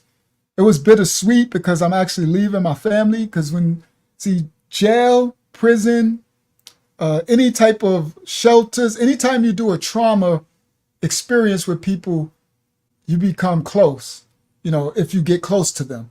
It's a bond that really sometimes can't be broken. It's a brotherhood that happens because you experience a traumatic event together. It's called a trauma bond, right? And those can be very dangerous too. But so it felt bittersweet because I loved those people, right? I loved them. And the ones in the girls' house too, those are my people. You know what I mean? So I'm like, but I'm free. Now, I start to drag the bags out the house and it's dark. I get out and I don't got no ride. I told him I got a ride, but my ride is waiting this round. So I got to drag these bags in this white neighborhood and go up. I'm scared that the police pull me over, right? So I'm like, so I'm dragging this big old bag and this other bag and I'm walking out and I'm leaving the house and I can't believe it. It's still starting to set in, guys. I'm free. 25 to life. It's over? No. It's over? No. So I drag the bags. I get to the end of the street and I turn around and I look at the male's house and the woman's house. And I'm like, I will never come back here again. I'm free. Like, God literally gave me a second chance at my life. I'm free. And this felony is lifted. And that crap that the police wrote is off my record. I don't have nothing, though. All I got is in this bag. And I forgot about the equipment that's at Christie's house in Maryland. Now, I just gave you that story because I was thinking about that. I forgot about it. All I got is in this bag to my life, my whole life. I came into this thing a multimillionaire with 15 houses, two trucks, two cars, and I mean Escalades, Mercedes. I had the Bentley. Got rid of the barbershop, had the nightclub, had the clothing store, the construction company, the real estate development company. That's why I said in the song, the record company, the construction company, black. I said, but damn how quick shit changed. It's changed. Damn, they lost it all, everything but my name. That's when the 15 of life. That's why I was like, I almost lost it all. I said the house, the cars, damn, they lost it all. Let them break your bank, but not your word and your balls. That's the 15 of life. When I said, that's the song right here. I'm not going to play it again. See? Club on the strip, put a smile on my face. Another one of us made it. Another one. I'm trying. Where we going? Club 2. Mines was in the cat. I would hire cops so no one could take a Let's see. In the song, I smile on said, my face. Another one of us. a house, the cars, You damn, they mad lost people it from all. my pro. So I'm not going to play. I already played it. But that song, I said all of it in that song. So that was the 15 of life. So now I'm out of the house and I'm standing there with this bag. And now that song was the 15 life. I said the house, the cars, damn near lost it all. Let them break the bank, but not your word and your balls. Right? That's the name of the song. I seen it all. All I got in this world is my word and my balls. I had money, had cars, right? So that song, right? Now, when you play the song, it hits so different because the whole story is in that song. But that was the 15 night. That's when I thought I was half of me. I thought I almost lost it all. I said, everything I worked for my kids went in vain. Everything I worked for got reduced to cocaine. Everything I did for my kids went in vain. I said, but damn how quick it's changed. Damn, they lost it all, everything but my name. Everything I worked for got reduced to cane. All the years working, the barbershop, the construction company, all that. That was the 15. Like I said, I almost lost it all, which was true. But then my hard head, I didn't listen to the Most High. And then he said, I'm going to take it all. See, that song was the 15 of life when I was on trial. Almost lost it all. at this point of the story, but the 25 to life, when I got free, I lost it all. It's so prophetic. That's why the book, because I'm writing my book, and the music and all of it, the pictures will be all in the book. And with my book is coming the soundtrack, coming with the book too. My book is going to be dope. Okay? For the years. So I got all the years in the book. I got songs from 1992, 1995, 2006. So for all the stories I'm telling, I got the music made there. Nobody got that. It's going to be one of a kind. Praise Yah. I can't believe I'm even releasing that. But it is what it is. I was saving it. I didn't want nobody to duplicate, but how can they? Nobody got music from 1990 or 85 to play that they made back then. Only Unc. That's only the Most High would give me all this. It's the only thing he saved from the life. Listen, because the book is the testimony. It's called Lucky to Be Alive, the story of my life from the projects to the pulpit, being a teacher. But it's not luck. It was Yah's design. Y'all about to meet Joshua Starr next week. This is where Joshua Starr comes in at. For everybody like, where's this Joshua Starr crap come from? Oh, y'all about to meet Joshua Starr. That's the whole album. Okay? Now, I got 3 albums with Joshua Starr. So anyway, now, so I'm standing outside and I'm looking at the houses, the male and the female, and I'm realizing it's over. And all I got is this bag. But praise Yah, I got somewhere to lay my head. I got a plane ticket. I got a one-way ticket to Florida. And my brother said he got a house, and he said he got an Escalade, and he got a Mazda 929 because I had an Escalade, and I let him use my 929 when we was young. I had a brand new Mazda 929. For those who remember that, the spaceship one, when the 929s turned to the spaceship shape, right? So now I take the bags and I walk up the street. White cars passing. I'm a little nervous. I'm like, if the police see me, I'm in a white neighborhood, right? Carrying these bags. It's nighttime.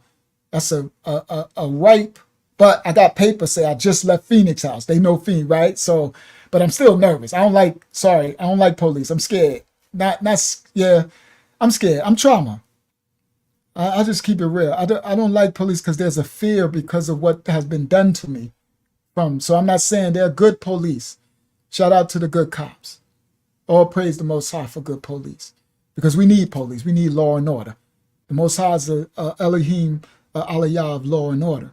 And the cops are to bring law and order, those who are to protect and serve. But you got some are unrighteous, they don't protect and serve. They're criminals, just in a uniform. Right? So shout out for the good cops. So I'm nervous because there's a lot of bad cops. And I'm in a white neighborhood, and I understand racism and stuff. So I'm walking down the street with the bags, but I'm free. And I'm really, literally, for the first time, tasting freedom since 2006, and it's 2010. And I'm walking, and I'm like, 4 years. And I'm like, free. And I can't believe it. And now it's kicking in because I'm actually free. I can't go back there. I'm homeless, but I'm free. Well, I have a home, but I just never been there yet. So I get to the end of the street. I turn the corner. I'm walking up. It's dark. It's a dark street. No lights, tree. I can't see. And then I see this dark car, and I walk up, and I'm like, is that a Pontiac? I go to the back. It's a Pontiac Bonneville. I said, well, I guess this is car. So now I'm like, so what am I supposed to do? I'm supposed to stand on these white people's street? A black person standing on their street at night. It's pitch black, and I got bags. Oh, that is right for the police to come shoot me, right? So I'm like, okay, this is not cool. So I'm like, okay, what am I do? Because I don't know how long it's going to take them to come. They got to wait till the house settle, till the counselors leave, and then they got to sneak out. So I'm like, okay. So I look, and it's a dark block, and they got these big trees, and it's really dark. So in between this person's yard and this person's yard, there's this big dark tree, and it's big, and then it leads into someone's backyard and fence and all that. And I'm like, all right. So I'm like, I'm going to go behind this tree, and I'm going to hide behind this tree in the person's fence. And their house is over there, so they really can't see someone's hiding, and it's dark. It'll hide me from the neighbors across the street. So I went and I took my bags and I went behind this big tree and I hid. And you know those big ants? that's when y'all's animals, the most highest creatures start to, I'm sitting there in a big, you in their space. You know what I mean? You got all type of, I'm like these big old ants this big, and I'm like, oh my goodness, foo, foo, but I can't make noise, because if you make noise and a person light cut on in their house, you get shot or they call the police and I'm screwed. What are you doing hiding, right? Nah, that's some really thing to explain. So I'm sitting there and I'm like, oh my goodness. So I'm shooing these bugs, they all over here. I'm like, and then it took them a while. It took them like an hour and a half. I had to deal with these bugs in this darkness. But guys, I would have been dealing with killers and murderers in prison right now at that point, right? So anything that you throw at me, I'm like, whatever, man, right? Red Man and Method Man, whatever, man. Do, that's just playing in my head, whatever, man. So I'm like, whatever. I'm battling all these insects, these big ants and caterpillars and just a hot mess. Because, you in their environment, right? So they want to, and when you're sitting there, they want to walk all over you and I'm like, and I can't make noise. So I'm like, ooh, so anyway, about an hour, which feels like forever. Imagine sitting there for an hour and a half. But I got patience now because of jail, and it's 25 to life. So I can wait. I done been in the bullpen from in the morning to the night. So I got patience now to wait, and I'm free. So this is a journey. I'm like, the Most High is doing a miracle. So I'm like, I could have waited there 5 hours and been straight. And be just as quiet and wiping all type of bugs off me and everything, mosquitoes and all that. I don't care. So about an hour and a half, it felt like forever. I hear, yo, Ra. And I'm like, yes, finally. So I'm like, yo. So I'm like, I don't want to be loud. So I come from behind a tree and I see them. And I see the big boy with the braids. He's like, Ra. I'm like, yo, I'm here. So he's like, all right, cool. I'm like, yes. So I'm like, all right. So he said, all right, I'm going to pop the trunk. So he popped the trunk. I took my luggage. I put it in the trunk. I have a bag. Sorry, guys. The big bag, I'm mistaken. The big green bag I shipped. So I got a suitcase. I got a bag with the other clothes, a luggage to put on the plane. So I got that bag, suitcase, not the big one that I shipped. So he put my bags in the trunk. I got that in a carry-on type of thing, a duffel bag thing. I put those in the trunk. So we get in the car. So I get in the front and I'm like, yo, thank you, bro. He said, of course I got you, bro. I'm like, bro, but you really, he said, I don't care. You my brother, man. You made it. Like, you made it out, bro. He's like, yo, God did a miracle. He's like, I don't even pray to God or go to church like that, but you got me a believer, right? And I'm like, I know, bro, I'm a believer too. See, like, this is crazy. I cannot believe you out of here. I'm like, yo, bro, it's crazy. So I said, what happened to Ronnie? He said he wanted to come, but he couldn't make it, man. They was going to snitch on him and all that. I said, nah, it's all good. And I said, so we started the car and we started to pull off. And I'm like, thank you so much, bro. He said, all right. He said, we out of here. JFK, we there. So we started to pull off and we get to the corner and all of a sudden you hear, yo, don't leave me. And I look and it's Ronnie. He come running up. Yo, I'm like, bro, what you doing? Like, open the door. he gonna jump in there. I open the back door. He jump in like, take off. I'm like, yo, what you do? He's like, I'm running from them snitches. Because some of the little white boys are snitches. They nerds and stuff. So, the little white kids be like, I'm telling. They tell on everything. I'm telling. So you got those in the house and it's hard to control them because, you want to be like, snitches get stitches, right? I'll staple your mouth shut, right? Yeah, right. You want to be like, but the house is designed that if you get kicked out, you get the max sentence. So they got a little protection from that. So we got to kind of bridle ourselves. So it's not like total jail. Total jail, they'll be screwed. So they be ready to snitch, right? So he's like, I'm running from the little, he said, they better not tell, I'm whooping. Hey, I don't care. They get me kicked out. I'm taking all of them out before I go, right? So now we drive off. We headed to Queens. And I'm John F. Kennedy Airport in Queens.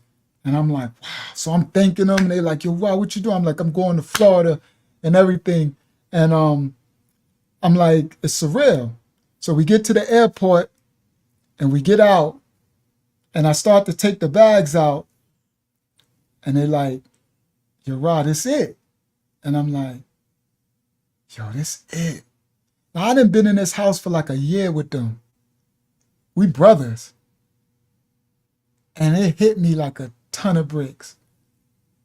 I'm like, dag, bro. Like if I was staying in Hempstead, I would still see them again. I would still come to visit them on visit day. And then when they get out, we boys for life. You know what I mean? You get lifetime bonds, right? But I'm leaving. So I'm probably never going to see them again.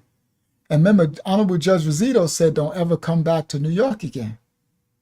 Right? So I know I can't come back. But I know I got to come back one time, but I'm not going to see nobody. I can't go out there. I just got to go to court. So I'm like, it's bittersweet. So we take the bag and it's like we giving hugs and I'm like, dag, bro.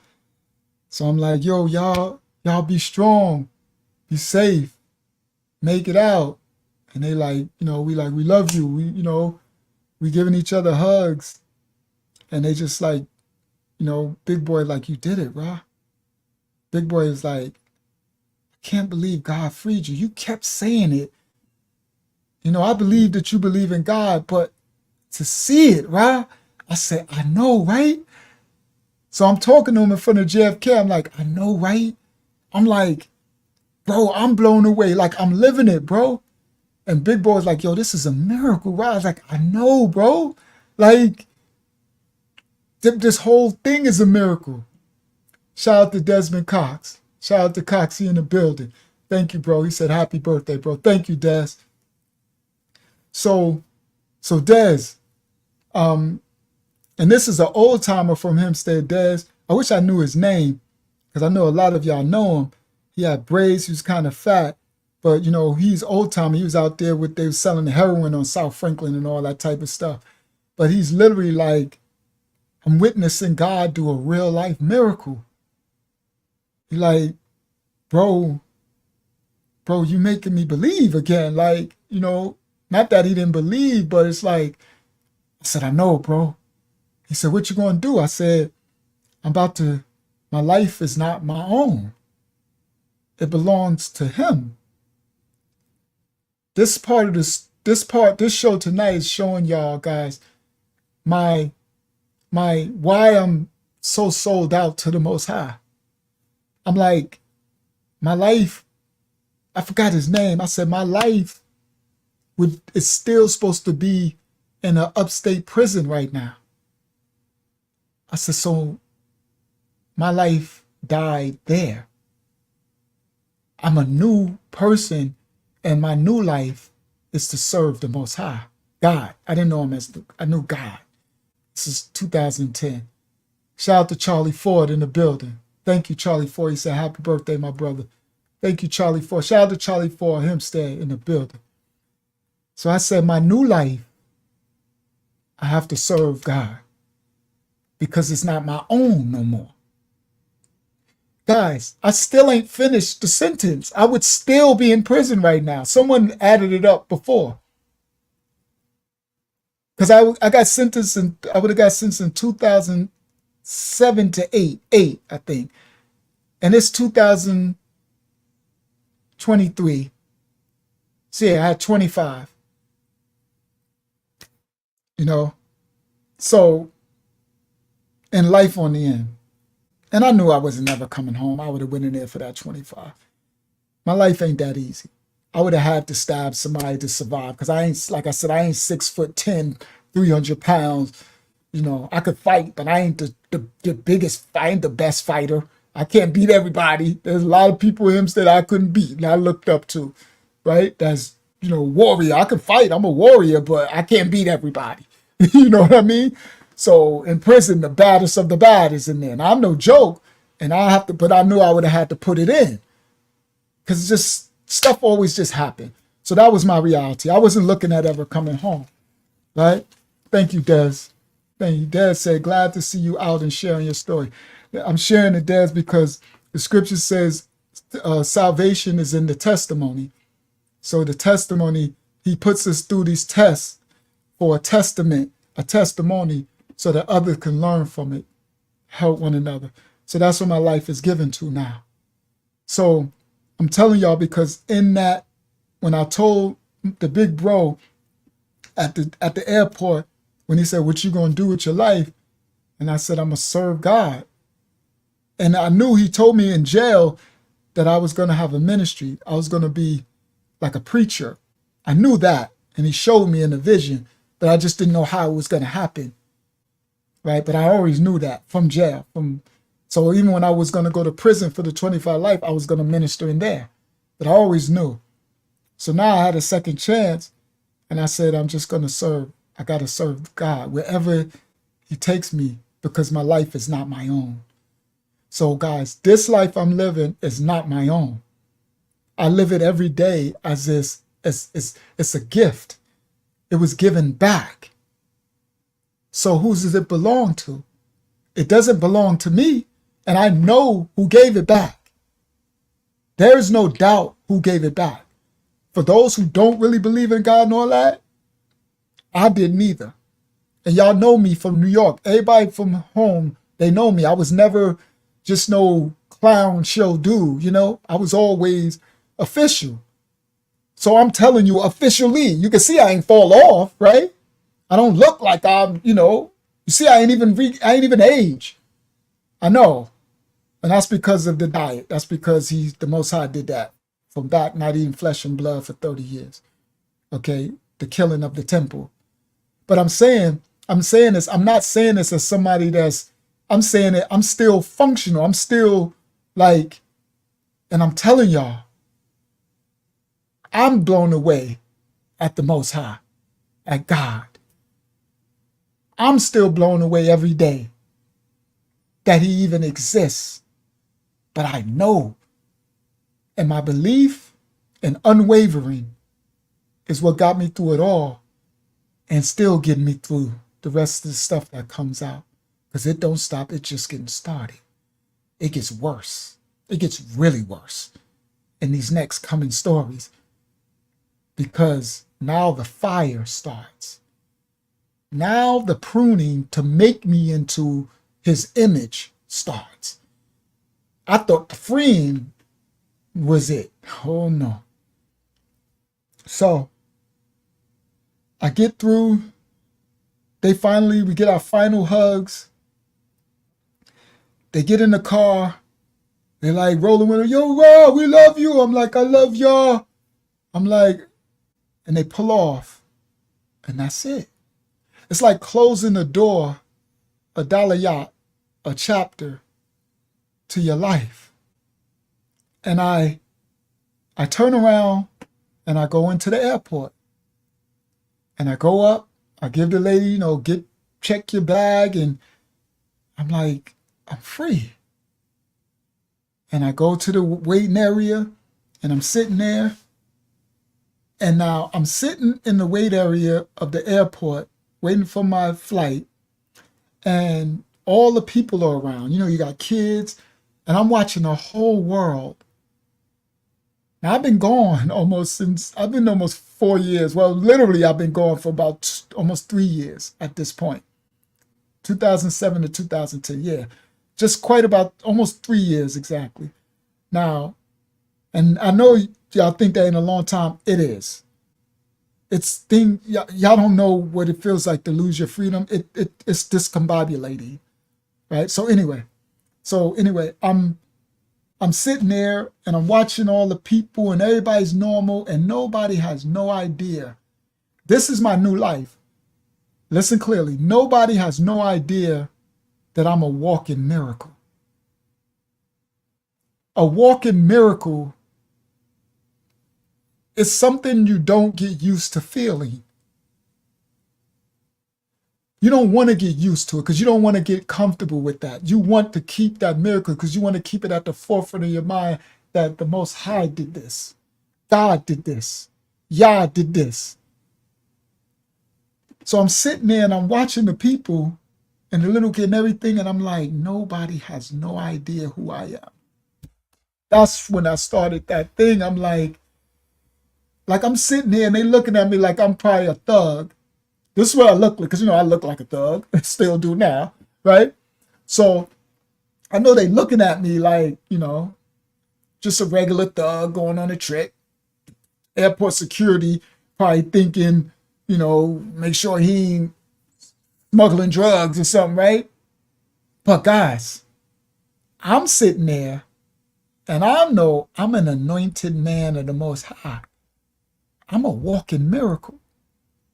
And I don't know where I'm going. I don't know what's happening. I don't know 15 years later, I'm going to have a Mashiach assembly and people from all over the world. Lara Yah, Kevin and Alicia, Atsa Yah, Delaris Yah, all these people from all over the world. Ahava Yah from Ghana, West Africa, and her husband from Jamaica, and they from Canada and the UK. And I don't know all this is coming. So I'm sitting there, and this is when I start to feel abnormal. Like, yes, Lanicia said fully clothed in the Most High. Yes, I start to feel it because I'm like, I'm in the world and I'm free. And I'm looking around, everybody just going around, and I'm like, nobody has no idea what just happened to me. like, yo, I'm a walking testimony, like a living miracle. And so Desmond Cox said, I got arrested in 1986 on a serious assault charge. I never made it upstate, so I got lucky. A switch clicked on in my heart and my mind. Then I quickly went in a different direction. I'm happy with the man that I've become, and I'm still a work in progress. Great testimony, Desi. Great testimony, Cox. And Cox was always straight narrow. I knew Cox from being straight narrow. And look at that. He got a serious assault charge. You probably beat somebody up because Cox could fight. You probably hurt somebody, right? Or something, right? Now, see how easy? And Cox, he had a mom and a dad, a good family and all that. Went to school. Cox was one that I look at like, I used to look at like, dag, I wish I had that life, And look, he could have even got his life taken away. It's that easy. Thank you, Des. He said, you're doing it. Thank you, Lanesia. She said, time froze for you. Yes. Laria said, Earth, yes. So now, whatever, I get on the flight, I get on the plane, I'm like, surreal. Then I get off the plane. And then that's when I told y'all a story last week. I get off and I get off in Florida and it's hot. And I got all these clothes on in New York because it was winter. And I got all these clothes and I'm hot and coming out of it. And then next week, now at least I finally got to the point where I'm free now. So now the real mission starts. I'm free and I start this new life. And all hell breaks loose. Meaning, now the fire comes, the pruning. The Most High puts you in the furnace of affliction to mold you. And not everyone is going to go through this level of kind of torture. It's torturous. I just want y'all to understand. I'm not about to sugarcoat nothing. I don't play no games with the Most High either. I don't play no sugarcoating. He know it's torturous. Now, everybody, you won't have to go through this. I had to because of the calling on my life. My calling is that serious and important, and I see it's manifesting because there's people all over the world who I'm able to reach and help. And so I understand my election and my calling. So there's different sacrifices you have to make, different fires, different testaments, different. So everyone's ain't the same. So y'all's won't be as bad as mine. Desmond Wyatt said, keep up the good work, Brother Desmond. That's young Wyatt. He's out in Tennessee, Desi. And Laura Yah said, blessings, and she put emojis up to Desmond, at Desmond.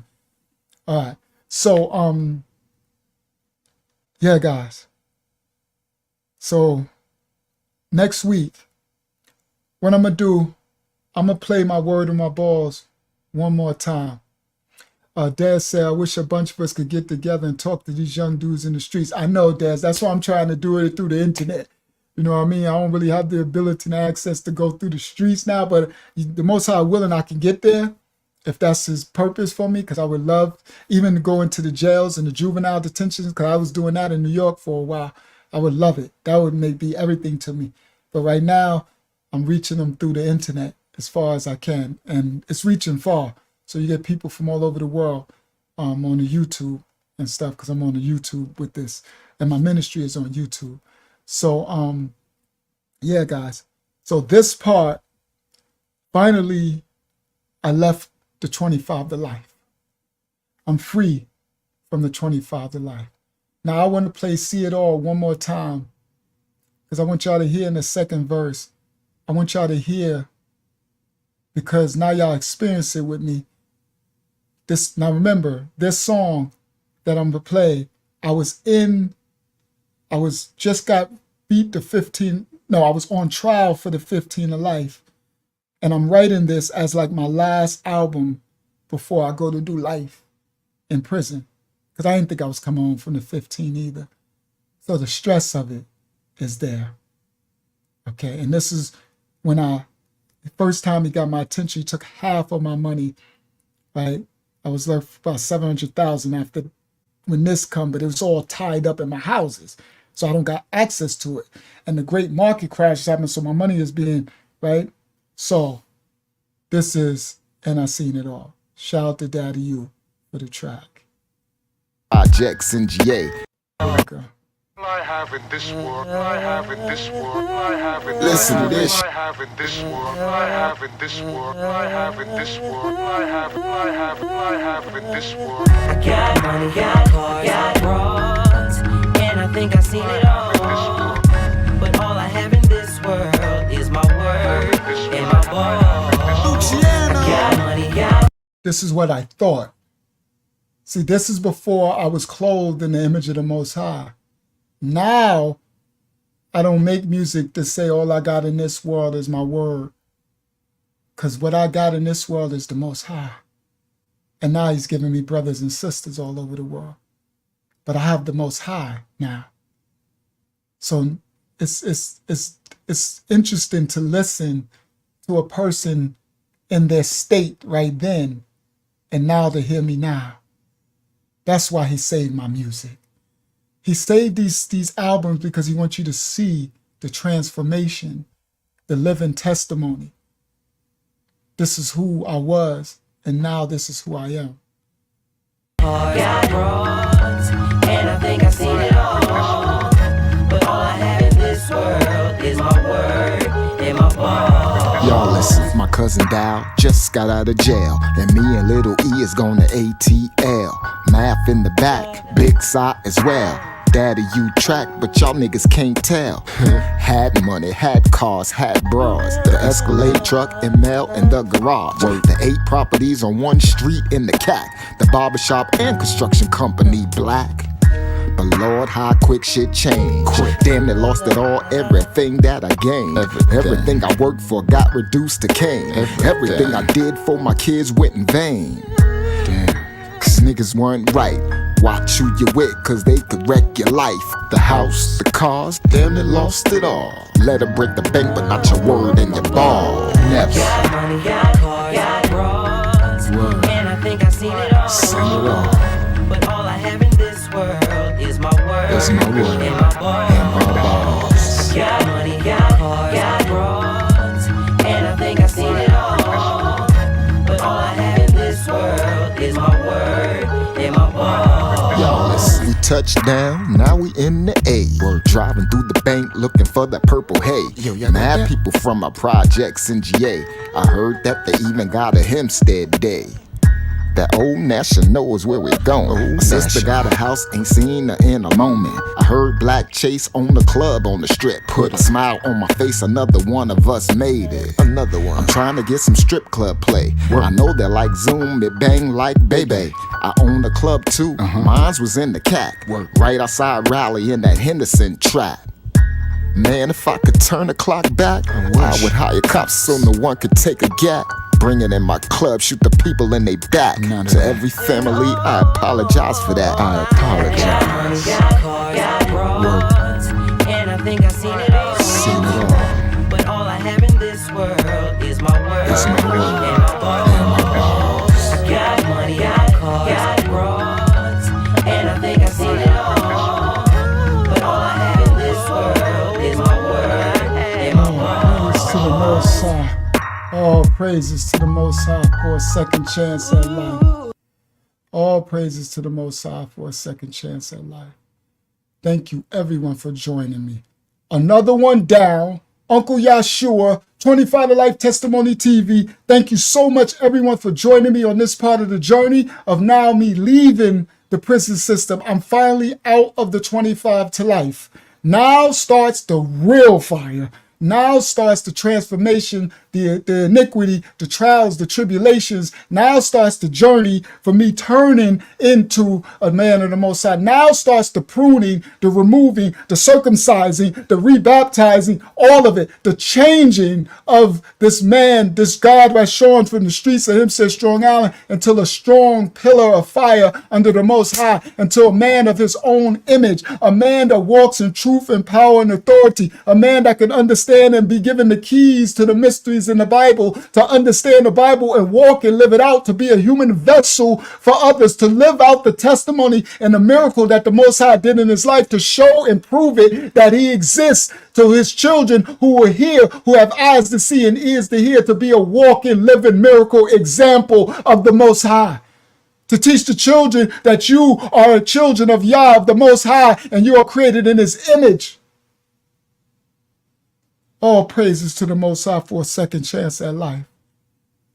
Thank y'all all for joining me. I only wanted to do 3 hours, but this was important. I'm thankful I did this because now we're gone. We're out of the prison. We're out of the 25 to Life. Now I'm out the new life. The new life. All praises to the Most High.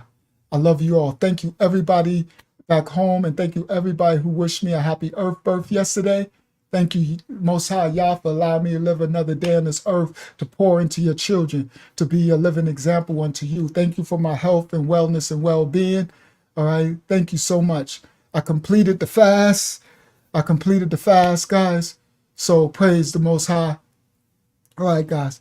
I love you all. May you go forth, guys, and be the light. I'll see you guys on the Bible study tomorrow. For everyone who's able to join me there, I know Mashiach Assembly, the ministry, will be there. But for everybody else, I see you on the Bible study tomorrow. The Father got me teaching something really important tomorrow, so I got to go ahead and prepare that right now. I got to prepare that before I get too tired. All right, for tomorrow. So I thank you all, and I love you all, and thank you all for joining me. Another one down.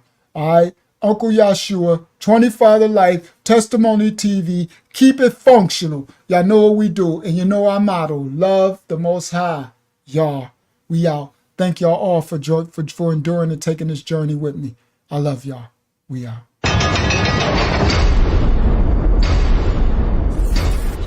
This is 25 to Life with Uncle Yahshuah. You wanna know why they call me Lucky Lucha? They call me Lucha cause I like to tuck that Tucci. All the time on the grind, getting that Ducci. This is a little story on 25 to Life with Uncle Yahshuah. Like and subscribe for more incredible stories every week. Police are on the scene of a triple homicide on Long Island. It happened overnight at a home in Hempstead. I'm from Hempstead, Parkside, the ghetto, the dog side, strong, the wrong, I think I'm supposed to run.